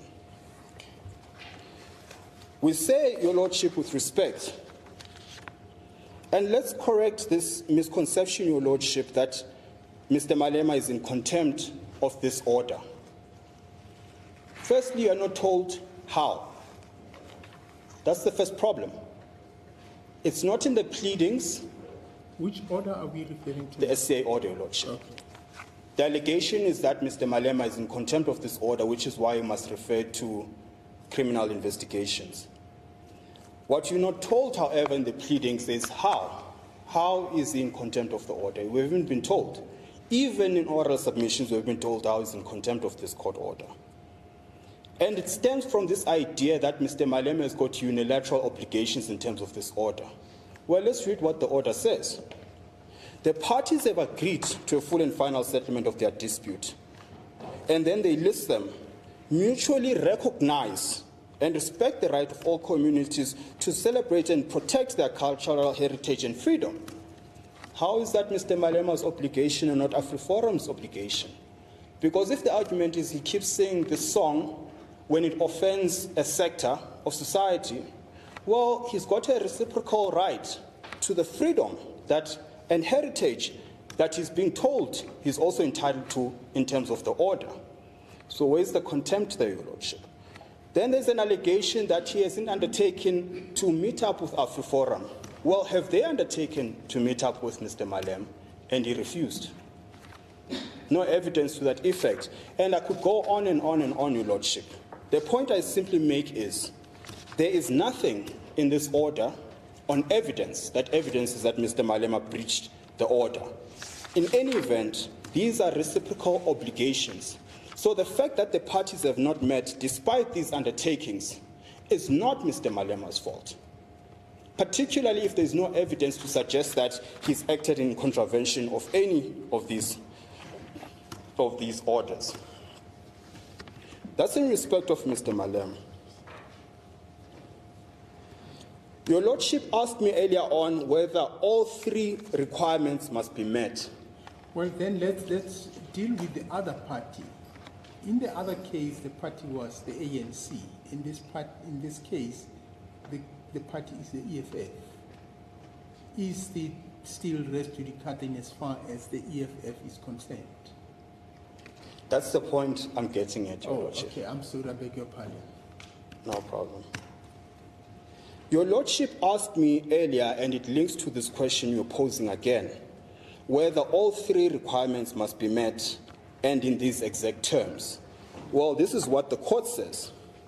Requirements 2 and 3 are not immutable requirements of res judicata. In other words, you can dispense with one or two of them if context so requires. The subject matter claimed in the two relevant actions does not necessarily and in all circumstances have to be the same. And then if we read further down where we underlined, conversely, in order to ensure overall fairness, 2 or 3 above may be relaxed.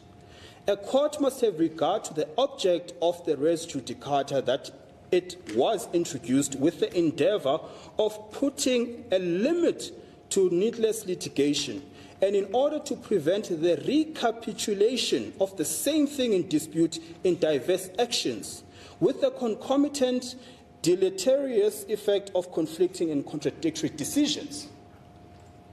What's the court saying there, Your Lordship? They say it has to get to a point where even if an individual was not party to the initial proceedings, can rely on res judicata. And then the question is, under which circumstances does that happen? In circumstances, to use the words of the court, with the endeavor of putting limit to needless litigation and in order to prevent the recapitulation of the same thing in dispute in diverse actions, with the concomitant deleterious effect of conflicting and contradictory decisions. What that means, Your Lordship, is if you find against the EFF today, you have created a situation where the same cause of action, the singing of the impugned song, is dealt with in different ways. That's what this judgment is trying to work against. It's... sorry, give me a second. No, too late.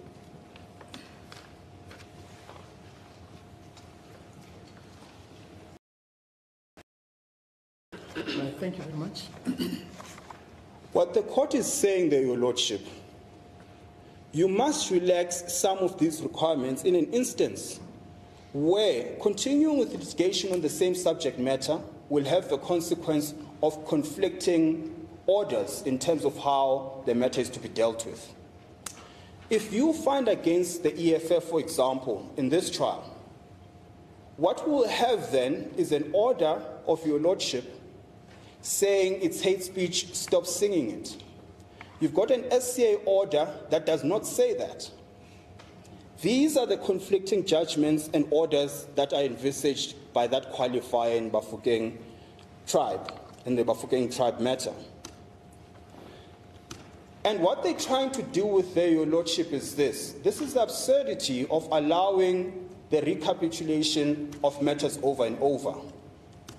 Should AfriForum lose here, for example, nothing then stops them from finding another member of the EFF and charges them for the same thing, simply because they were not party to these proceedings. That's what this court is trying to stop. It says once you've fully ventilated the issues and you've come to a final determination of how it's to be resolved, and I've made reference to the SCA order, and it's clear on how the matter is finally resolved. It says in full and final settlement, this is the outcome of the dispute. It says once that has taken place, to avoid the recapitulation and contradictory orders, you must apply the res judicata principle, even if it wasn't the same parties. For the simple reason, I hope Your Lordship captured the point, so I'm going to repeat it again because it's quite important. Because if AfriForum were to lose here today, what they can then conceptually do is find any other EFF member and charge them for the same thing, simply because they're not party to these proceedings.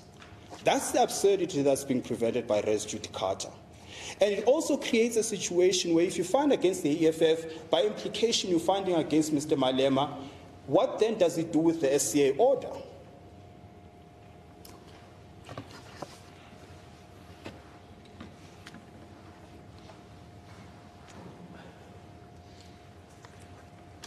That's in respect of the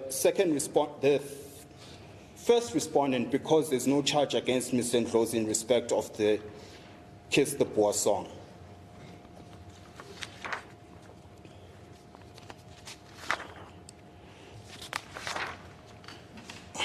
Your Lordship, let me deal then with the question of whether Lamont J's, your brother Lamont J's decision is binding. My learned friend correctly points out that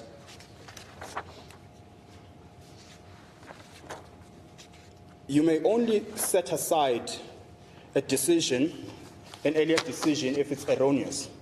But I'm saying, Your Lordship, you don't even need to get there. You may ignore it or refuse to follow it, not set it aside. Well, it's a semantical difference, but the point is the same, Your Lordship, that you're not bound by it ultimately. Okay. I thought we may end up in a conceptual problem about reviews and appeals. Okay. Understood, Your Lordship. We say you don't even need to get there. We're saying, Your Lordship, the most obvious reason why you're not bound by the decision of your brother is the very fact that it is premised on an act or provision that has since been found to be unconstitutional. And it's not a semantical or just a mere technical point for the sake of technical points. It's important because, by and large, you can do a word search. I undertook this exercise, Your Lordship. You can do a word search on your brother's judgment, and you'll see the number of times where his ratios are premised on this idea of hurtful. Now, what I'm saying to Your Lordship is this. In as much as I accept that the Kwelane judgment only did away with hurtful, and the rest of the test still stands, there's a problem not of the doing of your brother, but there's a problem if that judgment is premised by and large on this concept of hurtful, which has been since found to be unconstitutional. That's the very obvious reason as to why you cannot rely on that judgment.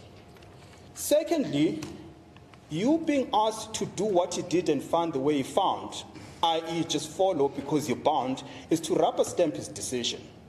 Then why are we sitting in trial, Your Lordship? What you've been called to do is to exercise an independent mind as this court in terms of how you should decide the matter. To then say simply because Judge Lamont said kiss, kill, semantical difference, substantively the same thing, and for the sake of, well, it's a judgment that came before me, I can do nothing but agree, why are we sitting in trial?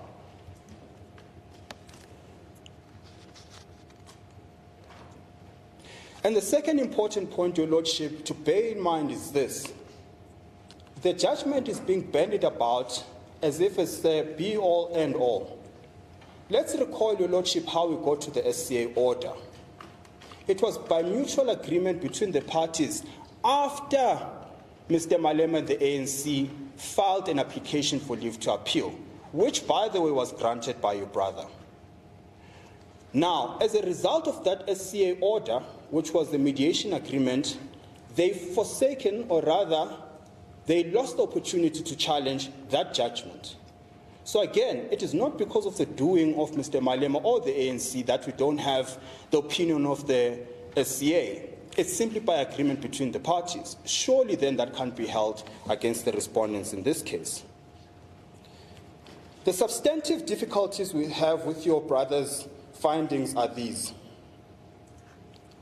The first, your brother, and I cite the paragraphs in his judgment, he says, if the words mean different things, he was talking about Duli Bunu now, and this is paragraph 304 of our heads of argument.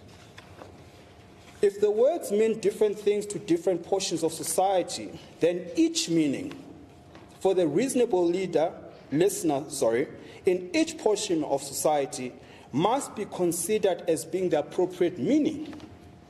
Now let's just stop there for a second, Your Lordship. What your brother is saying, let's assume this debate is about the Afrikaner community versus the black community for argument's sake. Let's suppose that's the issue here. Your brother says, if a sector, the Afrikaner sector, gives this interpretation of this song, that's the reasonable understanding of that song. If the black sector understands the song to mean this, that is the reasonable meaning of the song. Now, those are obviously mutually destructive propositions. It can't be both if our understandings of the song are not the same.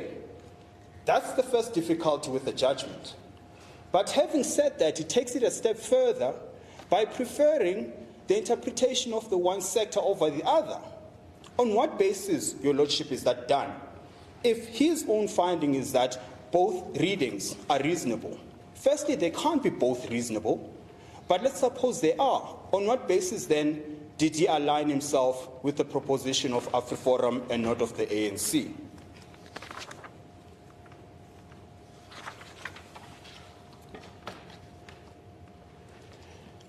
I've already dealt with the question of Section 10. The third reason... No, but doesn't he say there that you take the two interpretations and you reconcile as to which one is the most reasonable one? Because if you weigh the meaning of words and you find that the two propositions, there's evidence before you that shows that there are two mutually destructive interpretations, then ultimately it's for the court to then say which of these is more reasonable than the other. Well, except for that's not what he's saying, Your Lordship. That's the difficulty, which is precisely why we're saying you can't rely on the judgment. We accept that is the proper test. We're saying that's not the test he applies. He says, if you are from the Afrikaner community and your interpretation of Dubuli Bunu is that it is hurtful and hateful, and then you are from the ANC community, in the case of Dubuli Bunu, and your view is it's just a political song that's calling for land redistribution, whatever the case may be in relation to land. He says, for both those respective communities, provided they apply their reasonable minds, then both those interpretations are acceptable. That's mutually destructive, and that's the quote from the judgment itself, Your Lordship. You can have reference to it at one point or the other, but that's the argument by your brother, which is, with respect, of course, fallacious. And then, thirdly, Your Lordship, your brother, again, the criticism is that he relied on the Human Rights Commission internal appeal,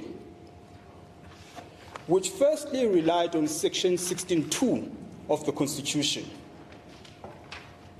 We of course know, on the principle of subsidiarity, that when you've got an act that gives bolts and nuts of the constitutional provision, then you must apply that act. The Human Rights Commission did not do that exercise, they applied 16.2. That's the first problem. The second problem, Your Lordship, is that since then, and I'll get the right party, it's called Freedom Front versus South African Human Rights Commission. That matter, Your Lordship, was without the presence of the respondents in this matter.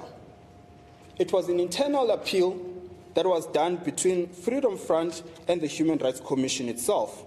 So it can't have a bearing on a party who was not there. That is the basic natural justice principle. Fifthly, Your Lordship, we make the point that, with respect, your brother moralized on the question of Dubulipun and went beyond the call of duty of a judge, which is to confine himself to the principles of law. He says, the message which the song conveys, namely destroy the regime and shoot the Boer, may have been acceptable while the enemy, the regime, remained the enemy of the singer. The enemy has now become a friend. Now, this is where I'm asking Your Lordship to have regard. The enemy has now become the friend, the brother. Members of society are also enjoined to embrace all citizens as their brothers. Hence, the Equality Court allows no justification on the basis of fairness for historic practices which are hurtful to the target group but loved by other groups. Now, the difficulty here, Your Lordship, again, is that point that this finding of how society should organize itself is premised on this idea of hurtful. So even though we accept that it's just hurtful that was taken out of the test, but the very fact that he premises his finding on this concept of hurtful and makes a finding on how we should organize a society is the very problem. The second problem. Can you just find out? Oh, okay. So somebody's just going to help us to find out what's the story. Sorry, they just locked us in. Just trying to check the door. Okay. Go to the toilet. Okay.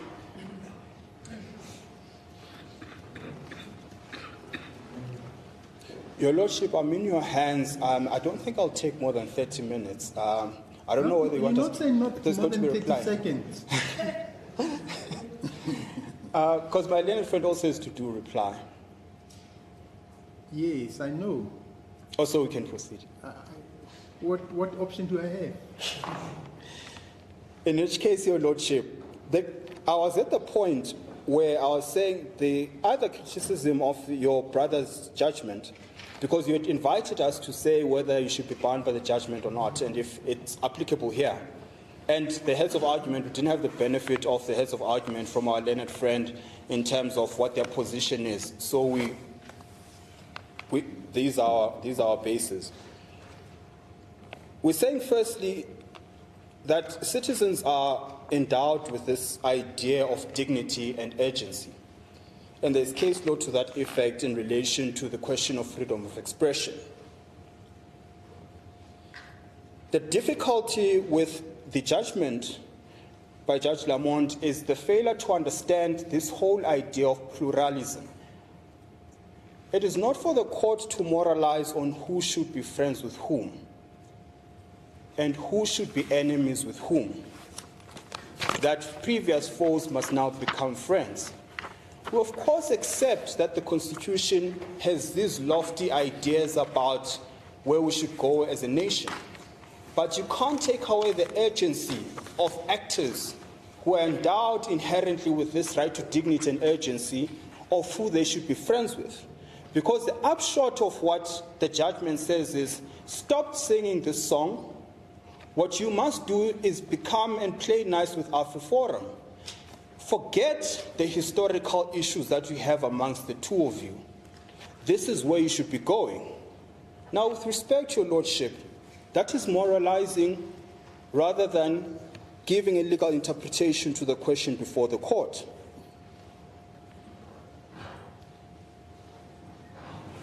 And then, your Lordship, it's the same with my learned friend's argument, which is to say, simply because when Mr. Malema sings the song, he gestures with a gun sign. The argument is, well, then he must mean the words literally. Well, again, there's a difficulty with that, your Lordship. I'm yet to see a political song sung standing still. The gesture is nothing but added performance to align with the words that are being sung. Your Lordship made an analogy of football during the trial. I'll make one too now, and hopefully the point comes across. There is a song, Tibagamona, Tibagamona, Ribulai Dinjatzen. Block that side, let's kill the dogs.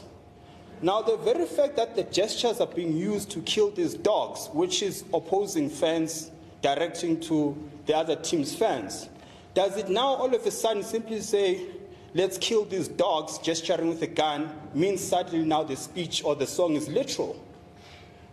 All the hand gesture does is add performance to the songs that are being sung. No political song is ever sung standing still.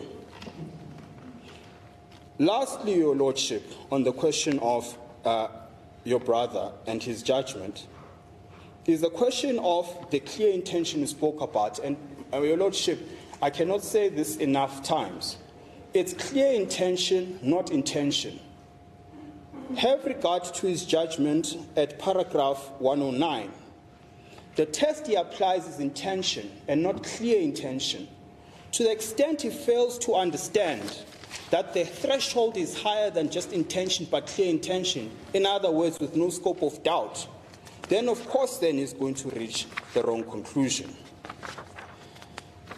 And your Lordship, I'm not going to go through our rebuttals. Our rebuttals speak for themselves at page 359, our rebuttals to our learned friends' written submissions. And then lastly, on the question of the remedies that they seek.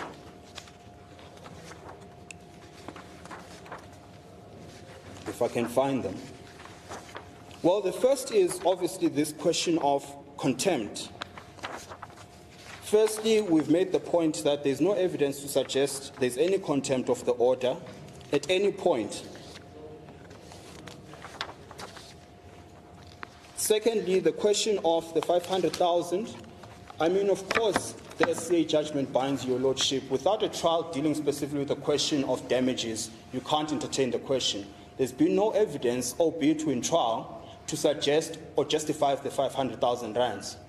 All we're told is my client wears Gucci, therefore he can afford 500,000 rands.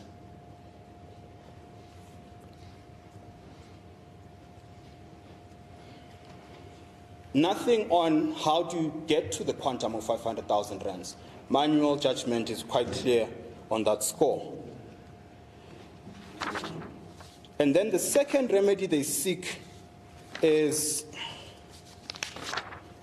where's it in my head again? Do you remember? I'm just trying to find the remedies they seek, your Lordship.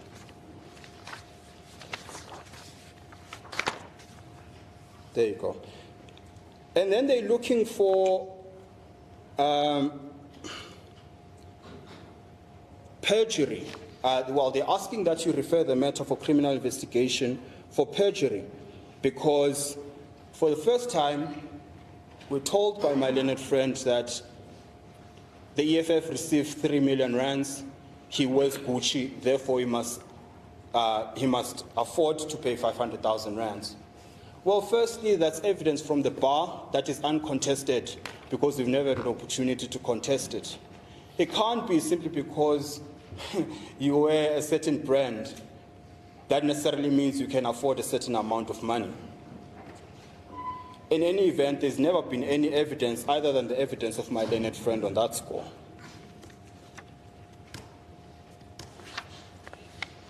And your Lordship, I know I've really overextended myself. On the question, I just want to be clear that we do not abandon the question of or our defense in relation to the unfair discrimination.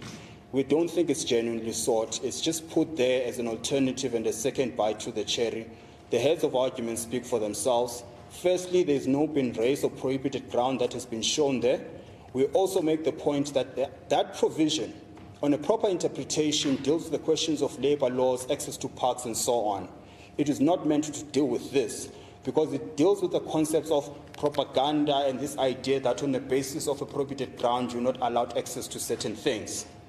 That, Your Lordship, is more concerned, like I say, with labor laws and access to parks. You may not simply because someone is white not allow them to a park, for example. That's the sum total of what 7 is about, and the heads of argument speak for themselves on that score.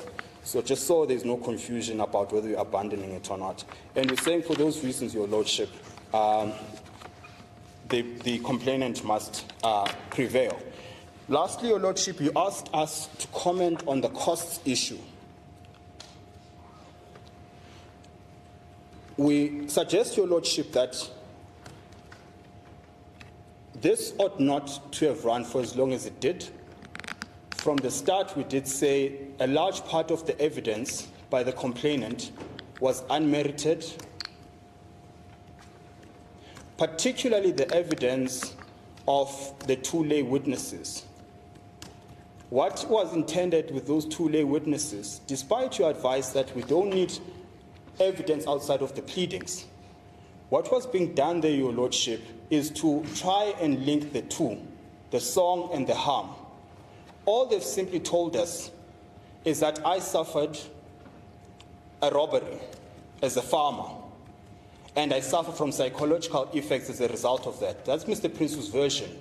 Ms. Muller says, I don't suffer any consequences as a result.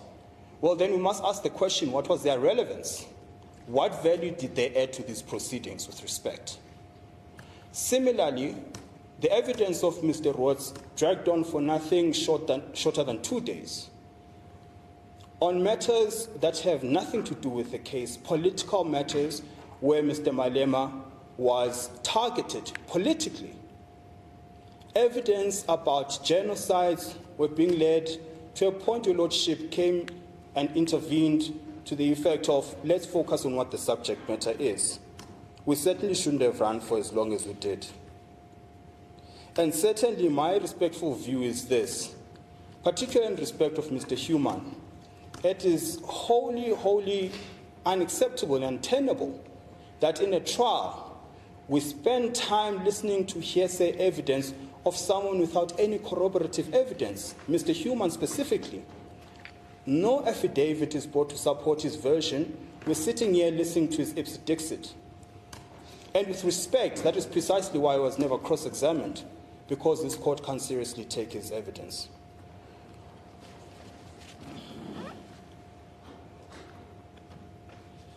And Your Lordship, in respect of the submission of the evidence, the new videos, we make reference to, well, in my heads of argument I do, but I don't in the version that I've given you, Your Lordship, and I promise this is the last point.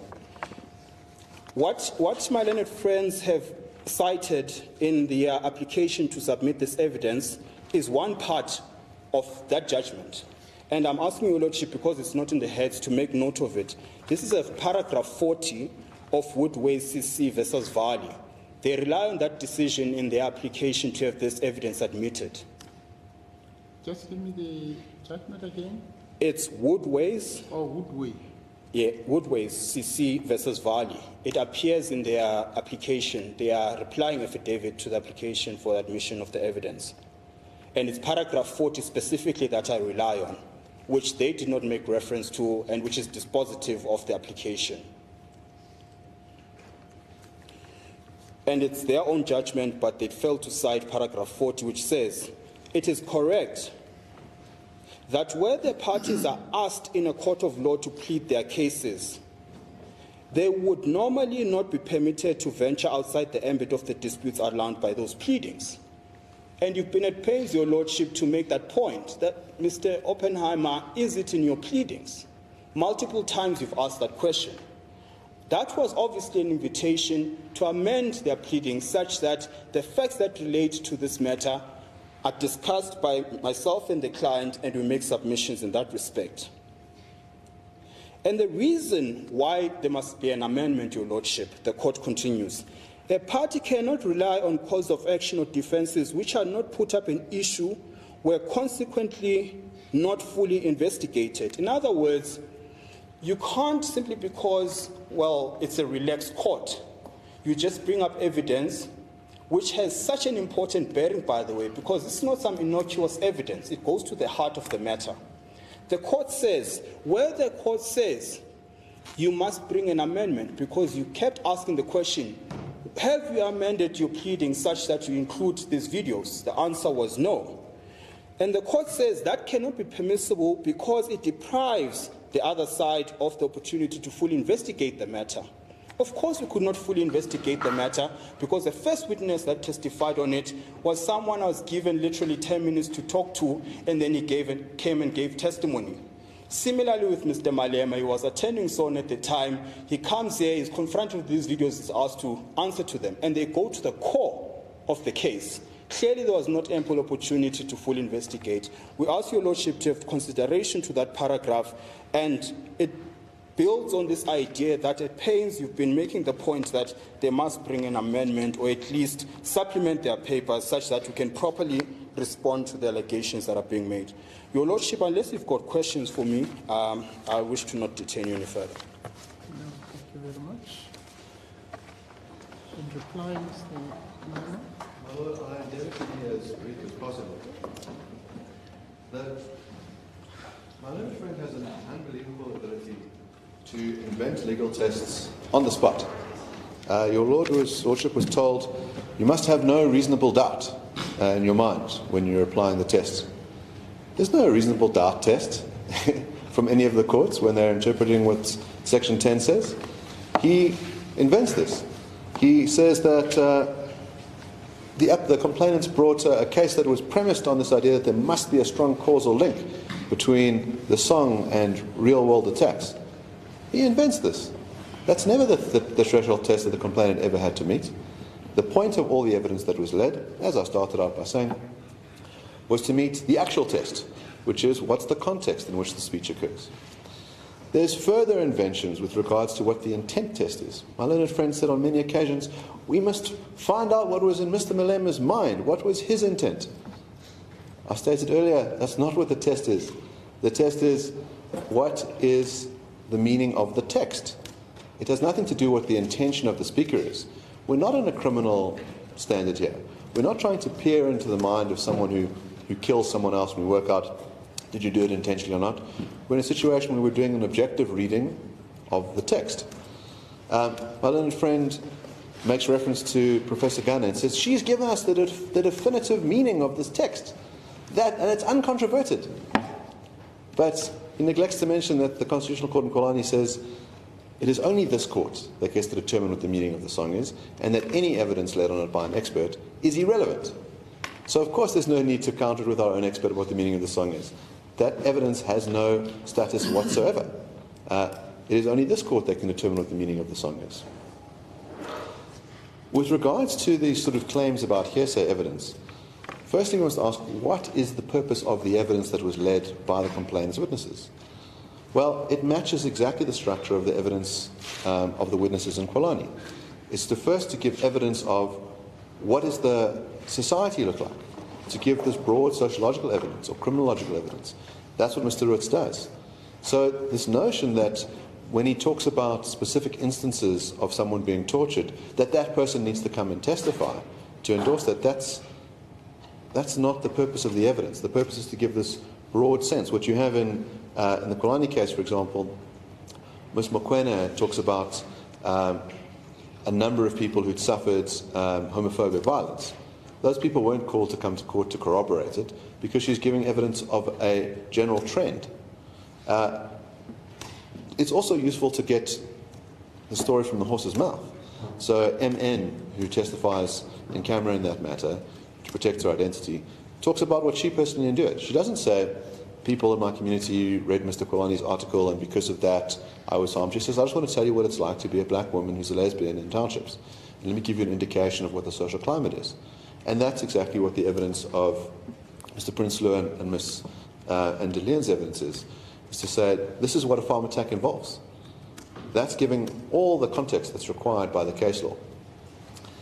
Now, Lamont, in his judgment, when he's talking about evidence, makes reference to the fact that in that matter there was hearsay evidence that was led.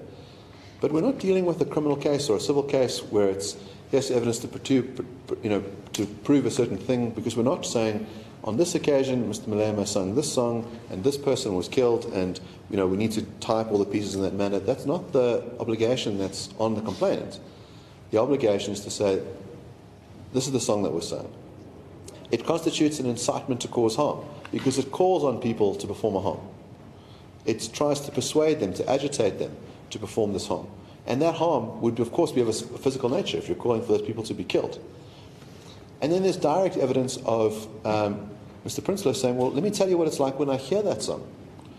The fact that he says, look, I don't know if the people that attacked me were motivated by the song or not, that's not relevant. What's relevant, he says, when I hear that song, it causes this re-triggering of my trauma. That meets the other element of the test in Kulani, which is the speech itself directly harmful in the sense that it causes a psychological trauma? And that's very much what we have. He says, when I hear that song, it brings back these painful memories of my wife being murdered. So I'd submit that the evidence led by the witnesses is all relevant and meets the tests. The actual tests, not the tests that are invented by my learned friend. There's also this sort of move to try and paint certain witnesses black by saying, Mr. Krauser works for the Institute for Race Relations, and the Institute for Race Relations once received money from AfriForum. Mr. Krauser testified, firstly, that he said AfriForum paid for certain projects, unrelated to the work that he does, that they specifically take a view of, we are not paid to say things. And he gave evidence about them holding up a letter from Rand Merchant Bank, where Rand Merchant Bank said, we don't like some of the stances that you've taken publicly, we're going to withhold our funding. And they said, well then, I guess that's the end of our financial relationship, because the Institute for Race Relations will continue to say what it needs to be said. And so they've shown themselves not to be beholden to any funding at all. But it's this sort of cheap tactic to try and discredit Mr. Krauser's testimony. Mr. Krauser gives enormously useful testimony, because he says, I was present in Senegal. I was there when the EFF held their rally. I could hear members singing the words, kill the Boer. Now, this line that, how could we possibly know what affiliation these people had? My learned friend even goes so far as to say they weren't wearing EFF regalia. Well, the video that we started off showing shows very much red T-shirts with EFF badges, hats, shirts. This is members of the EFF crowd. If we want to take the view, well, we didn't personally inspect their pockets to see if they had membership cards, it starts to take things to an absurd degree. And again, this kind of recalcitrance on this, Mr. Malema, when asked about the members outside, says, those people are my voters, those people are my supporters, those people are EFF members. And then very quickly renounces that and says, well, how could I possibly know? But doesn't denounce what they're doing, doesn't distance himself from that. If you really had a situation where the party said, or Mr. Malema said, look, I don't know who these people are, and I distance myself from what they're saying, we don't believe in singing Kill the Boer, and what they're doing is reprehensible. If they are members of my party, we'll discipline. If they're not, I denounce them. That's not what we have at all. My learned friend cites the Gordon case and does quite an artful job, I must say, of picking the points that would try and make this line that, well, that speech wasn't hate speech, even though there's a racial reference. What Judge Sutherland does quite clearly, at paragraph 20 of that judgment, he says, in my view, the attack to the applicant in the utterance was personal in nature only. In other words, he says, when we're talking about beating the dog, it's referring to Gordon himself. It identifies him as a member of the Indian group, but it's not aimed at the Indian group, and that's why it doesn't meet the hate speech threshold. So the nature of hate speech is that it targets groups. And so if what Mr. Malema had said in that instance was, we need to go out and beat the Indians, well, then it would meet the hate speech threshold. But what he's talking about here was beating Gordon, and that's why it doesn't meet the hate speech threshold test. Just give me 1 second.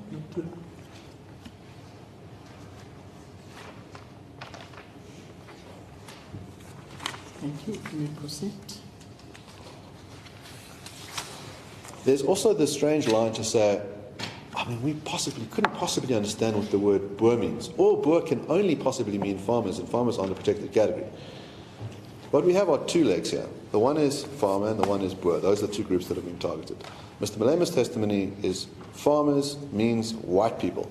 He says, when I hear the word farmer, I think about a farmer, I envisage a white person. So even if it was just the case on farmers, the threshold would be met. It's on the grounds of race. But it's also about Boers. And there's ample case law that says Boers are people of Dutch heritage. They are an ethnic group. They are a racial group. Throughout Mr. Rutz's testimony, he refers to white Afrikaners. The two witnesses who testified about their attacks are white Afrikaners. The huge list of people that were murdered are white Afrikaners. It's very evident what Boer means. It's true it can have a dual meaning. In other words, it can mean farmer and it can also mean someone of this, this heritage. And Lamont in his judgment says Boer means Afrikaans, people who are white, and also including that subset of them who are farmers. So it's clear that it's both. It's a finding that was made by the Human Rights Commission. They say it's obvious that it's on the grounds of ethnicity and race, and I'd say it's obvious in this situation as well. And yeah, there's something sinister about saying we suddenly don't know what Boer means, and you can say whatever you like about these people and call for their extermination. No one could possibly know who it referred to. I mean, in the Masuku case, this kind of question comes up, where Mr. Masuku refers to Zionists throughout, never says the word Jew. And the court sees right through it and says, look, not all Jews are Zionists, not all Zionists are Jews, but the overlap between the two is absolutely gigantic. And it's clear that when you're referring to Zionists, you're referring to Jews, and that makes it a ground on the basis of religion, and therefore a prohibited ground. With regards to my learned friend's critiques of the Lamont judgment, insofar as the term hurtful is used, it's true that that's been scrubbed from the test, but ultimately the ratio in that case, Lamont uses the full, complete test, in the sense that he says it's propagation of hatred and incitement to harm. So that meets the new threshold test. And so that's the ratio, and that's the basis where he makes his findings. And so all the elements where there's ratios on that test are presumptively binding on this court.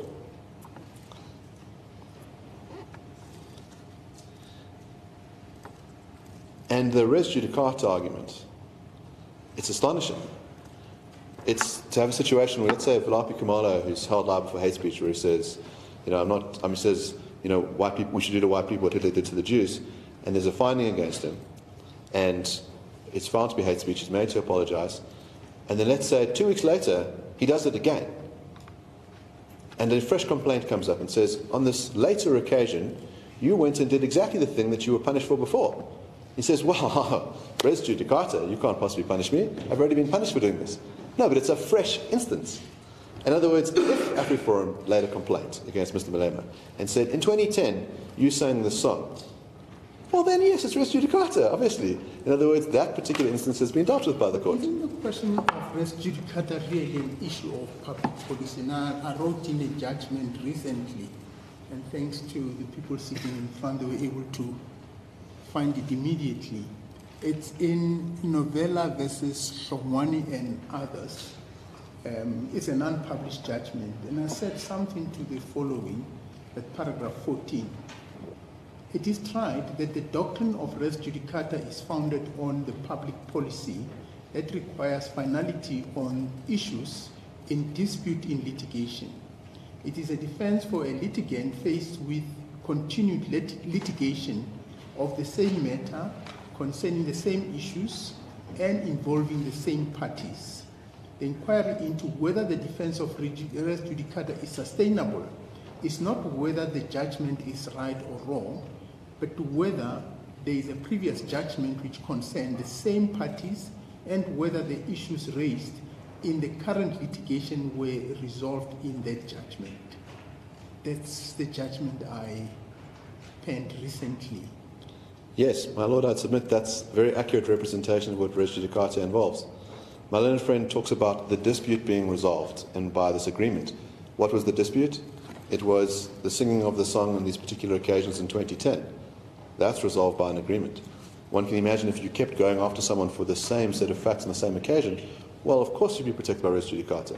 But if someone performs a new offence on a later occasion, well, that's not protected by res judicata. The example that's given in Beck's Principles of Pleadings on this issue is someone who sued successfully for failure to make a rental payment in a particular month. And there's a judgment that says you must make this rental payment. And then the next month, they don't make a rental payment. And they are then sued for that failure to make a payment. Beck says, well, it's the same parties, it's the same issue of non-payment of rent, but it's a new cause of action because it's a new occasion in which rent wasn't paid. And so obviously it's not res judicata. And that's what we find ourselves here, in that it's a new occasion in which Mr. Malema sings Kill the Boer. I mean, what's astonishing, if we thought about applying my learned friend's res judicata test, is that basically you could have a situation where we say, let's treat all crimes like declaratives. One person has committed a murder. We now know that murder is unlawful. We don't need to have any more murder cases. We know murder is unlawful. There's no point in prosecuting anyone. They're all protected by this res judicata principle, and therefore no one should ever be prosecuted for murder. Now, Your Lordship correctly pointed out that if what was sought was identical relief between the parties, let's say a permanent declarator about the song, and that was granted by one court and held, it wasn't set aside by the Supreme Court of Appeal, and then the same relief was sought between the same parties, and there was no other relief about interdicts or punishment or anything like that. It was just solely on the declaratory question. Then I think that would be res judicata. But that's not the situation we find ourselves in. The declaratives were made in the Lamont judgment about those specific instances. The order itself was set aside, and what we have here are new instances of the singing of the song, therefore cannot be res judicata. And this court has all the power in the world to make findings of fact and determine, whether Mr. Malema should be held liable for hate speech and unfair discrimination.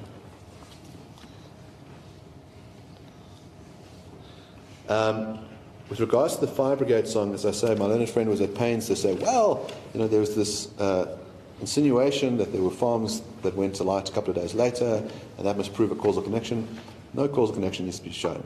What Mr. Krauser said is it at least raises the question of the fact that farms are being burnt 3 hours away, close by, a couple of days later, and Mr. Ndlozi is saying, let's go burn these Boers. It's not definitive proof that there's a causal link, and it's not what's required. But at least raises the question. What's required of the complainants in this case to say, does it constitute hate speech? So is it propagating hatred against the group, saying burn these Boers? Does it call upon people to do something? Yes. It tells the crowd, go and burn them. Now, it turns out that we've had a number of fires, and in the bundle, there are a number of instances where Mr. Ndlozi is seen to discuss these kinds of fires. The most famous one, of course, is the burning of Parliament. Now, at page 1622 of the bundle, Mr. Ndlozi says, we must welcome the fire in Parliament as an opportunity to move Parliament to Tshwane. He says, then showing an image of, this is at 1624, an image of Parliament burning, a tale of a beautiful fire. No lies about best-run city and or province will stop it. Parliament building in the self-destructive mode to offer us the gift of a new beginning. We must move to Tshwane. So this is someone who celebrates the burning of the Boers, of Parliament. There have been a number of fires of other kinds of structures in South Africa. This is a dangerous thing. And I don't have to prove that there's a causal link between Mr. Ndlozi saying these things and Parliament being set alight. But there is a question that gets raised when someone says it's okay to go and burn things, and then they do actually burn, that we should take notice. We should say, well, the speech is an incitement, and it might very well be worth punishing that speech and encouraging people not to engage in that territory. My learned friend also cites a number of songs where he says, well, clearly this song is metaphorical. So there's songs about, I will never visit Natal. Well, just because there are some songs that are metaphorical doesn't mean that all songs are merely metaphorical. Some songs can be very literal. Some songs can use metaphors that have a literal meaning. So in Rwanda, when they said we must go out and exterminate the cockroaches, it was using a metaphor, but it literally referred to a particular ethnic group, saying these people must be exterminated. So, and even the evidence of Professor Ghana is to say that, well, songs can, in the right circumstances, be calls to action. That in the Rwanda cases, they were seen as promoting genocide. So these instances where a song only has a figurative meaning doesn't mean that the clear case of Kill the Boer doesn't have a literal meaning.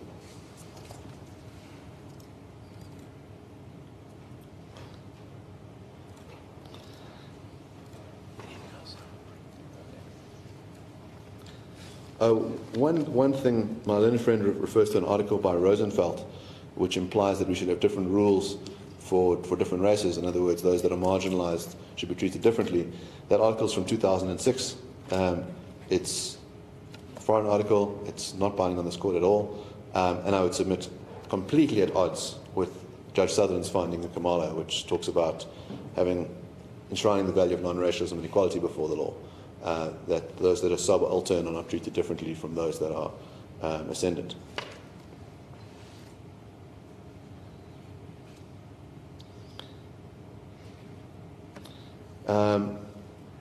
My Lord, then I have no further submissions. Thank you. Mr. Kasiboto, just one point that's been raised about the membership of EFF. I think it's at Senegal. Your case is that there was no evidence to prove that they are members of the EFF. Now, again, I wrote a judgment also very recently. Facts are not same as the current facts, but very similar, where I'm trying to see.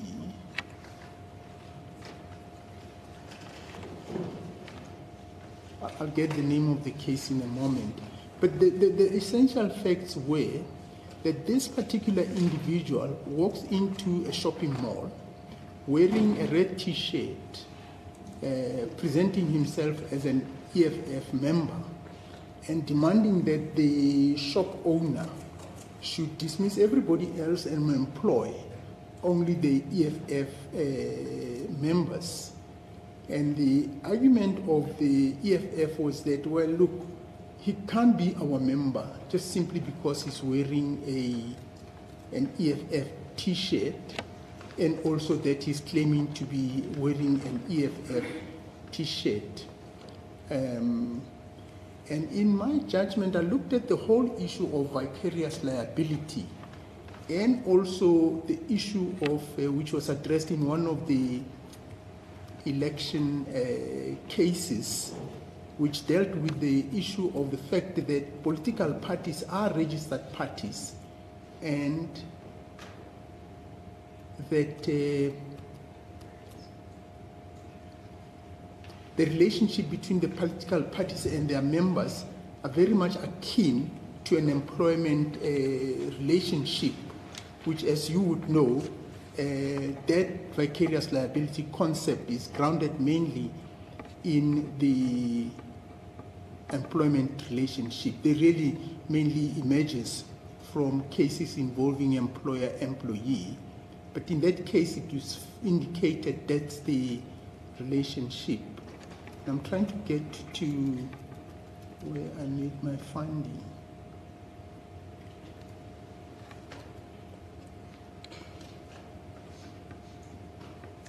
Yes.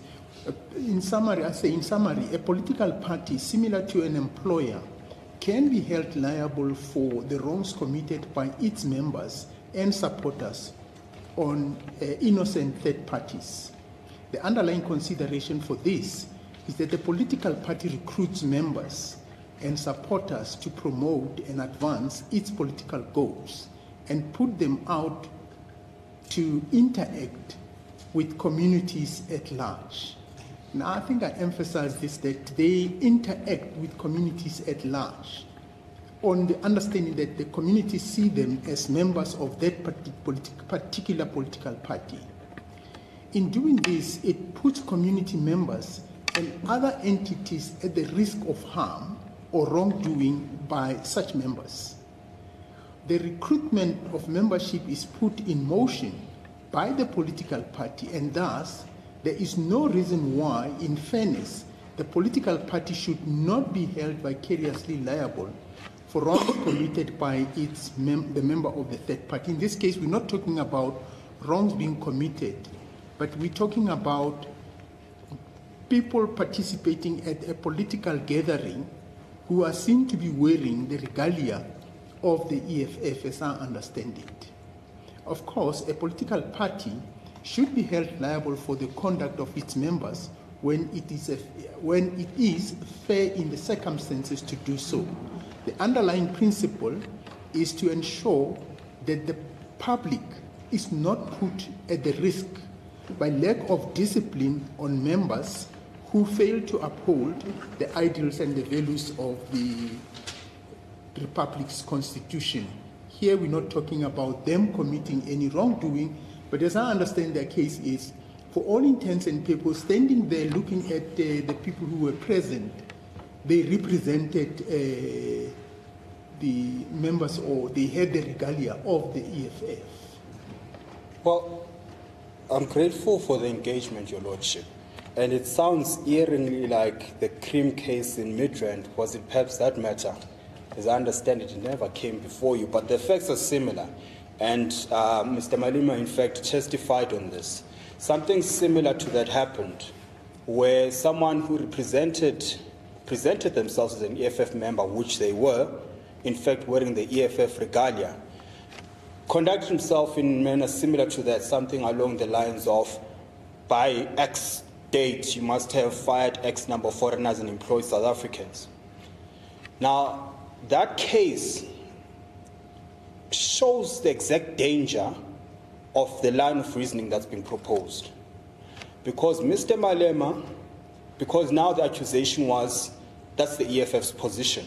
We accept he's a member, but that's the EFF's position simply because they're an EFF member. Evidence was led by Mr. Malema in this very court on that very issue. And he shows evidence where he denounces specifically that position adopted by that member. Now, that's the difficulty with vicarious liability and absence of urgency. It's very important to understand, Your Lordship, that simply because I am an employee, for example, that does not mean at all times without qualification, whatever I do, provided I represent myself as an employer for a particular employer, then it must follow that they are guilty. Particularly in this context, Your Lordship, because here we're talking about, this is why there must be a full investigation of what happened outside, and that paragraph 4 I made reference to. The difficulty is that what this court was told in cynical is that EFF members sang the song. The difficulty is the video that was being shown, and I'm pretty sure you watch it again, Your Lordship, watch it carefully. No one wearing EFF regalia sings "Kill the Boer." 2 individuals sing "Kill the Boer" in that video, both wearing black t-shirts. Now, to then say it's EFF members because they're surrounded by EFF members creates a problem for the EFF, because then, to quote-unquote Mr. Kroos, then you have vigilantes infiltrating a good cause. And simply because they're associated with a group, EFF, it must follow the EFF is guilty. It can't be. This is precisely why we say, Your Lordship, even with the events that happened outside of court, I alluded to this problem to court, and I said the danger with calling Mr. Malema to testify on this, and he did not take my advice, to his detriment. But the point I was making is the case law says you must allow a full investigation, because once you do a full investigation, you start to see these cracks. These people were unled, Your Lordship. There was no leadership of the EFF leading them in song, nor asked them to come to court for that matter. Mr. Malema could not identify any of them other than the fact that they were wearing EFF t-shirts. That's the difficulty we face, Your Lordship, because we might face the same issue with Senegal. We are accused of being part of rogue elements, when in fact, once you investigate, you find out that what is apparent is actually not the truth. And that's the point, Your Lordship, we're trying to make. You said the other case you were referring to, what's the name of the case? Your Lordship, I was asking if that's the case you dealt with, because that was quite recent. This was a case which was brought, I think, on an urgent basis. I'll give you the full citation now. This, I think, came before me on an urgent. No, it came on the opposed motion as an interdict. No, it served before this court as an urgent application, yes. And that's the case of AfriForum Pty Limited versus Economic Freedom Fighters. I very much suspect it's the same case. Is that in Centurion Midrand Cream Restaurant? It sounds like it. If you're familiar with the facts, it's not that one.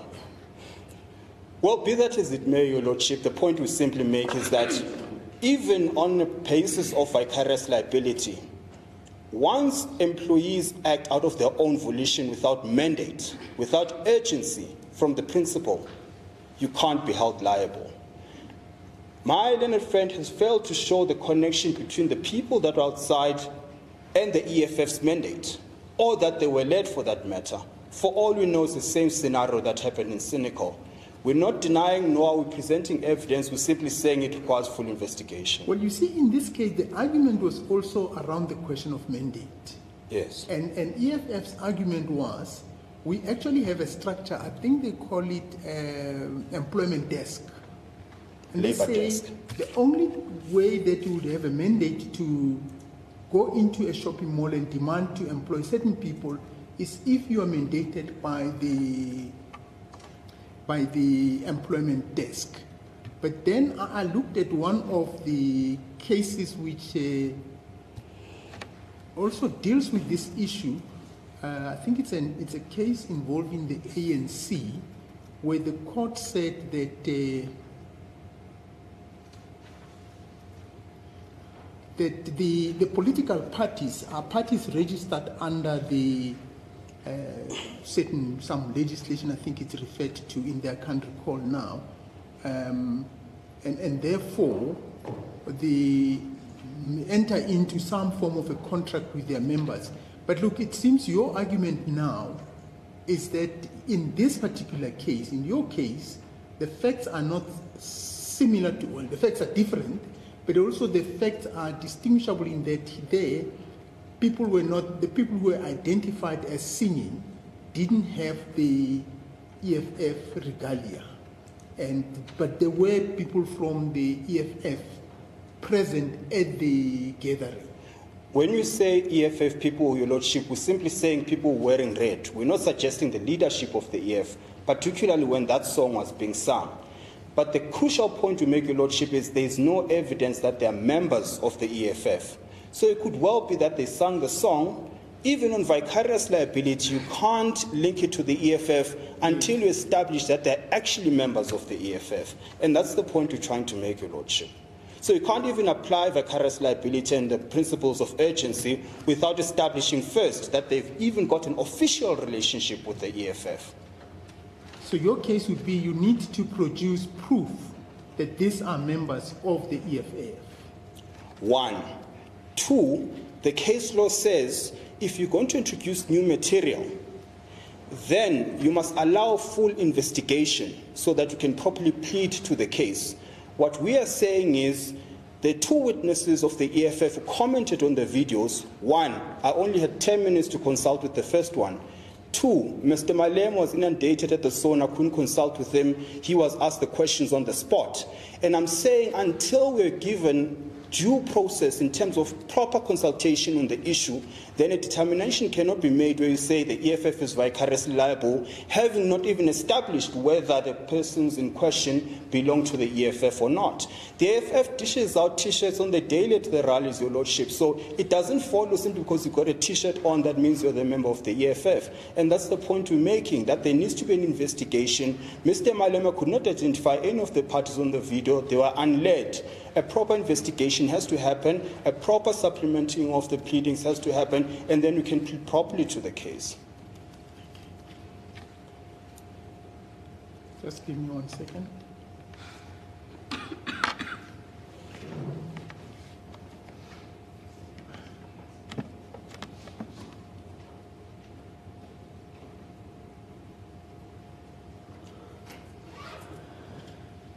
Yes, I found that the ANC case, it's actually the Ramakatsa versus Mahashule case, where the court said that common law, a voluntary association like the ANC is taken to have been created by agreement as it is not a body established by statute. The ANC's constitution, together with the audit guidelines and any other rules, collectively constitute the terms of the agreement entered into. Thus, the relationship between the party and its members is contractual. So this was dealing with more the question of whether what he did was permissible under in terms of the law. But okay, I hear what you're saying. Thank you very much. That was the point. I don't know, Mr. Oppenheimer, any follow-up from the point I raised? Just something brief. My little friend points out that in the case of Oba King, who was going around as an EFF member and telling restaurants who they can and can't hire, Mr. Malema denounced it. He said, no, that's an unacceptable thing and this guy shouldn't be doing that. Mr. Malema is given an identical opportunity with regards to the people in Senegal, the people outside of court. He says, I'm not going to denounce them. He says, they must be allowed to sing the song. He says, I will sing the song. That shows you, in other words, that people who purport to be members of the EFF, wear the regalia, attend the rallies, are willing to come outside this court and protest. I imagine some of them are quite fervent members. That gives you an indication of what the party does, and that's why the party must be held liable. And when given an opportunity to distance itself, Mr. Malema says, no, we're not going to distance ourselves. We have no problem with what they're doing. And that's why there must be liability for the EFF as a party for what's done by its members or those who purport to be its members. Yes, except to say that, sorry, I picked these judgments as we were going along. As you saw me passing on the papers, they were just coming to mind, and I asked the secretary to look for them for me.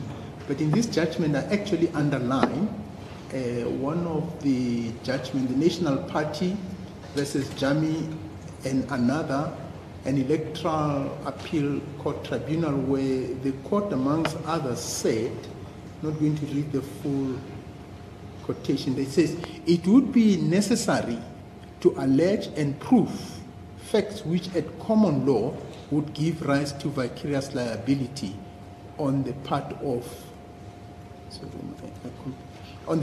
the political party, if it were sought to hold the political party liable for acts committed by its members or supporters. And I think that's the point that Mr. Kasiboto is making, that what ought to have happened here is they ought to have been given an opportunity to disprove that these are their members. Although here it says you have to prove the facts. So it means you had the burden of proving that those people who were singing there are in fact members of the EFF. Yes, I suppose the question is what would count as proof? And I'd say the video evidence of people wearing the shirts at an EFF rally is sufficient evidence to show it. The idea that you should check their membership cards, and by the way, there are many people who are members of parties without holding membership cards. It's quite a rare thing, people to spend their 10 rand and sign up. But one is a member. Mr. Malema identified those people outside. He says they're my members, they're my supporters, they're my voters.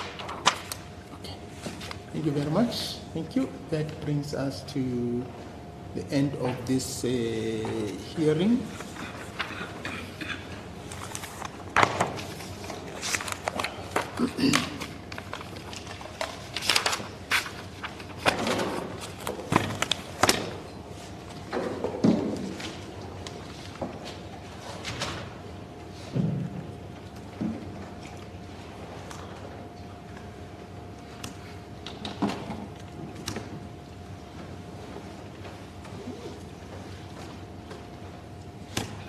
I'm going to reserve judgment in this matter. You will be informed as soon as judgment is ready, but I can just underline that I want your attention on Wednesday to send me an email that where's the judgment. You are going to fall in the queue of the reserved judgment of last week's agent court judgments. But in any case, by its very nature, it is going to require some time. Thank you very much.